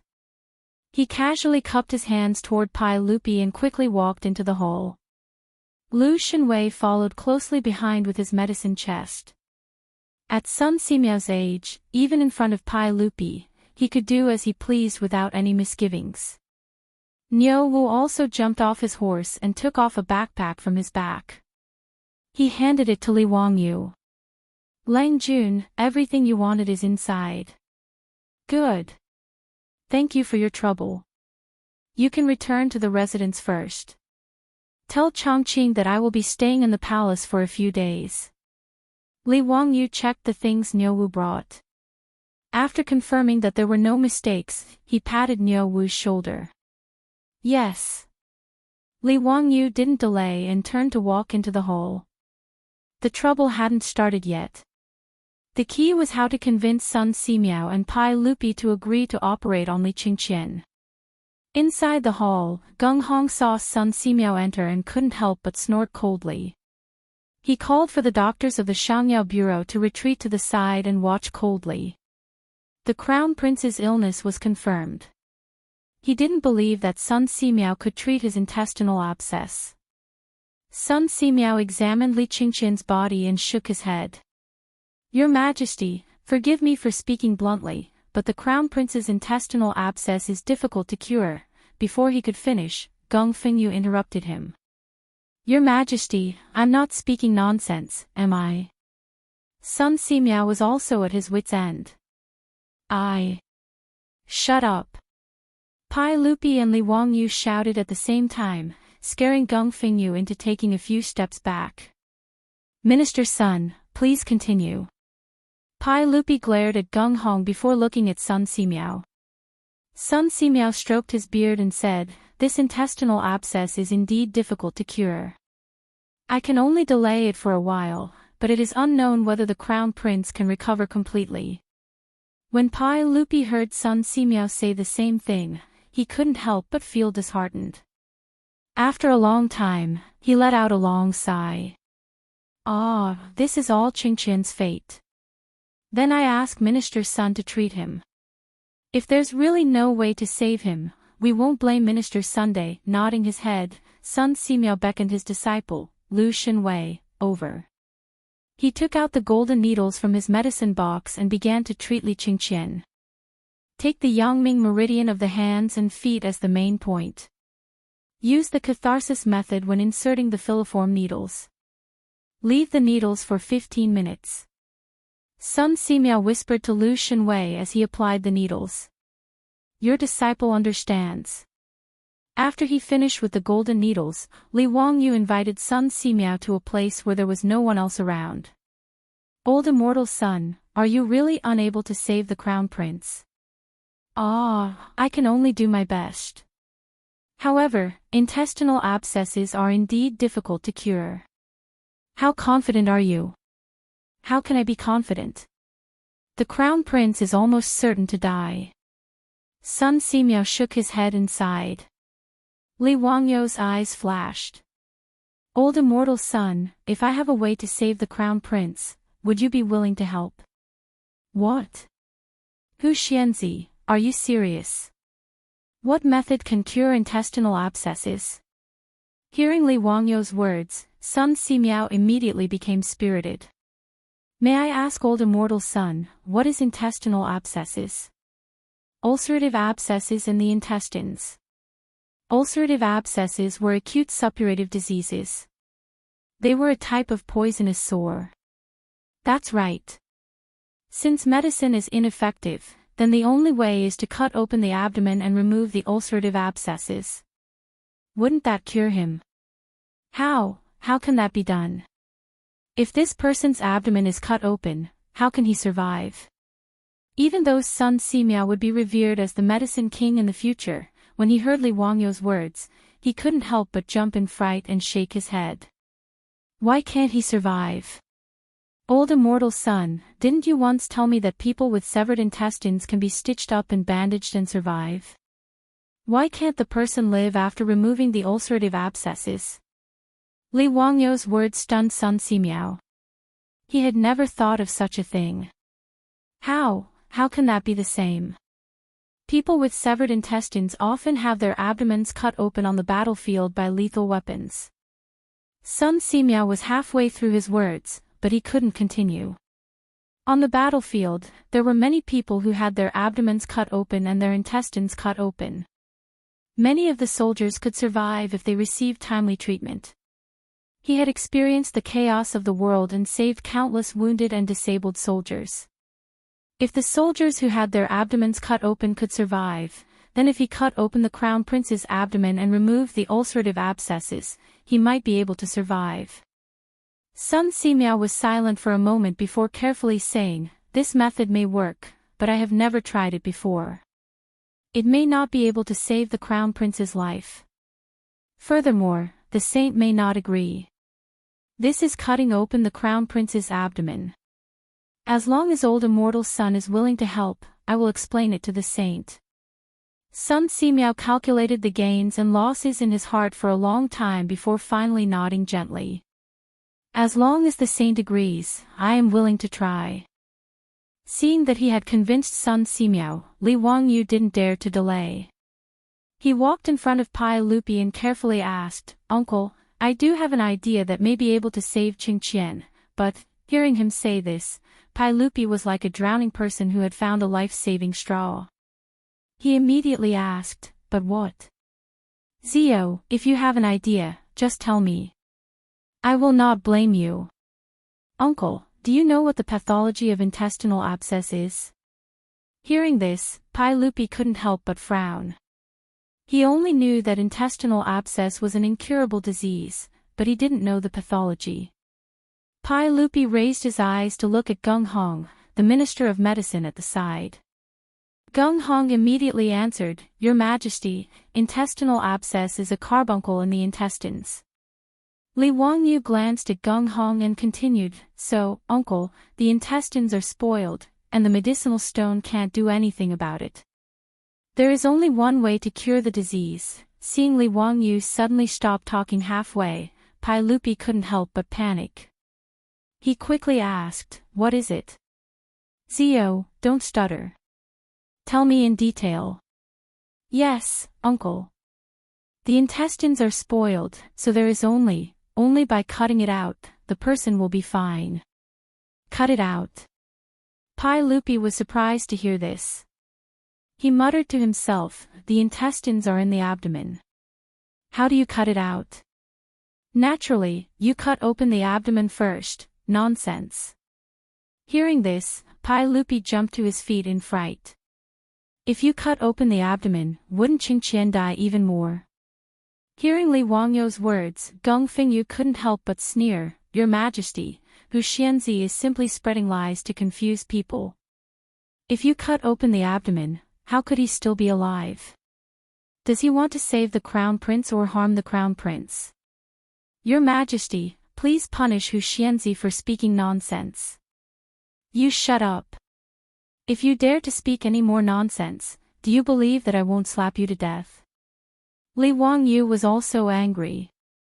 He directly scolded Geng Hong right to his nose. Although Geng Hong was a lower 5th rank official, he didn't dare to speak in front of the furious Li Wangyu. He awkwardly took a few steps back. Chapter 403. After ordering Geng Fengyu to retreat, Li Wangyu looked at Pai Lupi with a serious expression. "Uncle, it was recorded in the book of the later Han that the divine physician Hua Tuo made an anesthetic powder and caused the patient to lose consciousness. He then cut open the abdominal cavity, remove the ulcers, wash away the rot, suture them with mulberry thread, and apply divine ointment. After 4 or 5 days, the patient will recover in a month. Why doesn't uncle believe that this can cure Qingqian's intestinal abscess?" But the divine physician Hua Tuo's secret technique has long been lost. We have never heard of anyone who could perform the technique like Hua Tuo.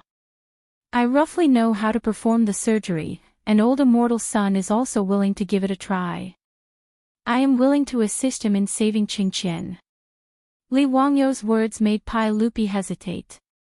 Cutting open the stomach and cutting out the festering intestines, this was really too inconceivable. Li Er looked at the unconscious Li Qingqian on the bed and really couldn't make up his mind. "Your Majesty, you must not do this. If His Highness the Crown Prince were to be cut open, what kind of scandal would that be? Wouldn't that be skinning the Crown Prince alive?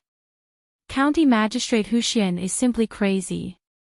I have been a doctor for more than 30 years and have never heard of anyone saving people like this. The matter of Hua Tuo is only a legend. How could it be true?"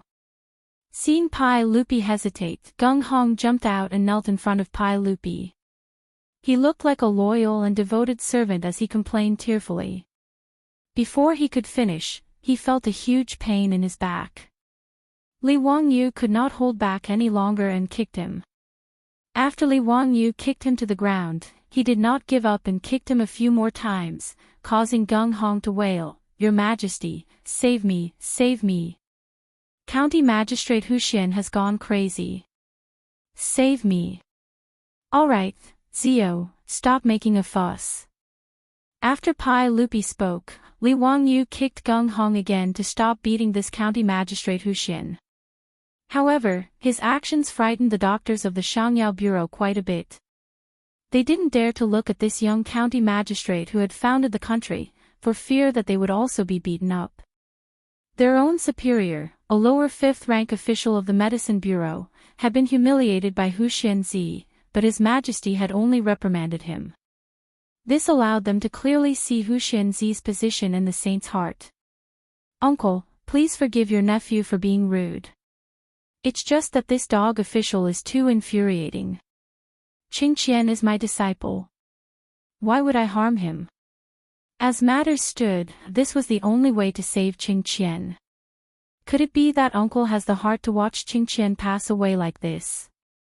His words moved Pai Lupi. He turned to look at Li Qingqian on the bed. "How confident are you?"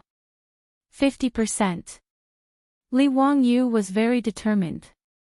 If something happens to Qingqian, uncle, you only need to remove my title of nobility and demote me to a commoner. In reality, he didn't have much confidence. He didn't even have a 10% chance. He didn't even know where the appendix was or what it looked like. He didn't know how to operate or how to close the wound. All of this depended on Sun Simiao. However, if he didn't say this, why would Pai Lupi agree to operate on Li Qingqian? Li Wangyu's only weapons were alcohol and cephalosporin. Alcohol could disinfect, and cephalosporin could reduce inflammation. With these two things, his survival rate would increase by a lot. Otherwise, if he rashly operated on him, he really didn't know whether he was saving or hurting people. This was also what he had Niu Wu bring back from Dingzhou village. Li Wangyu's words made Pai Lupi silent for a long time. His heart was in a mess. Originally, the Medicine Bureau and Sun Simiao's diagnosis had both sentenced Li Qingqian to death. This had already made Pai Lupi heartbroken. When Li Wangyu said that he had a way to cure the crown prince, Pai Lupi was like a ray of light in the darkness. However, he didn't think that Li Wangyu's method would be to cut open his own son's stomach. How could he believe such a thing? Although Li Wangyu said that the history books recorded the matter of Hua Tuo, that was only a legend. Who had actually seen it? Pai Lupi hesitated for a long time before shaking his head. He slowly said, "Ziyu, I can't take this risk. If the crown prince dies, that's his fate. I can't let Qingqian be buried with a broken body." Pai Lupi's words made Li Wangyu about to go crazy. This was the only way to save Li Qingqian, and Pai Lupi actually rejected it. "Uncle. You." Li Wangyu still wanted to continue persuading him. However, Pai Lupi waved his hand and interrupted him. "Ziyu, don't mention this again. Your Majesty is wise." On the side, Gung Hong heard Pai Lupi's words and actually came over. Li Wangyu was so angry that he wanted to hit him again. Seeing that Pai Lupi didn't allow him to carry out the operation, Li Wangyu was so angry that he turned and left. This bastard was too stubborn. Hiding a disease for fear of treatment. This was the classic case of hiding a disease for fear of treatment. Li Wangyu somewhat understood why the divine Dr. Hua Tuo had lost his life when he wanted to treat Cao Cao's head disease. Sad, it was too sad. Walking out of the Xianda Palace, Li Wangyu felt suffocated when he thought of the little brat who usually called him teacher, and was about to be separated by life and death. Ah! Li Wangyu clenched his fists and let out a heart-wrenching scream. It startled the guards and eunuchs near the Xianda Palace. After venting, Li Wangyu slowly calmed down. In the eyes of the Tangs, disemboweling someone was indeed incomprehensible. It was no different from murder. Now that Pai Lupi didn't agree to carry out the operation, Li Qingqian would definitely die. This feeling of powerlessness when there was a chance to save someone was really terrible. Li Wangyu felt that he couldn't just let it go like this. He had to find a way to save Li Qingqian. Even if the chances were low, he had to try. Li Wangyu wanted to find Empress Zhongsun. If she agreed, perhaps the operation could be carried out. But now Empress Zhongsun was pregnant. According to the history books he knew, she would give birth in more than a month. At this time, he didn't dare to tell Empress Zhongsun that he could save her son, but he needed to disembowel him and cut something out. If something happened to Empress Zhongsun, he would really be finished. In a fit of rage, Pai Lupi would probably push him to Shi City and behead him. After thinking for a while, Li Wangyu made up his mind and thought of a method that wasn't really a method. Li Wangyu returned to the Xianda Palace again and found Sun Simiao. "Old immortal son, tell me the truth. How much longer can the crown prince last?" Sun Simiao hesitated, then replied, "I've performed acupuncture on the crown prince, but there was no improvement. The crown prince's pulse is weak. I'm afraid he won't make it through tonight." Li Wangyu looked up at the sky. It was about 3:00 in the afternoon. There should still be time to carry out his plan. He nodded and thanked Sun Simiao. Then he found Pai Lupi, who was sitting beside the bed. "Uncle, I have something to do and need to return to Hu County. Please allow me to ride a horse on Vermilion Bird Avenue so that I can get back to the palace before the curfew. I'm Qingqian's master and disciple, and I want to see him off." Pai Lupi nodded and didn't object. He waved his hand to summon a palace guard and had him hand over a token to Li Wangyu, allowing him to ride a horse in Chang'an. After receiving the token, Li Wangyu immediately left the palace, mounted his horse, and galloped away. Chapter 404. Li Wangyu galloped the entire way and returned to Dingzhou village in less than 2 hours. "Lang Jun, why are you back? Didn't Niu Wu say that you were going to stay in the palace for a few days?" Li Heng asked in surprise when he saw Li Wangyu return. "Li Heng, don't say such nonsense. Hurry up and pack the valuables in the house. Bring more gold and don't bring any copper coins. Get everything ready, we're leaving soon." Li Wangyu didn't bother to explain. His words stunned the old housekeeper, Li Heng. "Lang Jun, why is that? Where are we going? Don't ask so many questions, hurry up and pack. Where's Chongqing?" "Lady Su is in the backyard." Before Li Heng could finish, Li Wangyu had already run to the backyard. Li Heng was confused by Li Wangyu's actions, but he could only listen to him and hurry back to the residence to pack. In the backyard, Su Chongqing was in her room listening to music on her phone when the door was suddenly burst open, giving her a fright. When she saw that it was Li Wangyu, she couldn't help but rebuke, "Wangyu, why are you so careless? You scared me to death, I thought." Li Wangyu didn't wait for her to finish and hastily interrupted, "Chongqing, let's not talk about this for now and hurry up and pack. In a while, you take Li Heng, Perrin, Aphrodite, and the others with Niu Yong and Niu Wu to protect you and hide in the Qinling Mountains for a while. Also, give me the jade pendant that Empress Zhongsun gave you." "What? Why are we going to the Qinling Mountains? What are we hiding from? Weren't you in Taiji Palace today?" Niu Wu came back and said that Li Qingqian was sick and asked me for the cephalosporin. "What exactly happened? Tell me clearly." Li Wangyu still wanted to talk about other things, but after hemming and hawing for a long time, he only said that he had nothing to do and asked them to stay in the Qinling Mountains for a while. How could his words deceive his beautiful boss? Su Chongqing's pretty face stiffened. "Wangyu, speak clearly. What happened? If you don't make it clear, I'm not going anywhere." Li Wangyu said anxiously, "If we don't leave, are we going to wait for death? What if? What if what?" Seeing his beautiful superior being so stubborn, Li Wangyu knew that if he did not explain things clearly, she would definitely not leave. Thus, he could only helplessly tell her what had happened in the Taiji Palace today. When she heard that Li Qingqian had contracted acute appendicitis due to overeating and eating too many cold drinks, and that his life was in danger and he could die at any moment, the beautiful superior couldn't help but be shocked. Heavens, how could something like this happen? Shouldn't Li Qingqian be alive and well? How could he die prematurely? He was only 9 years old. Wouldn't an appendicitis surgery do the trick? Why didn't he do the surgery immediately? Li Wangyu smiled bitterly.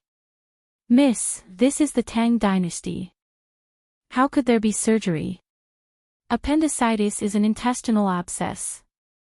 For the Tang people, it's an incurable disease." Hearing this, the beautiful superior was also stunned. She also liked Li Qingqian, Li Tai, and Li Lizzie very much.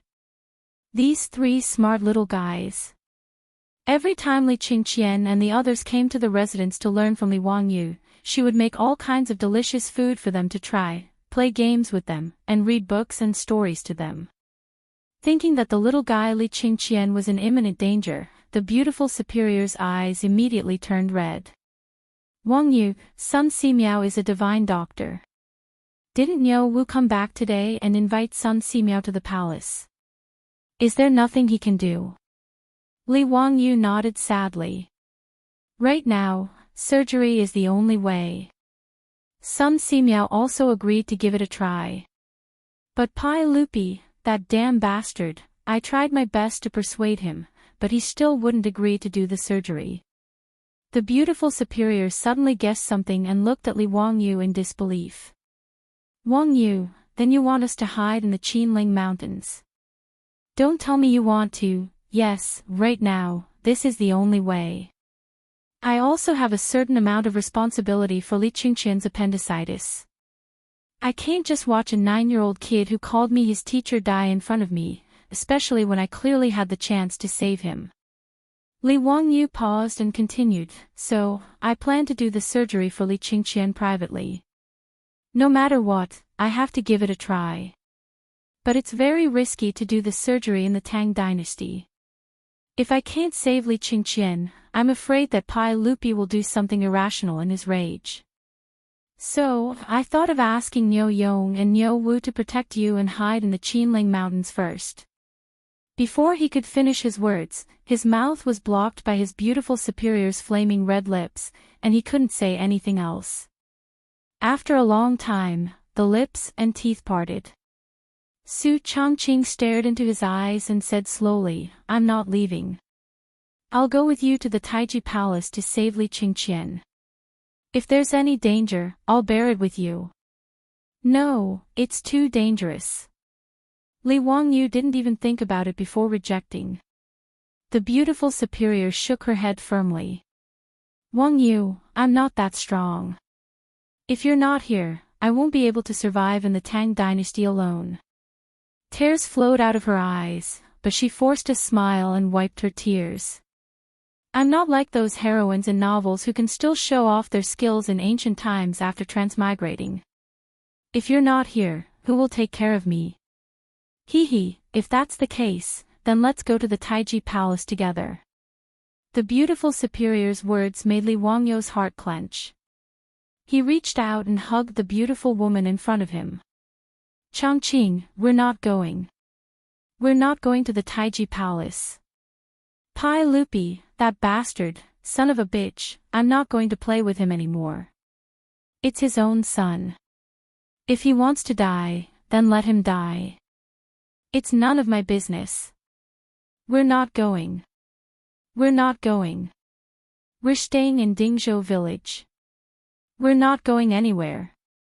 Li Wangyu was a little out of control by the beautiful superior's words. He only wanted to let the beautiful superior and the others hide far away. If he didn't save Li Qingqian, Pai Lupi wouldn't be able to retaliate against Su Chongqing and the others. But the beautiful superior's words made him regret it. He wasn't a saint. Why should he risk his life to save Li Qingqian? If Pai Lupi didn't want to, then so be it. But if he put himself and his beautiful superior in danger to save his son, then he would be crazy.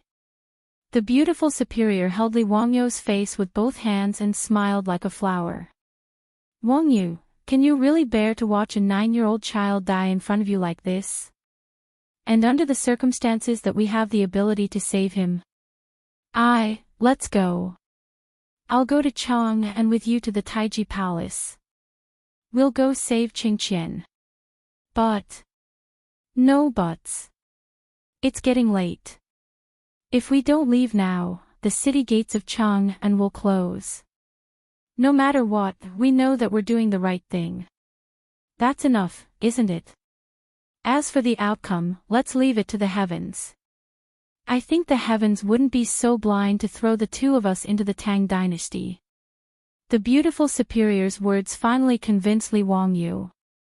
He nodded fiercely, grabbed the beautiful superior's hand, and ran out the door. Chapter 405. Before leaving, Li Wangyu still instructed Niu Yong and Niu Wu, the two brothers, to bring his wife and everyone in the residence to temporarily move to the village to live. If he really couldn't save Li Qingqian, everyone in the mansion wouldn't be implicated by him. Li Heng and the others were confused by Li Wangyu's arrangements. Li Wangyu didn't explain and just let them do as they were told. After settling everyone in the mansion, the sky gradually darkened. Li Wangyu didn't dare to waste time. He and his beautiful superior rode Xiao Yibai and Jade Flower Kong. They whipped their horses and rushed toward Chang'an City. As the two galloped, they discussed what to do in the Taiji Palace. With his beautiful superior giving Li Wangyu advice, Li Wangyu's rough plan was quickly perfected. Hurrying, the two of them finally rushed into Taiji Palace at the same time as the drum of dusk sounded. At this time, there was already a morning atmosphere outside the Xinda Palace. In the Eastern Palace, there were palace maids taking out white silk and wrapping it around the outside of the palace. From time to time, the sound of crying could be heard. Li Wangyu couldn't help but feel upset. Could it be that he was too late? Li Qingqian had died. He quickly ran into the Xinda Palace. When he saw Sun Simiao, he quickly asked, "Old immortal son, how is the crown prince now?" Sun Simiao shook his head. The crown prince's breathing is getting weaker and his pulse is weak. I'm afraid he won't be able to hold on much longer. Just now, His Majesty has already arranged for everyone in the Eastern Palace to prepare for the Crown Prince's funeral under the advice of Feng Yu of the Shangyao Bureau. Hearing that Li Qingqian was still alive, Li Wangyu was slightly relieved. Then, he flew into a rage. Damn it, the Crown Prince wasn't dead yet and he was already in a hurry to prepare for the funeral. This Gung Fengyu, even if he was beaten to death, it wouldn't be an injustice. Li Wangyu was so angry that the roots of his teeth itched. He was so angry that he almost rushed in and beat that damned old man again. However, saving Li Qingqian was more important now. Li Wangyu didn't have the time to find trouble with Gung Fengyu. He stretched out his hand to summon a palace attendant and asked where Li Tai, the king of Yu, was. As Li Tai was still young, he lived in the Chongren Palace. Chongren Hall was adjacent to Lijin Hall where Empress Zhangsun lived. Today, Crown Prince Li Qingqian was critically ill. Li Tai obediently stayed in Lijin Hall to accompany his mother. After asking about Li Wangyu's whereabouts, Li Wangyu and his beautiful superior hurried over to Li Main Hall.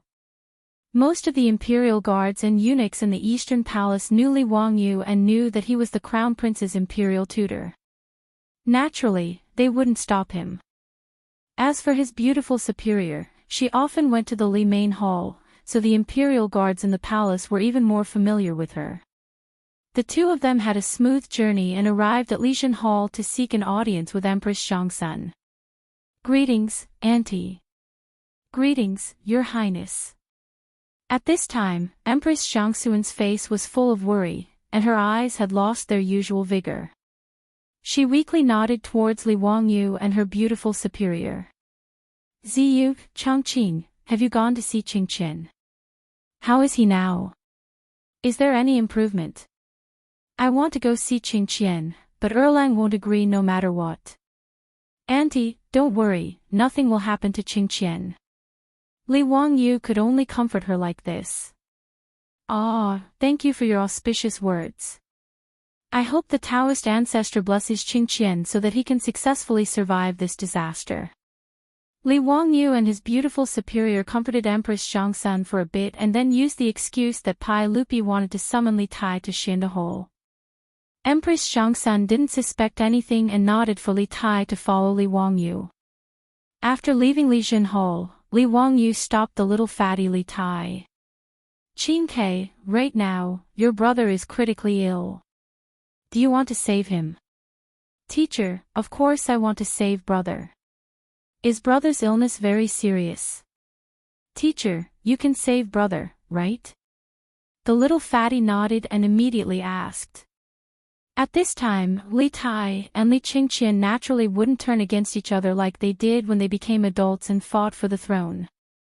In addition to Li Wangyou's education of the two little ones, Li Qingqian and Li Tai could be said to be brothers who respected each other and were as close as real brothers. The little fatty didn't know what illness his brother had. He only knew that his mother had hugged him and cried the entire time today.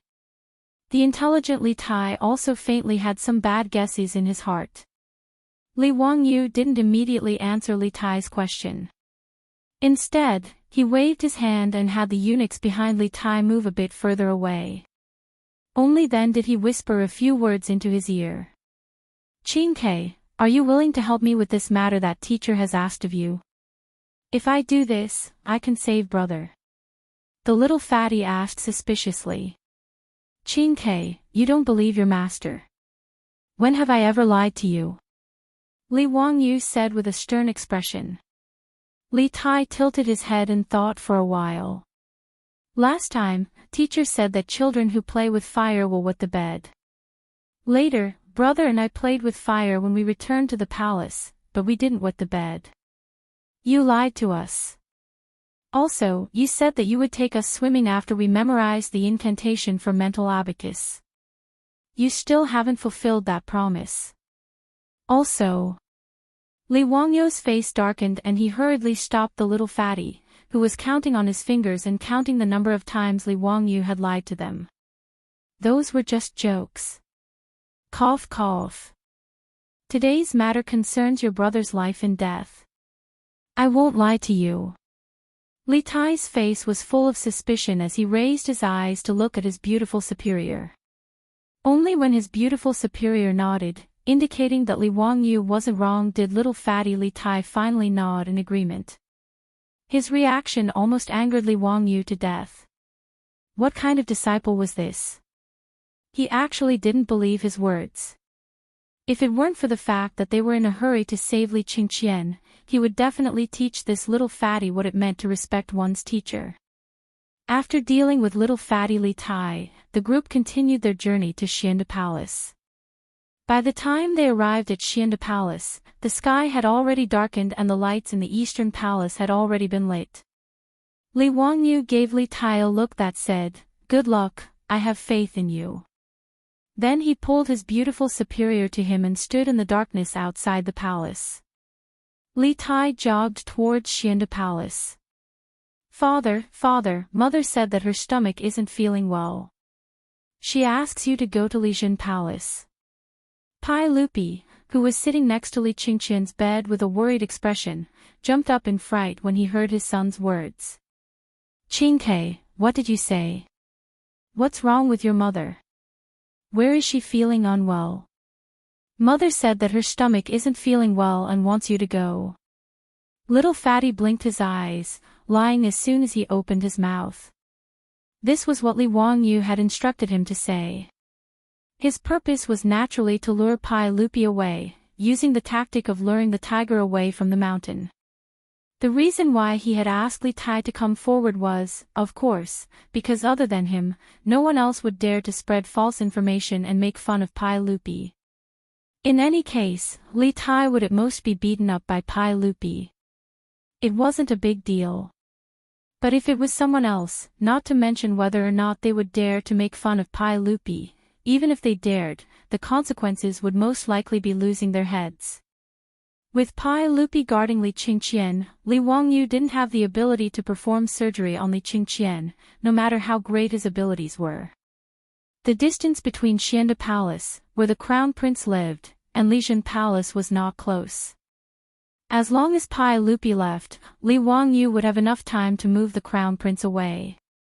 Pai Lupi naturally didn't doubt Li Tai's words at all. He glanced at Li Qingqian, who was still unconscious, and ordered Geng Fengyu and Sun Simiao, "Geng Fengyu, minister's son, take good care of the crown prince. We will be back soon." "Yes." Pai Lupi held Li Tai's hand, left Xianda Palace, and hurried towards Lijin Palace. As little fatty walked, he turned his head and winked at Li Wangyou, who was hiding in the dark. Chapter 406.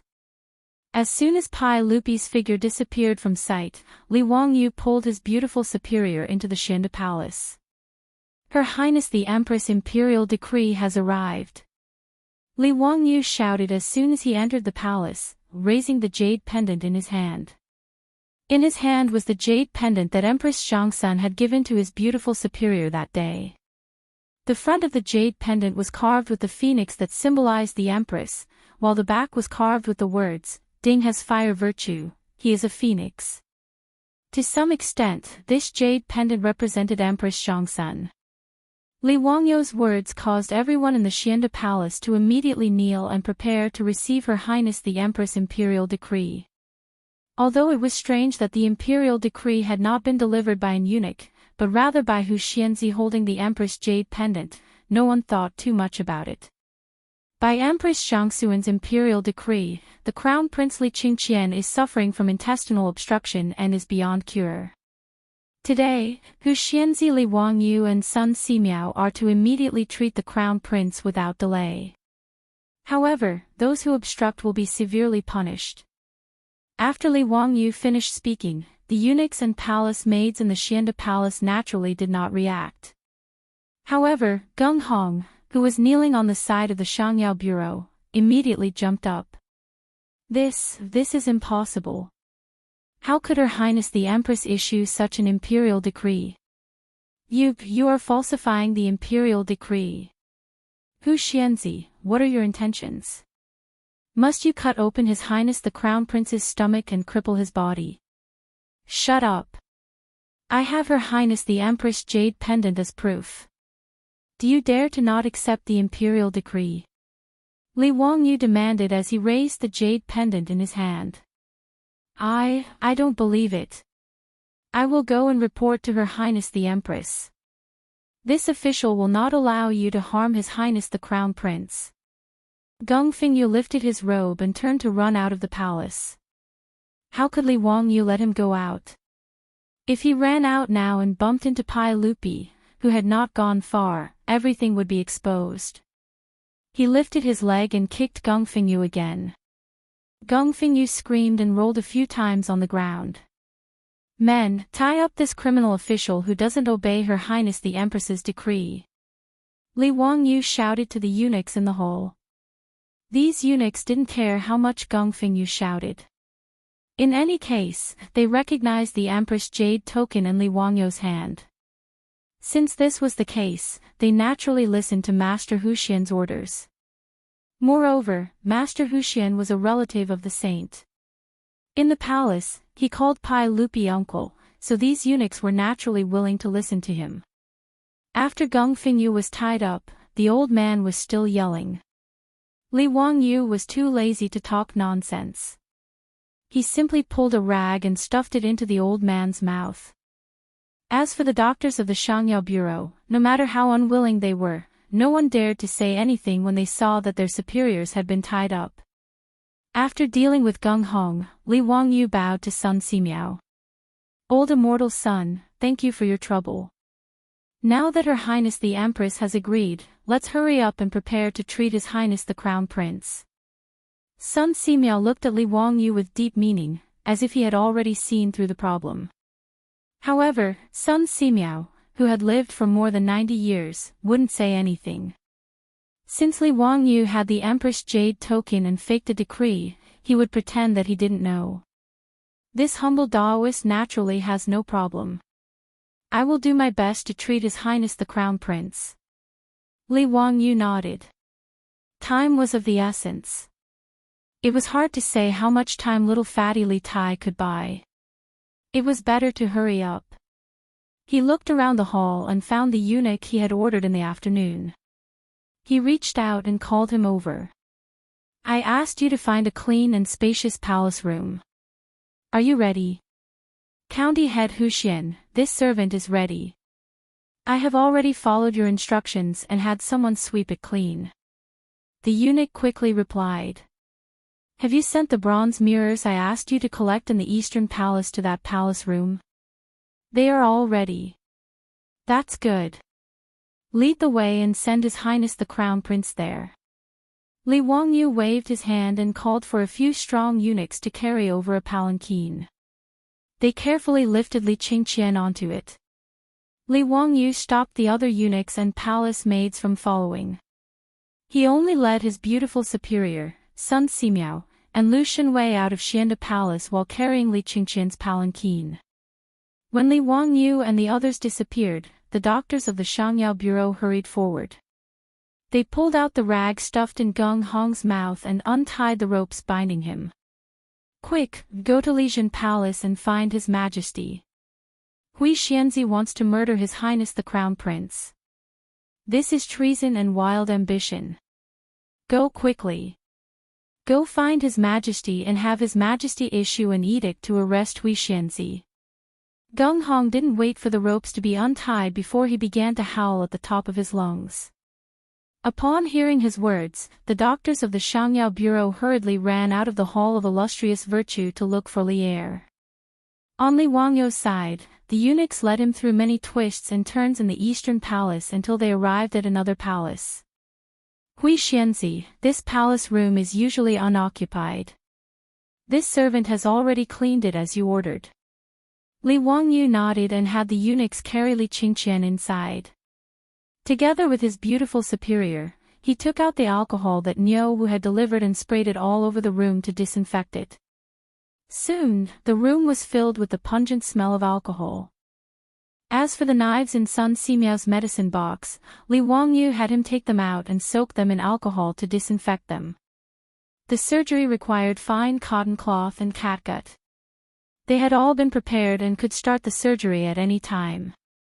At this time, the light in the room was dim. Sun Simiao shook his head and said, Hui Xianzi, the candlelight isn't very bright. How are we going to treat His Highness the Crown Prince? Li Wangyu had naturally prepared for this. He had ordered the eunuchs to collect bronze mirrors in the Eastern Palace to prepare for the surgery. Edison used mirrors to gather light to provide light for the surgery. This was a story that everyone knew in the language books of later generations. Although the Tang dynasty didn't have glass mirrors, they could use bronze mirrors to refract light and gather light. Li Wangyu and his beautiful superior busied themselves. They lit candles around Li Qingqian and placed bronze mirrors behind him. They constantly adjusted the angles of the mirror's refraction. Soon, Li Qingqian's body was abnormally bright under the candlelight. It had the effect of shadowless lights in the operating room. After everything was ready, Li Wangyu sent the eunuchs next door. His beautiful superior turned around and prepared to leave the room. Wangyu, just do what you need to do. If His Majesty comes, I will do my best to stop him. She paused for a moment before continuing, if there are any consequences, I will bear them with you. The beautiful superior spoke very casually. In fact, her whole body was trembling. She was just trying to calm her tone. Whether or not the surgery in the Tang dynasty could succeed depended purely on the person's character. Even Li Wangyu wasn't confident. Li Wangyu didn't care about shocking the world. He stepped forward and hugged Su Chongqing tightly. Neither of them spoke. After a long time, they silently looked at each other and separated. Seeing his beautiful superior walk out of the room, Li Wangyu took a deep breath and turned to look at Sun Simiao and Lu Shenwei. Old Immortal Son, Brother Lu, let's begin. Chapter 407. On the temporary operating table, Li Qingqian's clothes were removed. Li Wangyu picked up the alcohol and disinfected Li Qingqian's body. Sun Simiao had been observing Li Wangyu's actions from the side. At this moment, he couldn't help asking, Hu Xianzi, what did you pour in the room? Alcohol. What's alcohol? It's the essence of wine. What's its use? Sterilization. Sterilization. Is it like what Hu Xianzi told me, that bacteria can only be seen with a microscope? Sun Simiao asked curiously. Li Wangyu was speechless. Sir, this isn't the time to ask questions. If we don't hurry up and perform the surgery, Li Qingqian won't be able to live. If you have any questions, can you ask them later? Fortunately, Sun Simiao also reacted. Now wasn't the time to ask questions, so he no longer spoke and instructed his disciple, Lu Shenwei, to get the lancet. The lancet was similar to the scalpel in the modern world. It was used for surgery. Since Sun Simiao was too old and Lu Shenwei was in his prime, they decided to have Lu Shenwei as the chief surgeon for safety reasons. Sun Simiao and Li Wangyu would assist from the side. Although Lu Shenwei had been in the medical field for many years, he had never done such a thing before. Hence, his hand trembled as he held the lancet. Hu Xianzi, where do you start? Li Wangyu rolled his eyes. You're asking me. How the hell would I know? Brother Lu, do as you see fit. How long should the incision be? Let's leave it to fate. Li Wangyu's words angered Lu Shenwei so much that he almost threw the lancet in his hand at Li Wangyu. Was this still something a human would say? What do you mean by let fate? Why don't you let fate take a look? Seeing Lu Shenwei glaring at him, Li Wangyu felt wronged. He wasn't a doctor, so why would he ask him? Fortunately, Sun Simiao was experienced. Although he had never performed surgery before, he still had a rough judgment. The intestinal abscess is in the lower right abdomen, so it should be there. My disciple, start from here. Don't cut it too long. Slide it 3 inches away and take a look. Lu Shenwei nodded. Taking a deep breath, he tightly gripped his lancet and lightly pressed it against Li Wangyu's lower right abdomen. Just as he was about to slice down, he suddenly heard Li Wangyu shout. Wait! Lu Shenwei's hand trembled, and he almost dropped his saber. He felt as if 10,000 alpacas were galloping past him. He and Sun Simiao both looked up at Li Wangyu, wondering what he was shouting about. Li Wangyu couldn't help but wipe the sweat from his forehead. He was also nervous. Old Immortal son, I forgot something. What is it? Anesthesia. We haven't given the Crown Prince any anesthetic yet. Li Wangyu's words made Sun Simiao and Lu Shenwei look at each other in dismay. Sun Simiao couldn't help but let out a dry cough to hide his embarrassment. How embarrassing. Both the master and disciple had completely forgotten about this matter. The main reason was that they were going to cut open someone's abdomen for the first time, and the patient was the crown prince of the Tang dynasty. Even the old Daoist Sun Simiao was a bit nervous. In addition, Li Qingqian had been unconscious all this time. In a moment of panic, the master and disciple had completely forgotten about this matter. Sun Simiao smiled embarrassedly. How can we decoct anesthetic now? But it's not a problem. This humble Daoist will still use the golden needles to pierce the acupoints to reduce the crown prince's pain. That day in Dingzhou village, Sun Simiao had cut off the rotten meat for Niu Yong.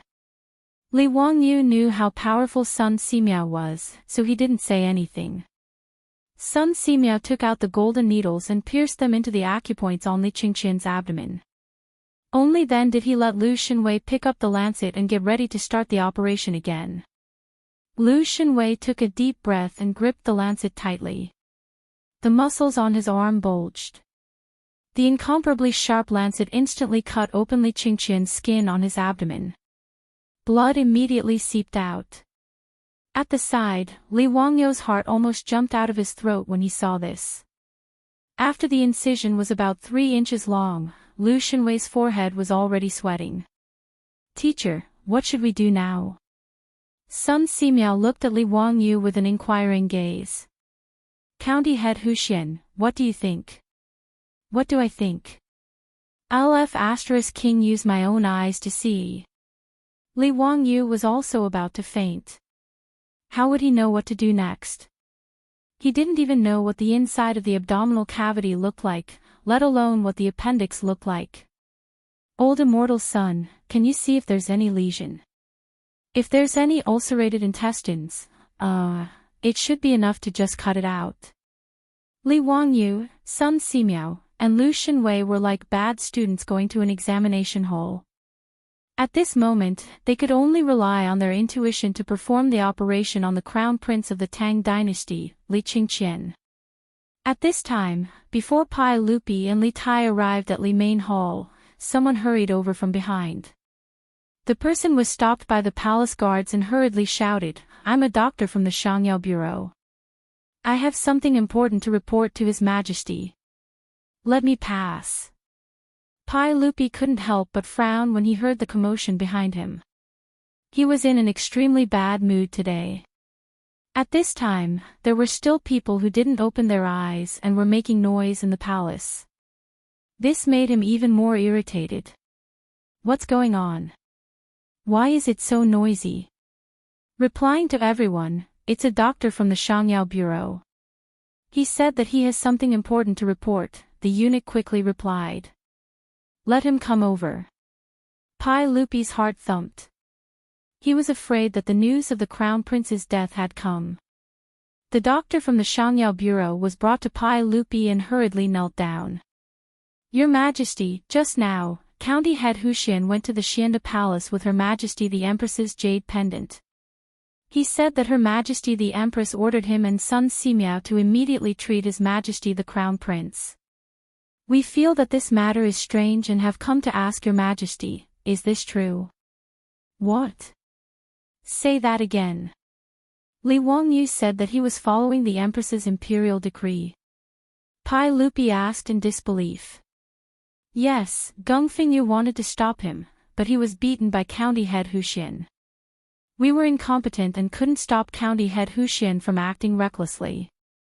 Pai Lupi suddenly turned his head and looked at the uneasy Li Tai. "Qing Ke, does this matter have anything to do with you? Tell us honestly, did your mother really tell you to go to the Xianda Palace to find us? Only now did he come to his senses. If Empress Xiangsun was truly unwell, she would have sent an eunuch to inform her.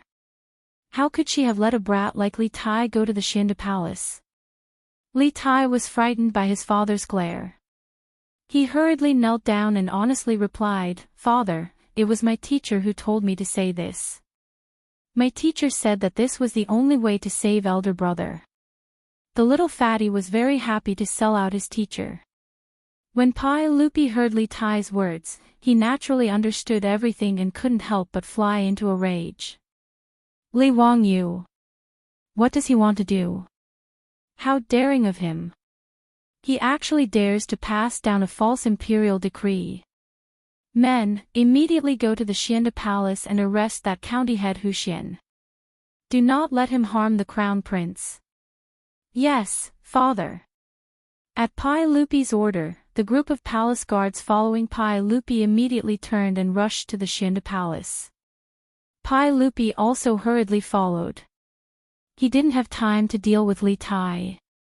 Li Tai saw his father hurriedly leave and couldn't help but stick out his tongue. He turned and ran to Li Main Hall. If his father wanted to beat him, he would have to ask his mother for protection. However, when the guards arrived at the Xianda Palace, Li Wangyu was nowhere to be seen. Even Crown Prince Li Qingqian had disappeared. Chapter 408. As soon as Geng Hong saw Pai Lupi arrive, he immediately went forward to complain. "Your Majesty, that county's son is truly unscrupulous.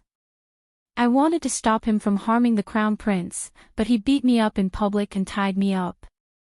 Pai Lupi's eyes were red as he angrily stared at Geng Hong. "Where is the crown prince now?" I don't know. After Li Wangyu tied me up, he found a few eunuchs to carry the crown prince away on a palanquin. He must be looking for a place to cut open the crown prince's stomach." Before Geng Hong could finish his sobbing words, another wave of pain came from his body. He was kicked to the ground by the furious Pai Lupi. "If anything happens to the crown prince, I will have someone cut open your stomach."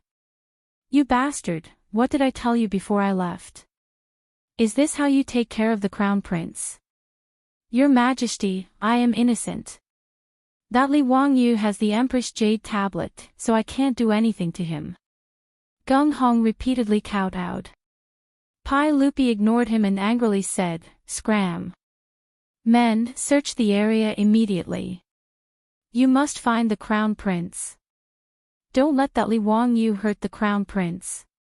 Following Pai Lupi's orders, the eastern palace was like a hornet's nest being poked. There were imperial guards and eunuchs carrying lanterns everywhere, searching for traces of Li Wangyu and the crown prince. There were only so many rooms in the eastern palace, and the room Li Wangyu was in wasn't a hidden place, so it was quickly discovered by the imperial guards.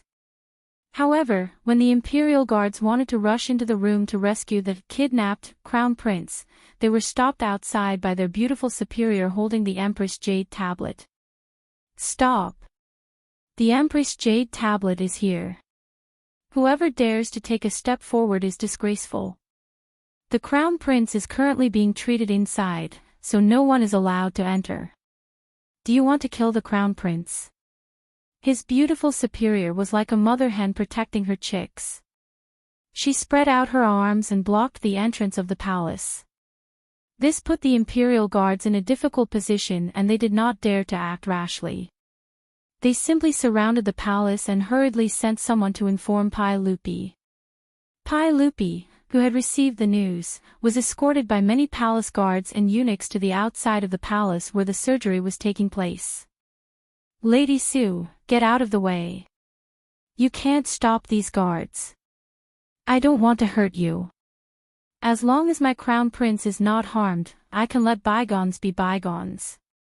Don't make a mistake. Pai Lupi's mood was unusually irritable, but he still showed some mercy to Su Chongqing, who was standing outside the hall with his bare hands. The beautiful boss bit her lower lip and shook her head with unusual firmness. Your Majesty, forgive me for speaking bluntly, but the only ones who can save the crown prince are Li Wangyu and Sun Simiao. Your Majesty, you must believe in Wangyu.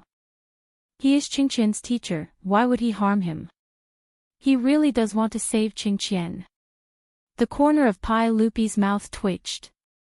He had also thought that Li Wangyu would not harm his son. However, he did not believe Li Wangyu's words. Could cutting open someone's stomach save a life? Could it cure an intestinal abscess? Lady Su, get out of the way. No matter what Li Wangyu wants to do, let me go take a look at Qingqian first. No, Your Majesty. Right now, the crown prince is being treated inside. If you charge in, the crown prince will die without a doubt. The beautiful boss's words made Pai Lupi hesitate. Naturally, he was not willing to risk his son's life. Seeing Pai Lupi hesitate, the beautiful boss continued, Your Majesty, as far as I know, the doctor at the Shangyao Bureau said that the crown prince will not make it through tonight. An intestinal abscess is an incurable disease that cannot be cured. If Li Wangyu is not trying to save the crown prince, why would he do such a thing? What good would it do him to do such a thing? Your Majesty, do you really not want to save the crown prince's life? Would you rather see the crown prince die? He is only 9 years old. The beautiful boss's words finally moved Pai Lupi. Can Li Wangyu really save my crown prince? Yes. I guarantee it with my life. In reality, Su Chongqing did not have much confidence. With the medical conditions of the Tang dynasty, whether or not Li Qingqian could survive depended on whether or not his life was strong enough. However, she could only grit her teeth and insist that she could save Li Wangyu to buy time for Li Qingqian and the others, who were still in surgery. Pai Lupi could not help but be moved when he heard this. After a while, he slowly said, Since that is the case, I will give him this time. Men, surround this palace. No one is allowed to leave. At this time, the group of doctors from the Shangyao Bureau, as well as Fingyu Gonghong, received the news and hurried over. Hearing Pai Lupi say this, Gonghong could not help but panic, Your Majesty, you cannot. Even if a Daluo golden immortal came, it would be difficult to save this intestinal abscess. How can we allow His Highness the Crown Prince to be wantonly insulted by Li Wangyu? Your Majesty, do not listen to this woman's nonsense. You cannot. Enough. Pai Lupi suddenly roared, scaring Gung Hong, who was still incessantly trying to persuade Pai Lupi, into immediately shutting his mouth and keeping quiet out of fear. If anyone tries to stop Wuxia from saving the crown prince again, they will be beaten to death. Pai Lupi coldly ordered, then glanced at Gung Hong with disgust. He had also thought things through. His son had an incurable disease and was on the verge of death. The Shangyao Bureau's Fengyu and doctors were incompetent and could not save the crown prince. At this time, Li Wangyu dared to risk universal condemnation, which meant that he really wanted to save Li Qingqian. As a teacher, he could do what Li Wangyu did, even going as far as falsifying an edict to save his son. Even Lady Su in front of him dared to use her own head as a guarantee. What could Pai Lupi say? Her Highness the Empress has arrived. Another eunuch announced loudly. It was the pregnant Empress Zhongsun, who had also arrived with Li Tai. The matter in the Eastern Palace had become so big that Empress Zhongsun naturally also received the news. In addition, Li Tai was afraid of being punished by Pai Lupi, so he straightforwardly confessed everything to Empress Zhongsun. After learning that Li Wangyu had faked her imperial edict and kidnapped Li Qingqian from Xianda Hall, how could Empress Zhongsun sit still? She did not care whether Pai Lupi allowed it or not. She led a group of eunuchs and palace maids and hurried to the Eastern Palace. Erlang, how is Qingqian? How could Zio cause trouble like this? I will definitely take care of him later. Pai Lupi hurriedly and carefully supported his wife. Guanyin maid, didn't I tell you to properly rest in Lijin Hall? Qingqian's matter is with me, why are you doing this? He then glared angrily at the group of eunuchs and palace maids behind Empress Zhongsun. I ordered you to take good care of the Empress. Why did you let the Empress come here? Erlang, don't blame them. It was I who wanted to come. Quickly tell me, how is Qingqian right now? Pai Lupi grimaced and pointed at his beautiful superior blocking the door to the palace. I also don't know. This Lady Su is fighting with her life and will not allow me to enter the palace. She said Li Wangyu, that bastard, is currently treating Qingqian. Empress Zhongsun finally noticed Su Chongqing and hurried forward. Niece Chongqing, is it possible for me to go in and take a look at Qingqian?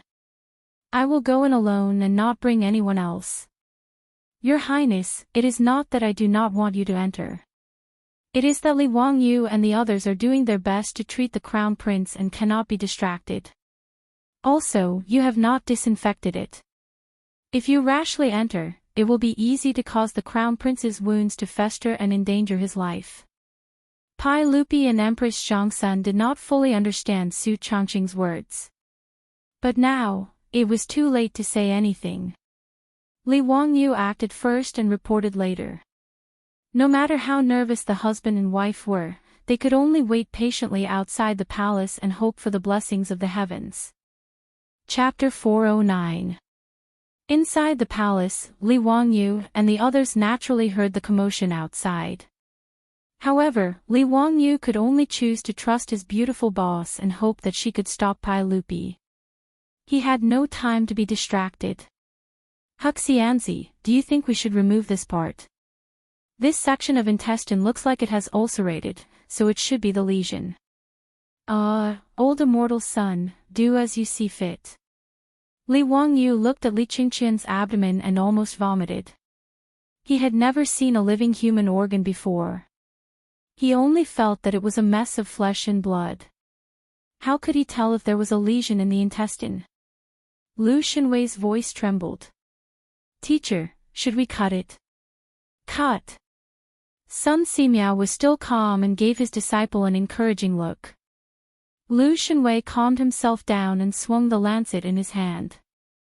The next moment, a section of intestine stained with blood was thrown in front of Li Wangyu. Li Wangyu, who was already feeling nauseous, could no longer hold it in. He covered his mouth and ran to the side hall. He grabbed a decorative porcelain bottle and vomited. He had overestimated his own mental endurance, but Li Wangyu couldn't be blamed for this. Even in the future, many new medical students would vomit during their first dissection class. This was a normal physiological reaction.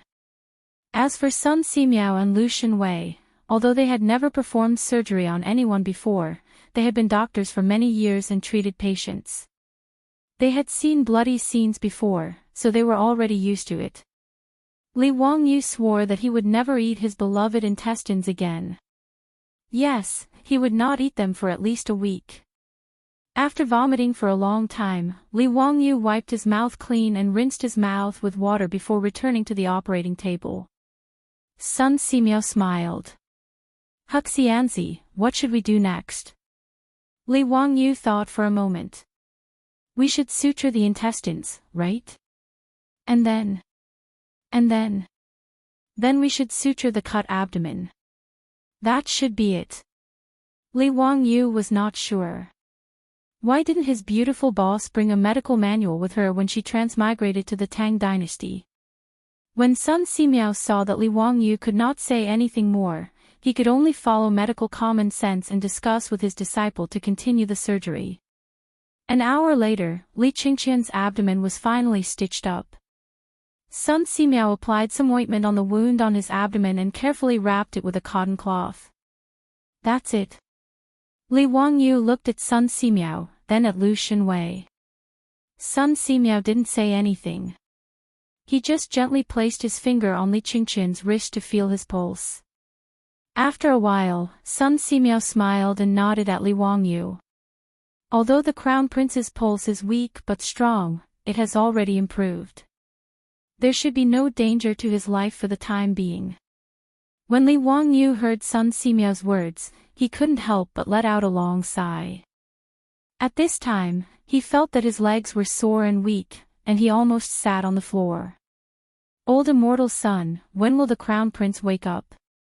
Anytime. Okay, then let's wait. When he thought of the furious Pai Lupi outside the door, Li Wangyu decided to wait for Li Qingqian to wake up before opening the door. Otherwise, when the Pai Lupi came in and saw his son lying on the operating table with intestines in the porcelain basin next to him. Under this kind of stimulation, wouldn't the Pai Lupi have the imperial guards behead him on the spot? That would be too much of an injustice. Sun Simiao and Lu Shenwei had the servants in the side hall bring in clean water to wash their hands. They also wiped away the blood that had seeped out during the surgery. The operating table finally didn't look so scary.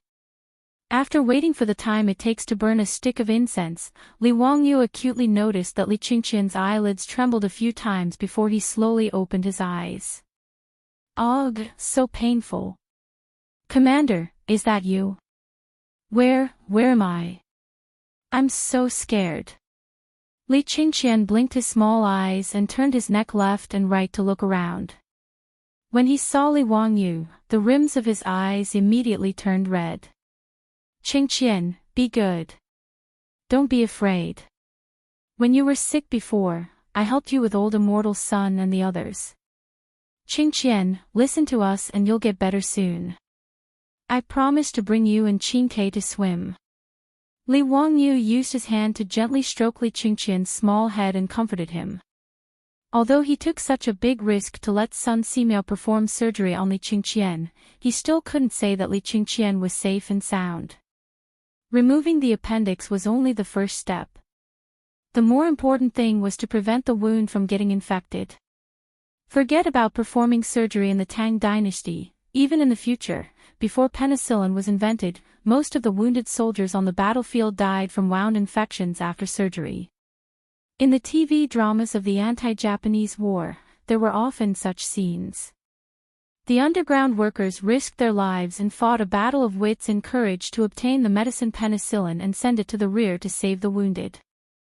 Penicillin was penicillin. Although it couldn't be taken seriously in the TV dramas, it indirectly reflected how dangerous it was for the wound to fester. Li Wangyu was already very careful. Before the surgery, he disinfected all the instruments with alcohol. Because they didn't have rubber gloves, Li Wangyu not only let Lu Shenwei and Sun Simiao wash their hands several times, but also carefully wiped them with alcohol. In addition, he still had the remaining cephalosporin capsules. If Li Qingqian's wound still got infected, then he really couldn't do anything. Now, he could only do his best and leave it to fate. He hoped that God would bless him. After Li Qingqian woke up, Li Wangyu called the anxious servants in the side hall and asked them to carefully serve Li Qingqian. Li Wangyu walked to the door of the palace and pushed it open with a creak. The scene outside the door gave Li Wangyu a fright. The palace guards, clad in armor and holding torches, tightly surrounded the palace. Li Wangyu almost cried. Wasn't it just a surgery? Was there a need to make such a big fuss? When Pai Lupi and Empress Xiangsun saw the door of the palace open, they hurried forward. Li Wangyu, you bastard, you still dare to come out. You really have guts. You actually dared to send a fake edict and even kidnap the crown prince. You really want to kill me. I ask you, how is Qingqian now? Pai Lupi was truly anxious. His words were incoherent. Li Wangyu secretly curled his lips. What do you mean I still dare to come out? Am I going to stay in this palace forever? Now that Li Qingqian had already woken up, Li Wangyu's courage had increased a bit. Uncle, why are you so angry? Nephew greets aunt. Aunt, you also came. Humph. Stop laughing and smiling here. How is Qingqian? Can I go in and see Qingqian now? Pai Lupi still remembered what his beautiful superior had said to scare him. Something about there being germs on his body and not being disinfected. Although he was anxious, he didn't dare to rush in rashly. Li Wangyu made a gesture of invitation. The crown prince is safe and sound. Uncle, aunt, please. Pai Lupi and Empress Xiangsun looked at each other. The couple lifted their feet and walked into the palace. Gung Hong and a group of doctors from the Shangyao Bureau also wanted to follow in, but they were stopped by Li Wangyu. Stop. His Highness the Crown Prince is recuperating inside. The Shangyao Bureau and dogs are not allowed to enter. When he said this, Gung Fengyu and the group of doctors' faces changed. Their old faces instantly flushed red. They glared angrily at Li Wangyu, so angry that their bodies trembled. Chapter 410. Li Wangyu doesn't care how Gung Fengyu and the other doctors of the Shangyao Bureau glares at him. He doesn't allow them to enter. As a cynical man, Li Wangyu holds a grudge. He has already written down the names of Gung Fengyu and the others who spoke ill of him in the black notebook. Pai Lupi also heard Li Wangyu's words, but he ignored them and helped his wife into the hole. The little fatty Li Tai blinked and quickly followed. Pai Lupi naturally doesn't have a good impression of Gung Fengyu from the Shangyao Bureau. If Li Wangyu really saves Li Qingqian, it undoubtedly proves the incompetence of Gung Fengyu and the group of doctors in the Shangyao Bureau. What's more, Pai Lupi now understands. After all, Li Wangyu is his nephew. He dares to take such a big risk and insists on saving Li Qingqian. Naturally, he has his reasons. So when Li Wangyu insults the people of the Shangyao Bureau, Pai Lupi just pretends not to hear. Li Wangyu pulls his beautiful boss into the hall, turns around, and closes the door with a bang. Gung Fengyu and the others are so angry that they stomp their feet outside. Father, mother. Li Qingqian, who is still lying on the operating table, immediately cries when he sees Pai Lupi and Empress Xiangsun. Qingqian, don't cry, don't cry. How is it? Does your stomach still hurt?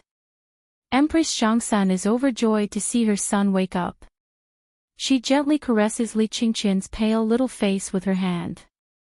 Tears of heartache fall like pearls from a broken necklace. It hurts, it still hurts. Li Qingqian's words scared Li Wangyu to the side. His face is almost white. F***ck, could it be that Sun Simiao and Lu Shenwei cut the wrong place? But before, it was abdominal cramps. Now it doesn't hurt, but the stomach still hurts. Li Wangyu finally breathed a sigh of relief. This stinky boy, he speaks with a big pause.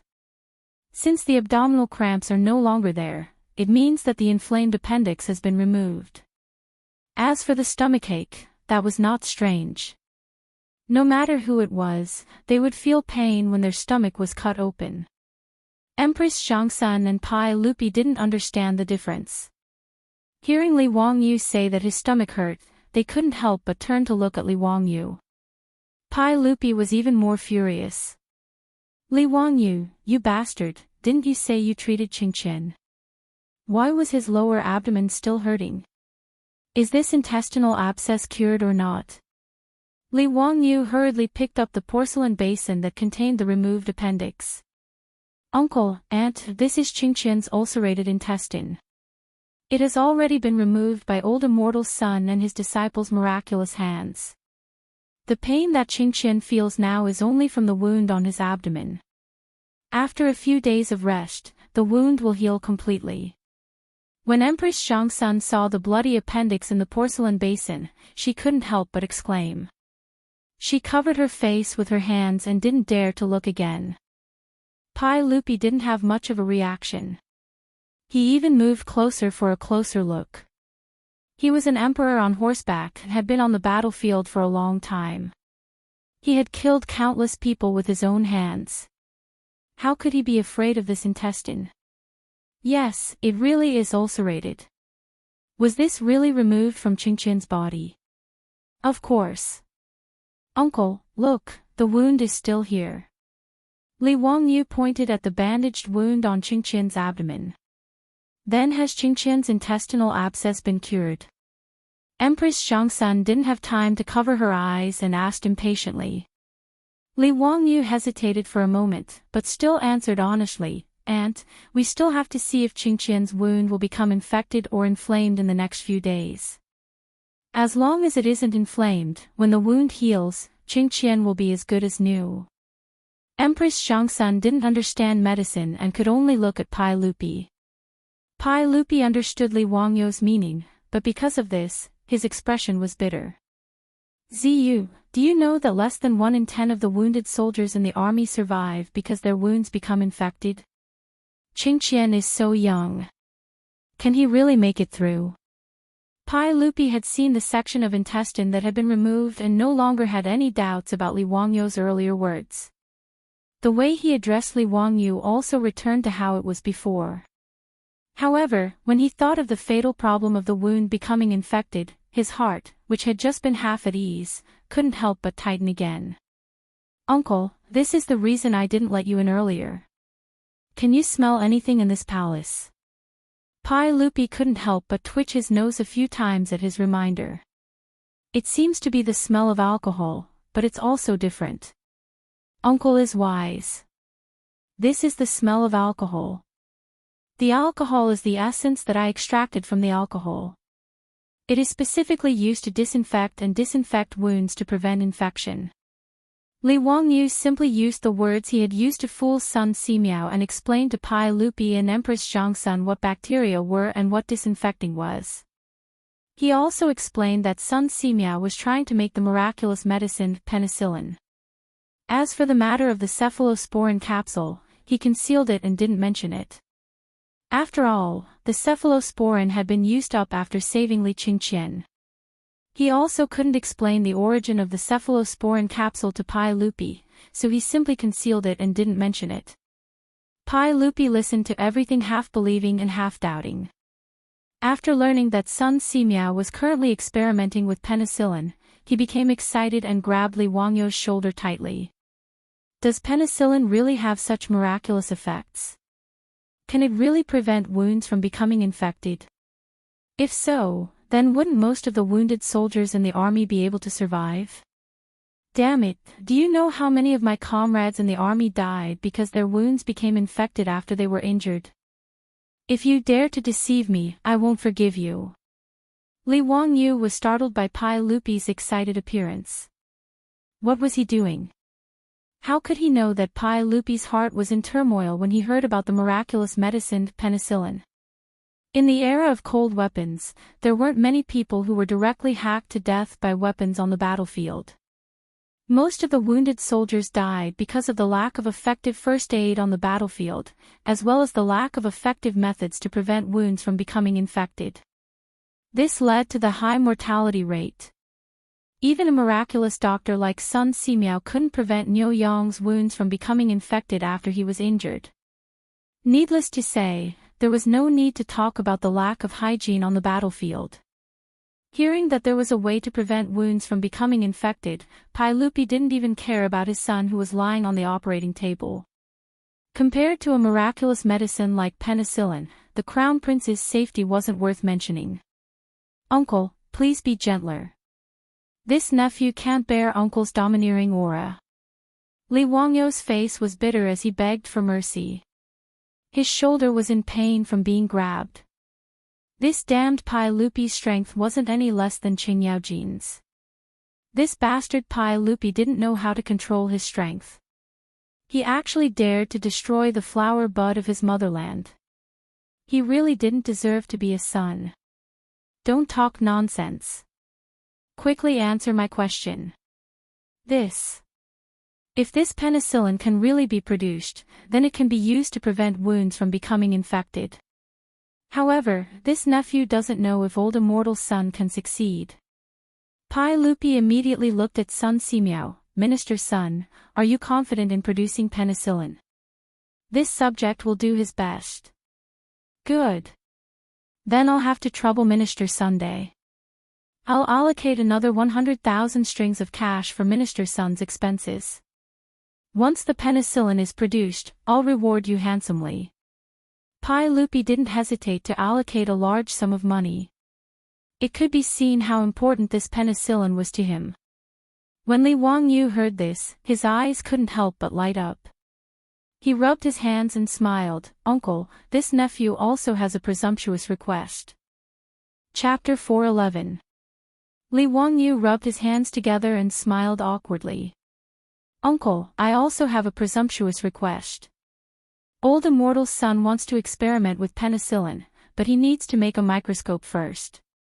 Heh, I wonder if Uncle can order the supervising craftsman to help me make a microscope." Pai Lupi glared at him. "If you need the cooperation of the supervising craftsman, you can go find Yen Lide. Do you think that I don't know that in recent days, you had the supervising craftsman help you make that vending machine?" Li Wangyu was slightly embarrassed. He had the supervising craftsman do private work, and Pai Lupi had found out. He rubbed his nose. Heh, Uncle, the main thing is to make a telescope. It needs a large amount of high-quality crystal, Pai Lupi replied unhappily. "All right, I know. I'll have the Shangsha Bureau send you some crystal later." During the Sui and Tang dynasties, there was no imperial treasury in the palace.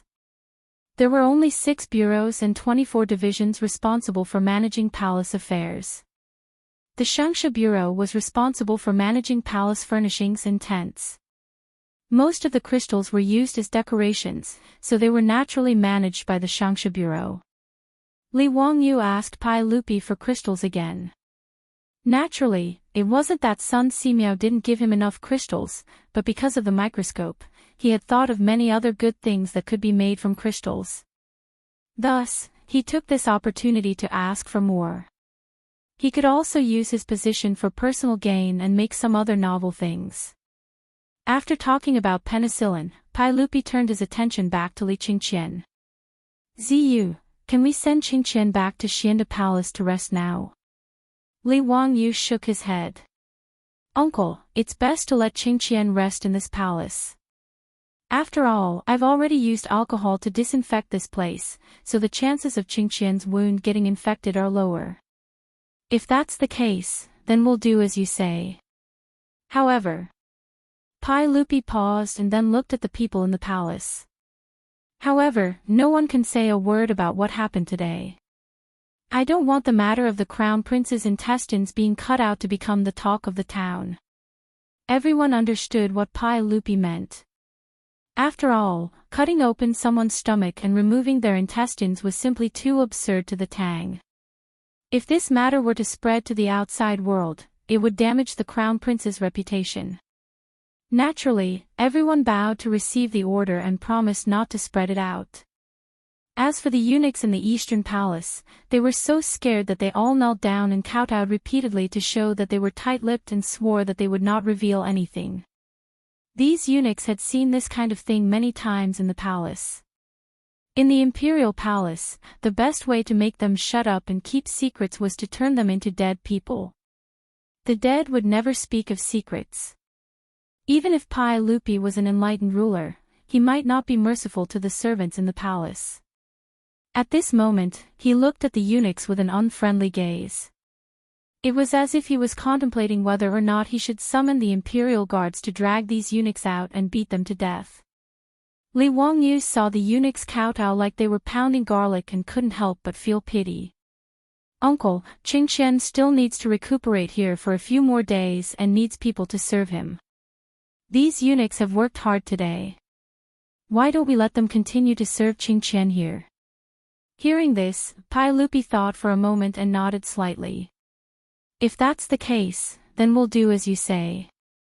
When he said this, the eunuchs felt that they had escaped death and didn't dare to say more. They only kowtowed heavily in Li Wangyu's direction a few more times before standing up and silently retreating to the side.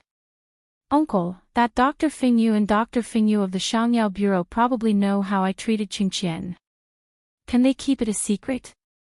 Li Wangyu didn't forget to give Gung Hong and the others a hard time. It doesn't matter. They haven't seen it with their own eyes and won't believe it. I will have the palace guards lock down this palace room. Other than you, no one is allowed to enter or leave until Qingqian fully recovers. Yes, sir. Empress Xiangsun and Li Tai chatted with Li Qingqian for a long time before they were persuaded to leave by Pai Lupi. As for Li Qingqian, he was naturally left to recuperate in this palace room. Li Wangyu, Sun Simiao, and Lu Xinwei also temporarily stayed in this palace room and were responsible for looking after Li Qingqian. After the sun rose the next day, the beautiful superior returned to Dingzhou village and comforted the old butler, Li Heng, and the others. Pai Lupi had the palace guards lock down the palace room in the eastern palace and didn't mention a single word about Li Qingqian's illness. However, he didn't think that this would lead to a notice storm. In reality, there weren't any secrets to speak of in the eastern palace.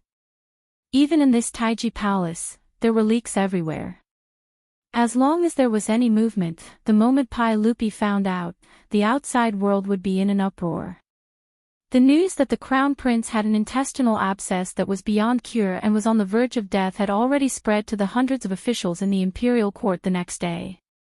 Towards this, the officials had different reactions. Those who were worried about the crown prince's life were worried that if the crown prince died, the new crown prince would be able to inherit the throne. After Pai Lupi locked down the news of the eastern palace, all sorts of rumors spread. No one knew what was going on with Crown Prince Li Qingqian. There were even officials who guessed that the crown prince had already died, but Pai Lupi didn't want to announce it. As for the aristocratic families led by the 5 families and 7 hopes, they were suddenly energized and felt that they had grasped Pai Lupi's weakness. Within the Jing family residence in Xinjiang, a banquet was held as usual and a large number of guests were invited. The family heads of the aristocratic families hid in a private room and whispered to each other. Lord Wang, is the news from the palace true? That Li Qingqian really has an intestinal abscess. That's right, there's no doubt about that. I've asked Fingyu of the Medicine Bureau and a few other doctors who have diagnosed Li Qingqian, and they all confirmed that he has an intestinal abscess. Tisk tsk, that means that Li Qingqian is definitely going to die. That should be the case. I've asked many famous doctors, but there's no medicine that can cure intestinal abscess. Needless to say, a brat like Li Qingqian definitely won't be able to survive. I heard Geng Fingyu say that the little bastard surnamed Li wants to cut open Li Qingqian's stomach to cure his intestinal abscess. That can't be true, right? Lord Wang, you actually believe such ridiculous words. If cutting open someone's stomach can cure an illness, Isn't Li Wangyu a Daluo golden immortal that came down to earth? Ah, that's right, that's the case. However, if that's the case, once Li Qingqian dies, it'll be worth us doing something. Last time, we let that bastardly Shimin use the so-called Dao ancestor to escape a calamity. This time, I'd like to see how he'll escape. Lord Lu, Lord Chui, Lord Wang, I won't hide it from you guys. I've already ordered people to get in touch with the retired emperor. In the private room, Jing Yuanshou lowered his voice and whispered to the aristocratic family heads. The burning candles in the private room cast the figures of the people on the wall, making them appear especially sinister. Chapter 412. In recent days, the atmosphere in Chang'an had become strange. Whether it was the streets or the imperial court, it was filled with the atmosphere of a coming storm. The news that the crown prince was seriously ill and might even have passed away had inadvertently spread throughout the 108 streets of Chang'an. Regarding this, the people were all discussing it. As for the imperial court, the atmosphere was even more strange. Although the daily court session seemed to be no different from usual, even a general like Qin Yaojin could sense that something was wrong. In the past, when discussing local government affairs, the officials from aristocratic families would always argue endlessly with the officials who represented the interests of the imperial court. It was not rare for them to quarrel. However, ever since the news of the crown prince Li Qingqian's illness spread, the imperial court had suddenly quieted down. It seemed that when discussing government affairs in the daily court sessions, the officials were absent-minded and hastily finished their work. Qin Yaojin and the other high dukes naturally knew that it had something to do with the crown prince Li Qingqian's illness. Relying on his close relationship with Pai Lupi, he had also indirectly asked Pai Lupi about the crown prince's condition. However, no matter who came to inquire, Pai Lupi only pretended to be profound and smiled without saying anything. Even Qin Yaojin and the other high dukes could not make heads or tails of this. The news that spread from the eastern palace was that the eunuchs and palace maids had not seen the crown prince for some time. This news was naturally known by the 100 Horsemen department and reported to Pai Lupi. Li Er only laughed at this and did not care at all. There was no need to care about this kind of nonsense. Once his son fully recovered, he would naturally be able to slap the faces of these gossiping officials. He would visit Li Qingqian in the eastern palace every day. Li Qingqian's condition was getting better and better. Pai Lupi, who was originally stubborn, had no choice but to believe that disemboweling someone could really cure the illness. With Li Wangyu's alcohol disinfection and the lethal cephalosporin capsule, as well as the meticulous treatment by Sun Simiao and Lu Shenwei, Li Qingqian's wounds were healed. Not only was Li Qingqian's wound not infected after the surgery, but he could also get off the bed and walk slowly. He would recover in a few days. Therefore, Pai Lupi didn't take the 100 Cavalry Department's report to heart. However, Pai Lupi had not expected that by hiding Li Qingqian's illness, he would detonate a huge bomb in the imperial court. On the 7th day of the 7th month of the 2nd year of Xinguan, it was the day of the imperial examination. The 1st and 15th of every month was the time for the imperial court assembly. All civil and military officials above the 9th rank would enter Taiji Palace to participate in the imperial court assembly. The imperial censor Wei Jing led his subordinates to the Taiji Palace Hall, urging the hundreds of officials to go to work. In the main hall, the officials and civil servants were on the left and the generals on the right.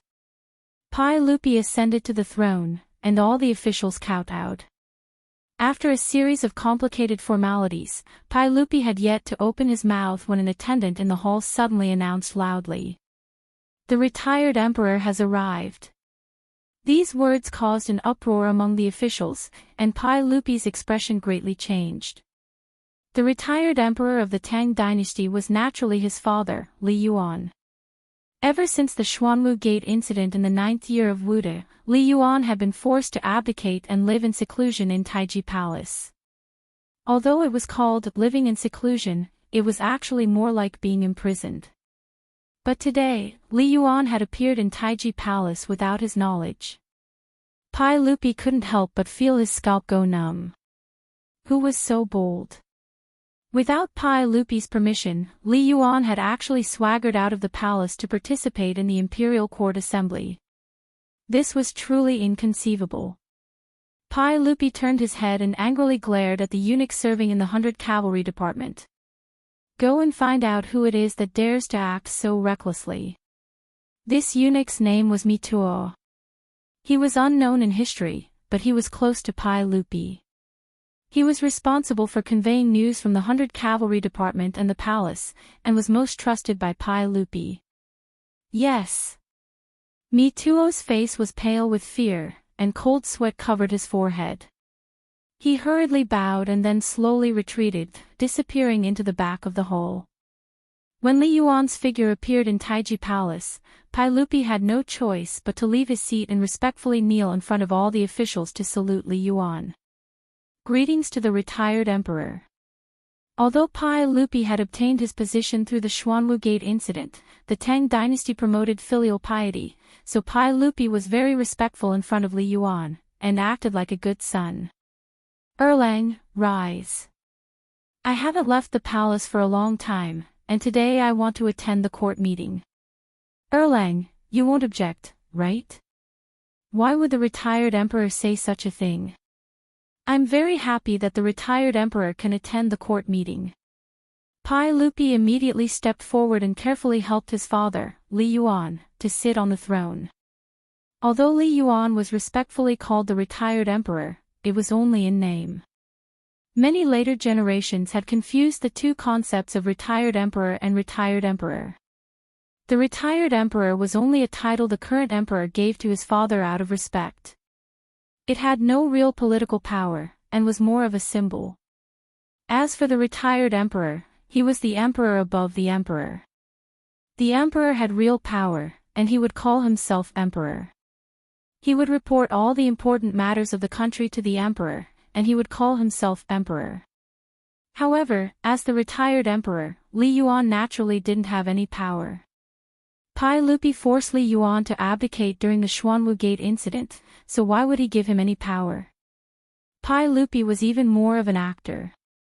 In addition to acting as a filial son, in history, after the Black Tortoise Gate, in order to obtain Li Yuan's forgiveness, Li Er actually imitated that milk baby, burrowing into Li Yuan's bosom to suck on his breast, mourning for a long time. It was really hard for people to understand. After Li Yuan sat down, the officials once again bowed and kowtowed 3 times and 9 times. Pai Lupi sat next to Li Yuan and lightly coughed.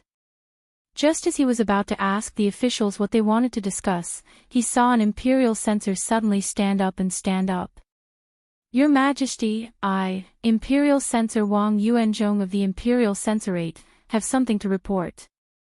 The Imperial Censorate of the Tang dynasty consisted of the Tai Yuan, the Imperial Censorate, and the Censorate. The Tai Yuan was responsible for censoring officials and impeaching those who violated the law. The Imperial Censorate was responsible for censoring officials and the 6 departments of the Minister of State. The Imperial Censor of the Imperial Censorate was not of very high rank, at the 7th rank or higher. Pai Lupi thought to himself, which civil official or general was it that had been caught by this imperial censor? Wang Qing has reported. Your Majesty, this subject has heard that County Magistrate Li Wangyu entered the Eastern Palace 10 days ago with the token Your Majesty bestowed upon him. But for some reason, County Magistrate Huxian has not left the palace. Today, County Magistrate Huxian is attending court, so why is County Magistrate Huxian not attending? This subject wishes to impeach County Magistrate Huxian for disrespecting the law and acting recklessly.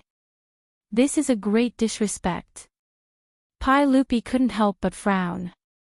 What did Wang Yuanzhong mean by this? Was it really just to impeach Li Wangyu?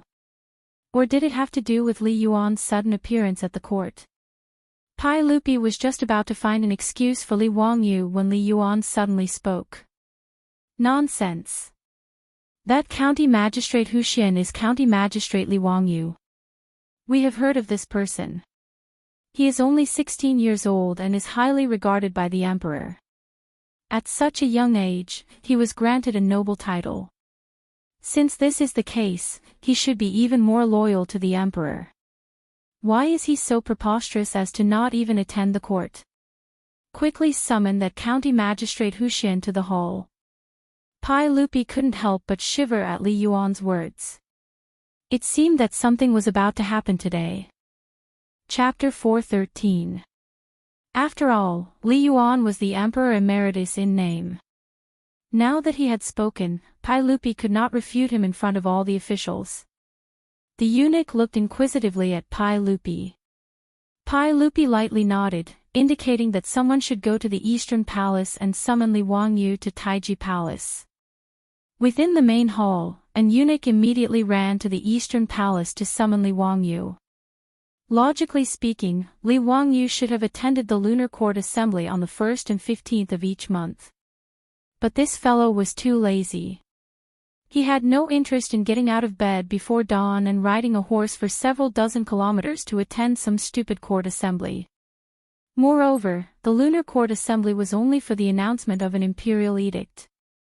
Under normal circumstances, it was not for discussion and was considered a ceremonial court assembly. Although Pai Lupi would always ask if there was anything to report, this was just part of the procedure. Li Wangyu was a noble, but he had no official position. Thus, every time the lunar court assembly was held, he would find all sorts of excuses to ask for leave. In the end, Pai Lupi just let him do as he pleased. Today was the same. Li Wangyu would rather sit in the Eastern Palace and chat with that devilish brat Li Qingqian than attend the court assembly in Taiji Palace. But it was clear that someone wanted to use today's court assembly as an opportunity to make trouble for him. Just like a few months ago, during the plague of locusts, they wanted to force Pai Lupi to issue an imperial edict. Pai Lupi was well aware that this imperial censor Wang Yuanzhong's sudden mention of Li Wangyu's disrespect for the law was probably just a pretext to make a fuss. Although he was furious, he did not show it on his face. He wanted to see what his father wanted. It didn't take long for Li Wangyu, still dressed in white, to be summoned to Taiji Palace by an eunuch. This subject, Li Wangyu, the founding son of this county, pays respects to the Emperor Emeritus and Your Majesty. Li Wangyu was also confused. Why had he been summoned to the Taiji Palace for no reason? As for Li Yuan, who was sitting on the throne, it was the first time he had seen him, so he hurriedly greeted him respectfully. However, Li Yuan was not polite at all. He opened his mouth and reprimanded, "County head Wuxia, why didn't you come to Taiji Palace to pay your respects today? Who gave you the guts to be so impudent?" Li Wangyu was stunned when he heard this. He couldn't help but steal a glance at Pai Lupi. What was going on? Pai Lupi rolled his eyes and couldn't help but speak up for Li Wangyu.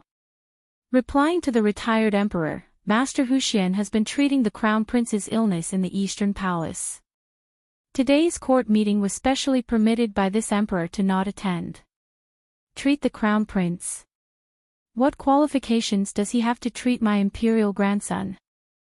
Zhen heard from the chamberlain that Zhen's imperial grandson is suffering from intestinal obstruction. Erlang, is this true? Li Yuan narrowed his eyes and stared at Pai Lupi as he asked. That's right. Qingqian is suffering from intestinal obstruction.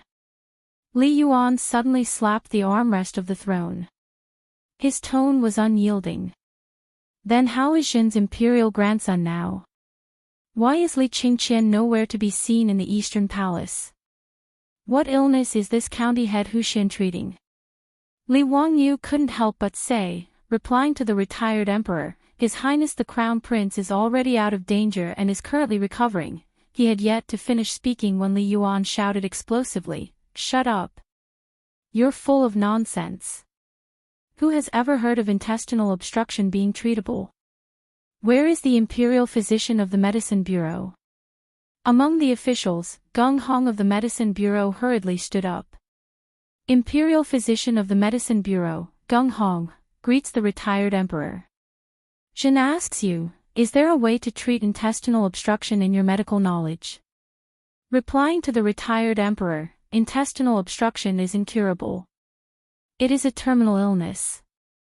I have practiced medicine for more than 30 years and have never heard of this illness being treatable. Gung Hong continued, however, I have heard that County Head Huxian is preparing to cut open His Highness the Crown Prince's abdomen and cut out the ulcerated intestines. He says that this can treat intestinal obstruction. I do not dare to speak nonsense. Perhaps it is because my medical skills are not good enough that I cannot understand County Head Huxian's thoughts. Scoundrel, cutting open someone's abdomen. Can that person still live? Is this a treatment or a plot to kill Jin's imperial grandson? Li Yuan's tone became increasingly agitated. He slapped the armrest of the throne loudly. Pai Lupi watched Gung Fengyu and his father echo each other in the great hall and couldn't help but sneer in his heart. He gave Li Wangyu a reassuring look and then said nothing, allowing Li Yuan to do as he pleased.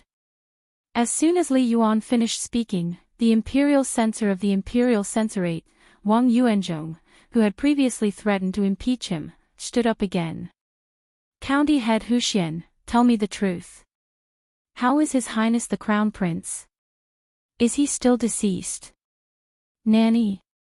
Li Wangyu was taken aback by this fellow's words. What did he mean by the Crown Prince was deceased?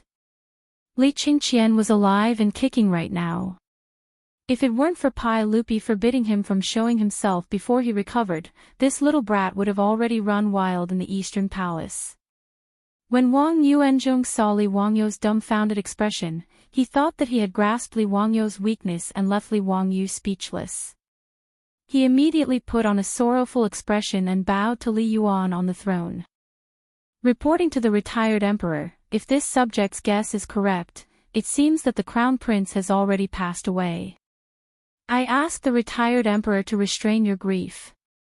This subject wishes to impeach County Head Huxian, Li Wangyu, for his treachery and deliberate concealment of the Crown Prince's death. He truly harbors ill intentions. Li Wangyu didn't know whether to laugh or cry at this fellow. Which eye of his saw that Li Qingqian was dead? He actually dared to speak with such certainty. Was he really not afraid of losing his head? Li Yuan glanced at the stone-faced and silent Pai Lupi and asked, how can you be so sure that my imperial grandson has already passed away? This matter is of great importance. You cannot speak irresponsibly. Wang Yuanzhong quickly replied, the retired emperor can ask the Shangyao Bureau's Gung Fengyu about this matter. Gung Hong quickly replied, reporting to the retired emperor, the Crown Prince fell ill 11 days ago in the Eastern Palace's Xianda Hall. At the time, this subject and 9 doctors under the Shangyao Bureau made a joint diagnosis and confirmed that His Highness the Crown Prince was suffering from intestinal obstruction. This subject can vouch for this with my head. This subject has practiced medicine for many years and rarely has anyone with intestinal obstruction lasted more than 3 days. He then pointed at Li Wangyu. Moreover, that night, County Head Huxian falsely issued an imperial edict to Her Highness the Empress, beating this subject and kidnapping the Crown Prince. Later, he falsely claimed that he had cured the Crown Prince. However, other than His Majesty and Her Highness the Empress, no one has seen the Crown Prince's face. Even this subject has never seen the Crown Prince, much less been able to treat him. As for why there has been no news of His Highness the Crown Prince, this subject does not dare to make wild guesses. Li Yuan turned his head to look at Pai Lupi. Erlang, is this Gung Fengyu speaking the truth? Pai Lupi was expressionless as he lightly nodded. Erlang, do you mean that my imperial grandson, the Crown Prince of the Tang dynasty, has already passed away? Pai Lupi shook his head. That is definitely not the case. County Head Huxian has already said that Qingqian is recovering. Humph. Since that is the case, why not have the County Head Huxian and the doctors of the Shangyao Bureau treat the Crown Prince? Their medical skills are lacking. My medical skills aren't good enough. Erlang, at this point, are you still going to lie to us? Li Yuan roared as he slapped the armrest of the throne. Pai Lupi naturally did not even bat an eyelid at his father's rebuke. He remained silent and pretended not to hear. Wang Yuanzhong spoke again, reporting to the retired emperor, "The crown prince has passed away. This is a warning from the heavens. If one's virtue does not match their position, disaster is certain. If one's virtue is meager, one's position will be honored." The moment these words were spoken, the officials in the hall were in an uproar. Chapter 4:14. Wang Yuanzhong's words caused Noda's Taiji palace to boil like a pot of boiling oil. Many civil and military officials were dumbfounded by his words. Was this imperial censor Wang Yuanzhong crazy? What was he trying to do? How could he dare to say such words? A warning from the heavens. If one's virtue is not worthy of the throne, there will be disaster. These words were like a sharp sword, stabbing Pai Lupi, the emperor of the Tang dynasty. Wang Yuanzhong's words were said by Confucius. Weak virtue and high status meant that one's morals and character were not worthy of a revered status. Without a doubt, Wang Yuanzhong's words were reprimanding Pai Lupi for his lack of virtue, which led to the crown prince's premature death. This was a warning from the heavens. Wang Yuanzhong was the first person who dared to say that Pai Lupi did not deserve to sit on the throne in this hall. As soon as he finished speaking, the reactions of the officials in Taiji Palace were divided into two factions. The dukes and bigwigs who were loyal to Pai Lupi all rebuked. Qing Yaojin even rolled up his sleeves and prepared to fight. As for the ministers who came from aristocratic families, they were laughing coldly at the side, not saying a word as they looked at Li Er and Li Yuan who were on the royal stairs. Pai Lupi's face instantly became very ugly. When Wang Yuanzhong said these words, he already knew what was going on today. He never thought that this group of people would be so bold. Pai Lupi gripped the armrest with both hands so tightly that the veins on the back of his hands bulged. Wang Yuanzhong raised his head and continued to speak in a loud voice. "This official believes that the crown prince's death is the fault of your majesty. In the 9th year of Wuda, your majesty raised an army and killed His Highness Jianqing, who was the crown prince at that time. This is the crime of regicide, which is disloyalty. You also forced the retired emperor to abdicate, which is unfilial. His majesty did such a disloyal and unfilial thing, resulting in the crown prince's premature death today." He didn't care about Pai Lupi's gaze at all. He looked around at the officials in the hall and raised his voice. "Your majesty is not the eldest son of the retired emperor and has no right to inherit the throne. His majesty had obtained the throne unjustly. Now, retribution had fallen upon the eldest son of his majesty. That was why the crown prince had died at such a young age. Your majesty, haven't you learned your lesson? I beseech your majesty, for the sake of the common people, issue an imperial edict and return the title of retired emperor."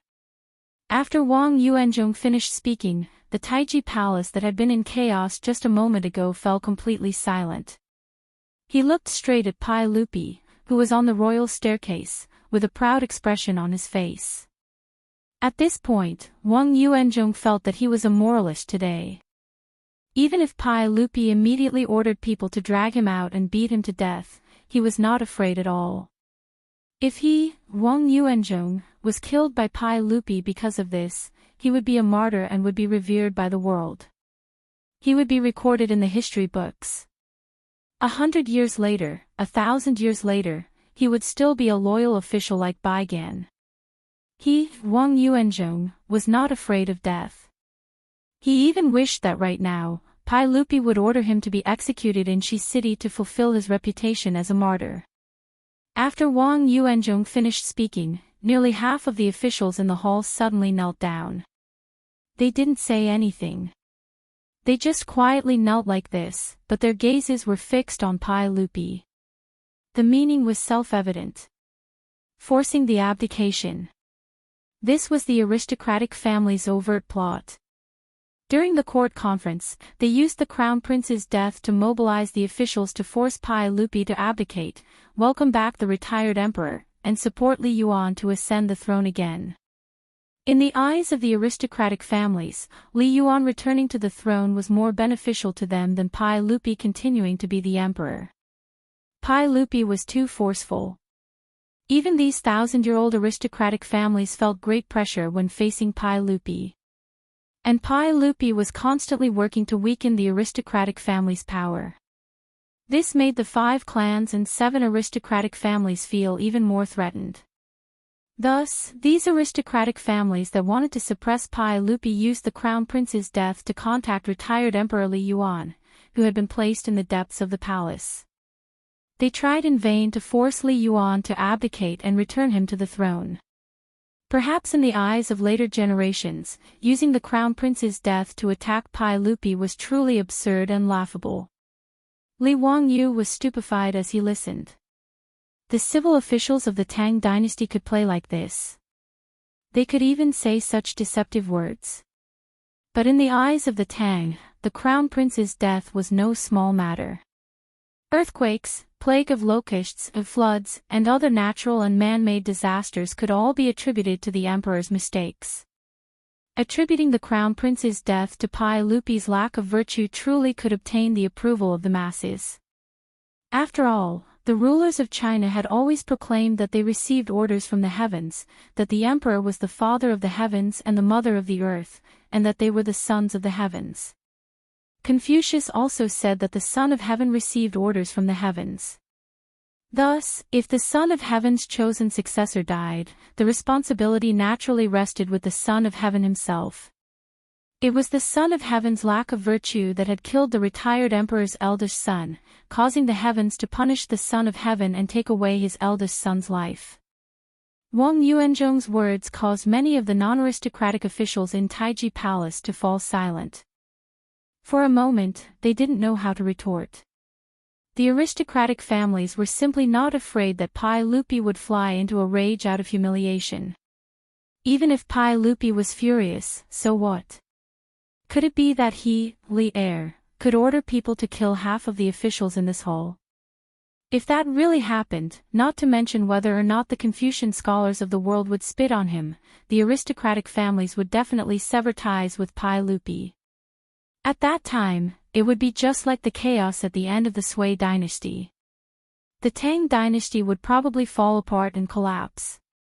Both Xing Yuanshou and Wang Rinyu were certain that Pai Lupi wouldn't dare to do such a thing. Pai Lupi's eyes were tightly shut. Li Yuan sat on the throne next to him. He didn't say anything, only smiled and looked at his son. After a long time, Pai Lupi suddenly opened his eyes. His eyes were filled with killing intent. Wang Qing, are you done? Wang Yuanzhong was not afraid of Pai Lupi at all. Your Majesty, this subject asks Your Majesty to execute the founder of Hu County, Li Wangyu. This person has misled the public with his lies and falsified imperial edicts. He is guilty of the most heinous crimes and should be executed as a warning to others. Your Majesty, this subject is doing this for the sake of the Tang dynasty.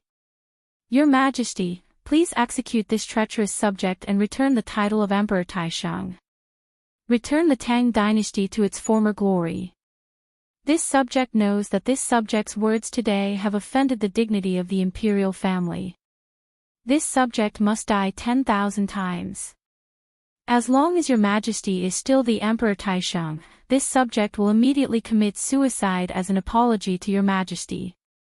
When Li Wangyu heard this, his nose almost became crooked from anger.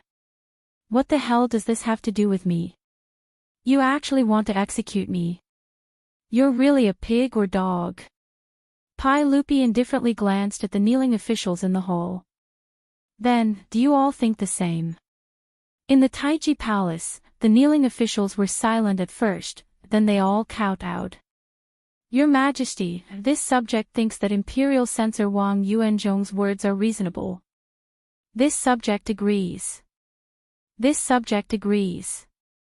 Your Majesty, please put the country first. Some of the officials began to kneel and cry bitterly. Among the hundreds of officials, the heads of the aristocratic families couldn't help but smile. The matter was settled. Sitting on the throne, Li Yuan didn't say anything, but the hint of a smile on his face couldn't be concealed. Now that things had come to this, he was the victor. This was the human heart.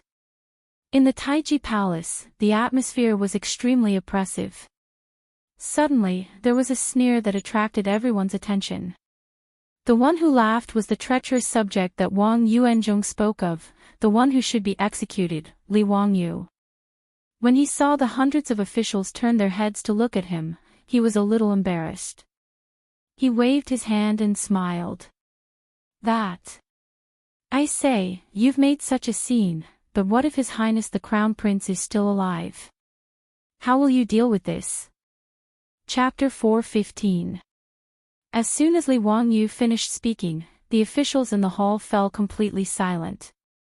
Soon after, they began to clamor again.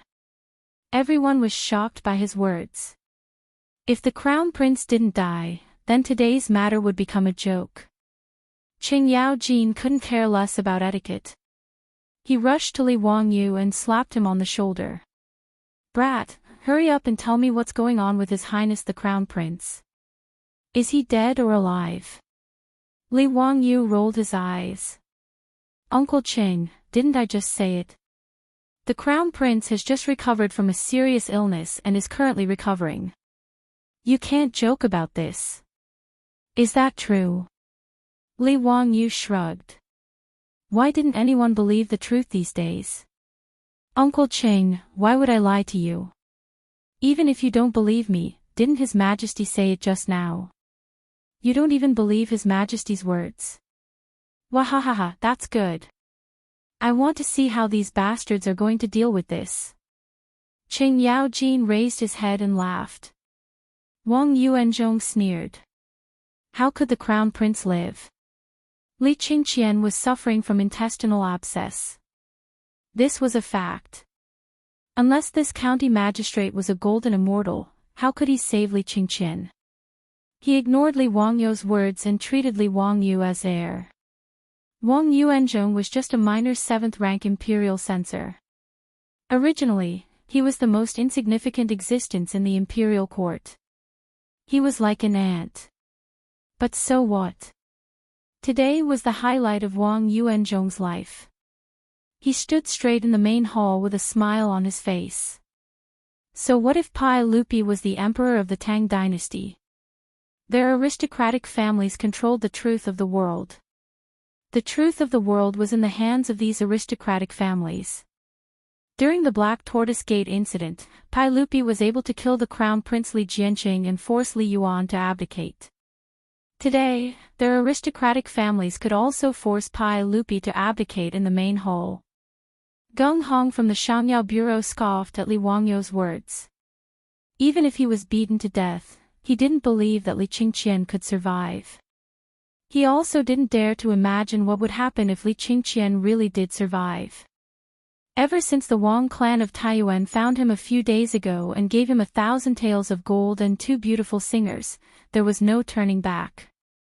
Of course, the most important reason why Gung Hong dared to accept the gold and beauties from the Wang clan of Taiyuan was because he was certain that Li Qingqian had already passed away. Putting aside the fact that he was confident in his medical skills, if the Crown Prince was truly fine, why would Pai Lupi need to seal off the news in the Eastern Palace? Since the Crown Prince's illness had flared up 11 days ago, 10 days had passed. No one in the Eastern Palace had seen the Crown Prince. Even Gung Hong, the imperial concubine of the Shangyao Bureau, had not seen the Crown Prince, much less treated him. The meaning of this was self-evident. Besides Gung Hong's words, Wang Renyu and the others also knew that Pai Lupi had ordered people to seal off a secluded palace room in the Eastern Palace. It was surrounded by the imperial guards loyal to Pai Lupi, and not even a fly could get in. Zheng Yuanshou, Wang Renyu, and the other clan heads guessed that this palace was where Li Qingqian's body was being kept. The reason Pai Lupi had kept the funeral a secret was presumably because he was afraid of the unrest in the imperial court. It was precisely because they were certain that the Crown Prince had passed away that the aristocratic families dared to contact Grand Emperor Li Yuan and choose today's court session to force him to abdicate. How could Pai Lupi have thought of any of this? He only felt that his son's stomach had been cut open, and Li Wangyu had cut out his ulcerated intestines. He felt that this matter would affect the crown prince's reputation, so he sealed off the news and kept it a secret. He originally wanted to wait for the crown prince to recover, and then everything would be calm. No one would know that his son's intestines were missing. He did not expect that the aristocratic families and his own father would give him such a big surprise today. Pai Lupi stared at Wang Yuanzhong, Imperial Censor Wang Yuanzhong. Wang Yuanzhong was not afraid at all.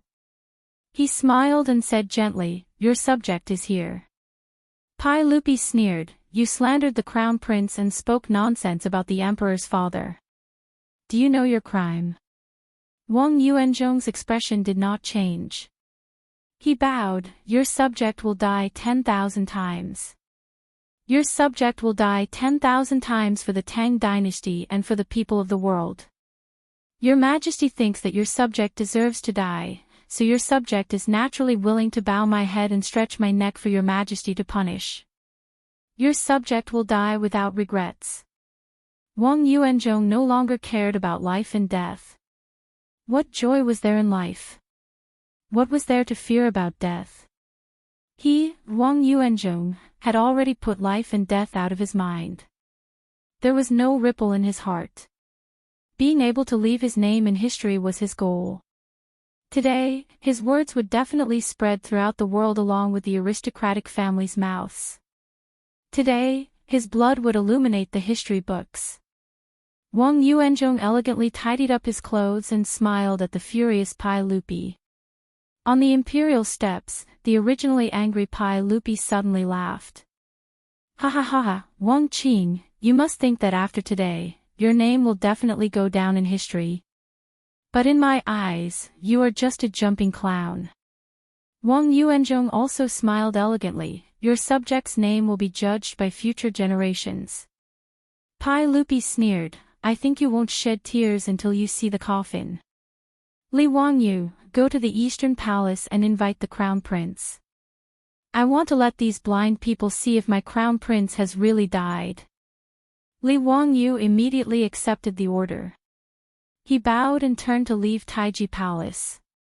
As soon as he left, Li Yuan, Wang Renyu, Xing Yuanshou, and the others couldn't help but panic. Could it be that their information was wrong?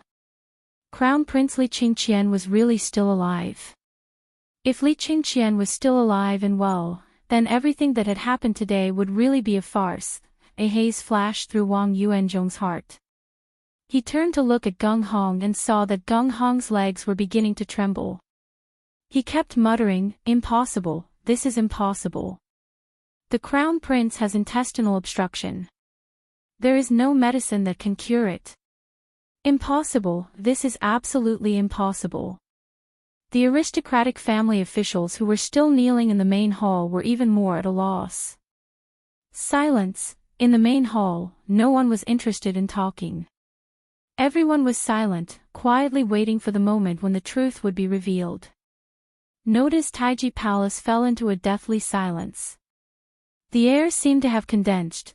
The distance between the Eastern Palace and Taiji Palace was not close. Everyone in the main hall waited in this anxious and uneasy atmosphere for the time it took for a stick of incense to burn. Finally, footsteps came from outside Taiji Palace. Everyone turned to look. When they saw who it was, many people in the main hall collapsed to the floor as if their spines had been pulled out. Wang Yuanzhong was even worse. He seemed to have aged several decades in an instant. His calm and relaxed appearance was no longer there. His knees gave way and he knelt on the ground. The person who had come was Li Wangyu. He was holding the hand of the bouncing crown prince Li Qingqian. Behind him were Sun Simiao, Lu Xinwei, and a large group of eunuchs and palace guards.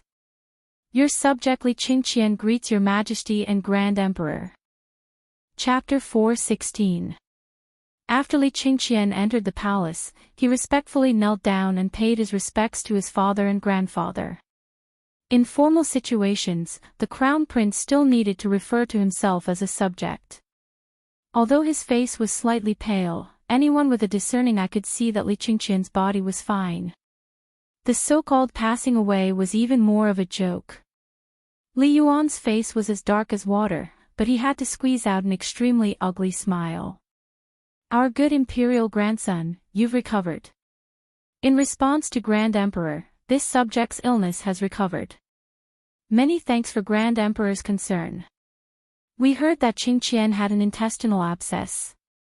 How was it cured?" Li Yuan asked again. "Grand Emperor, it was this subject's teacher, Li Wangyu, the founder of Hu County, who cured this subject's illness." Li Qingqian very cleverly pointed at Li Wangyu and said with great grievance, "This subject heard that some people have cursed this subject to pass away. Grand Emperor, please uphold justice for this subject and punish these bad people."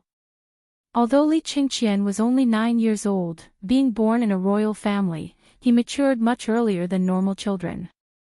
On the way to Taiji Palace, Li Wangyu had already explained to him what had happened in court today in a few words. Hearing that the aristocratic family officials had actually cursed him to be dead, Li Qingqian, this little brat, was extremely angry. Li Qingqian's words caused Li Yuan's face to redden involuntarily. He had already been embarrassed by Li Qingqian's appearance. Now that his imperial grandson had said this, he felt his old face burn with pain. Wasn't he, Li Yuan, the bad person that Li Qingqian spoke of? Li Yuan coughed lightly and stood up. "We are a bit tired and will return to the inner palace to rest. We will leave the matters of court to Erlang. You can handle Qingqian's matters as you see fit. Don't let Qingqian suffer any grievances." Today's so-called abdication had already become a farce.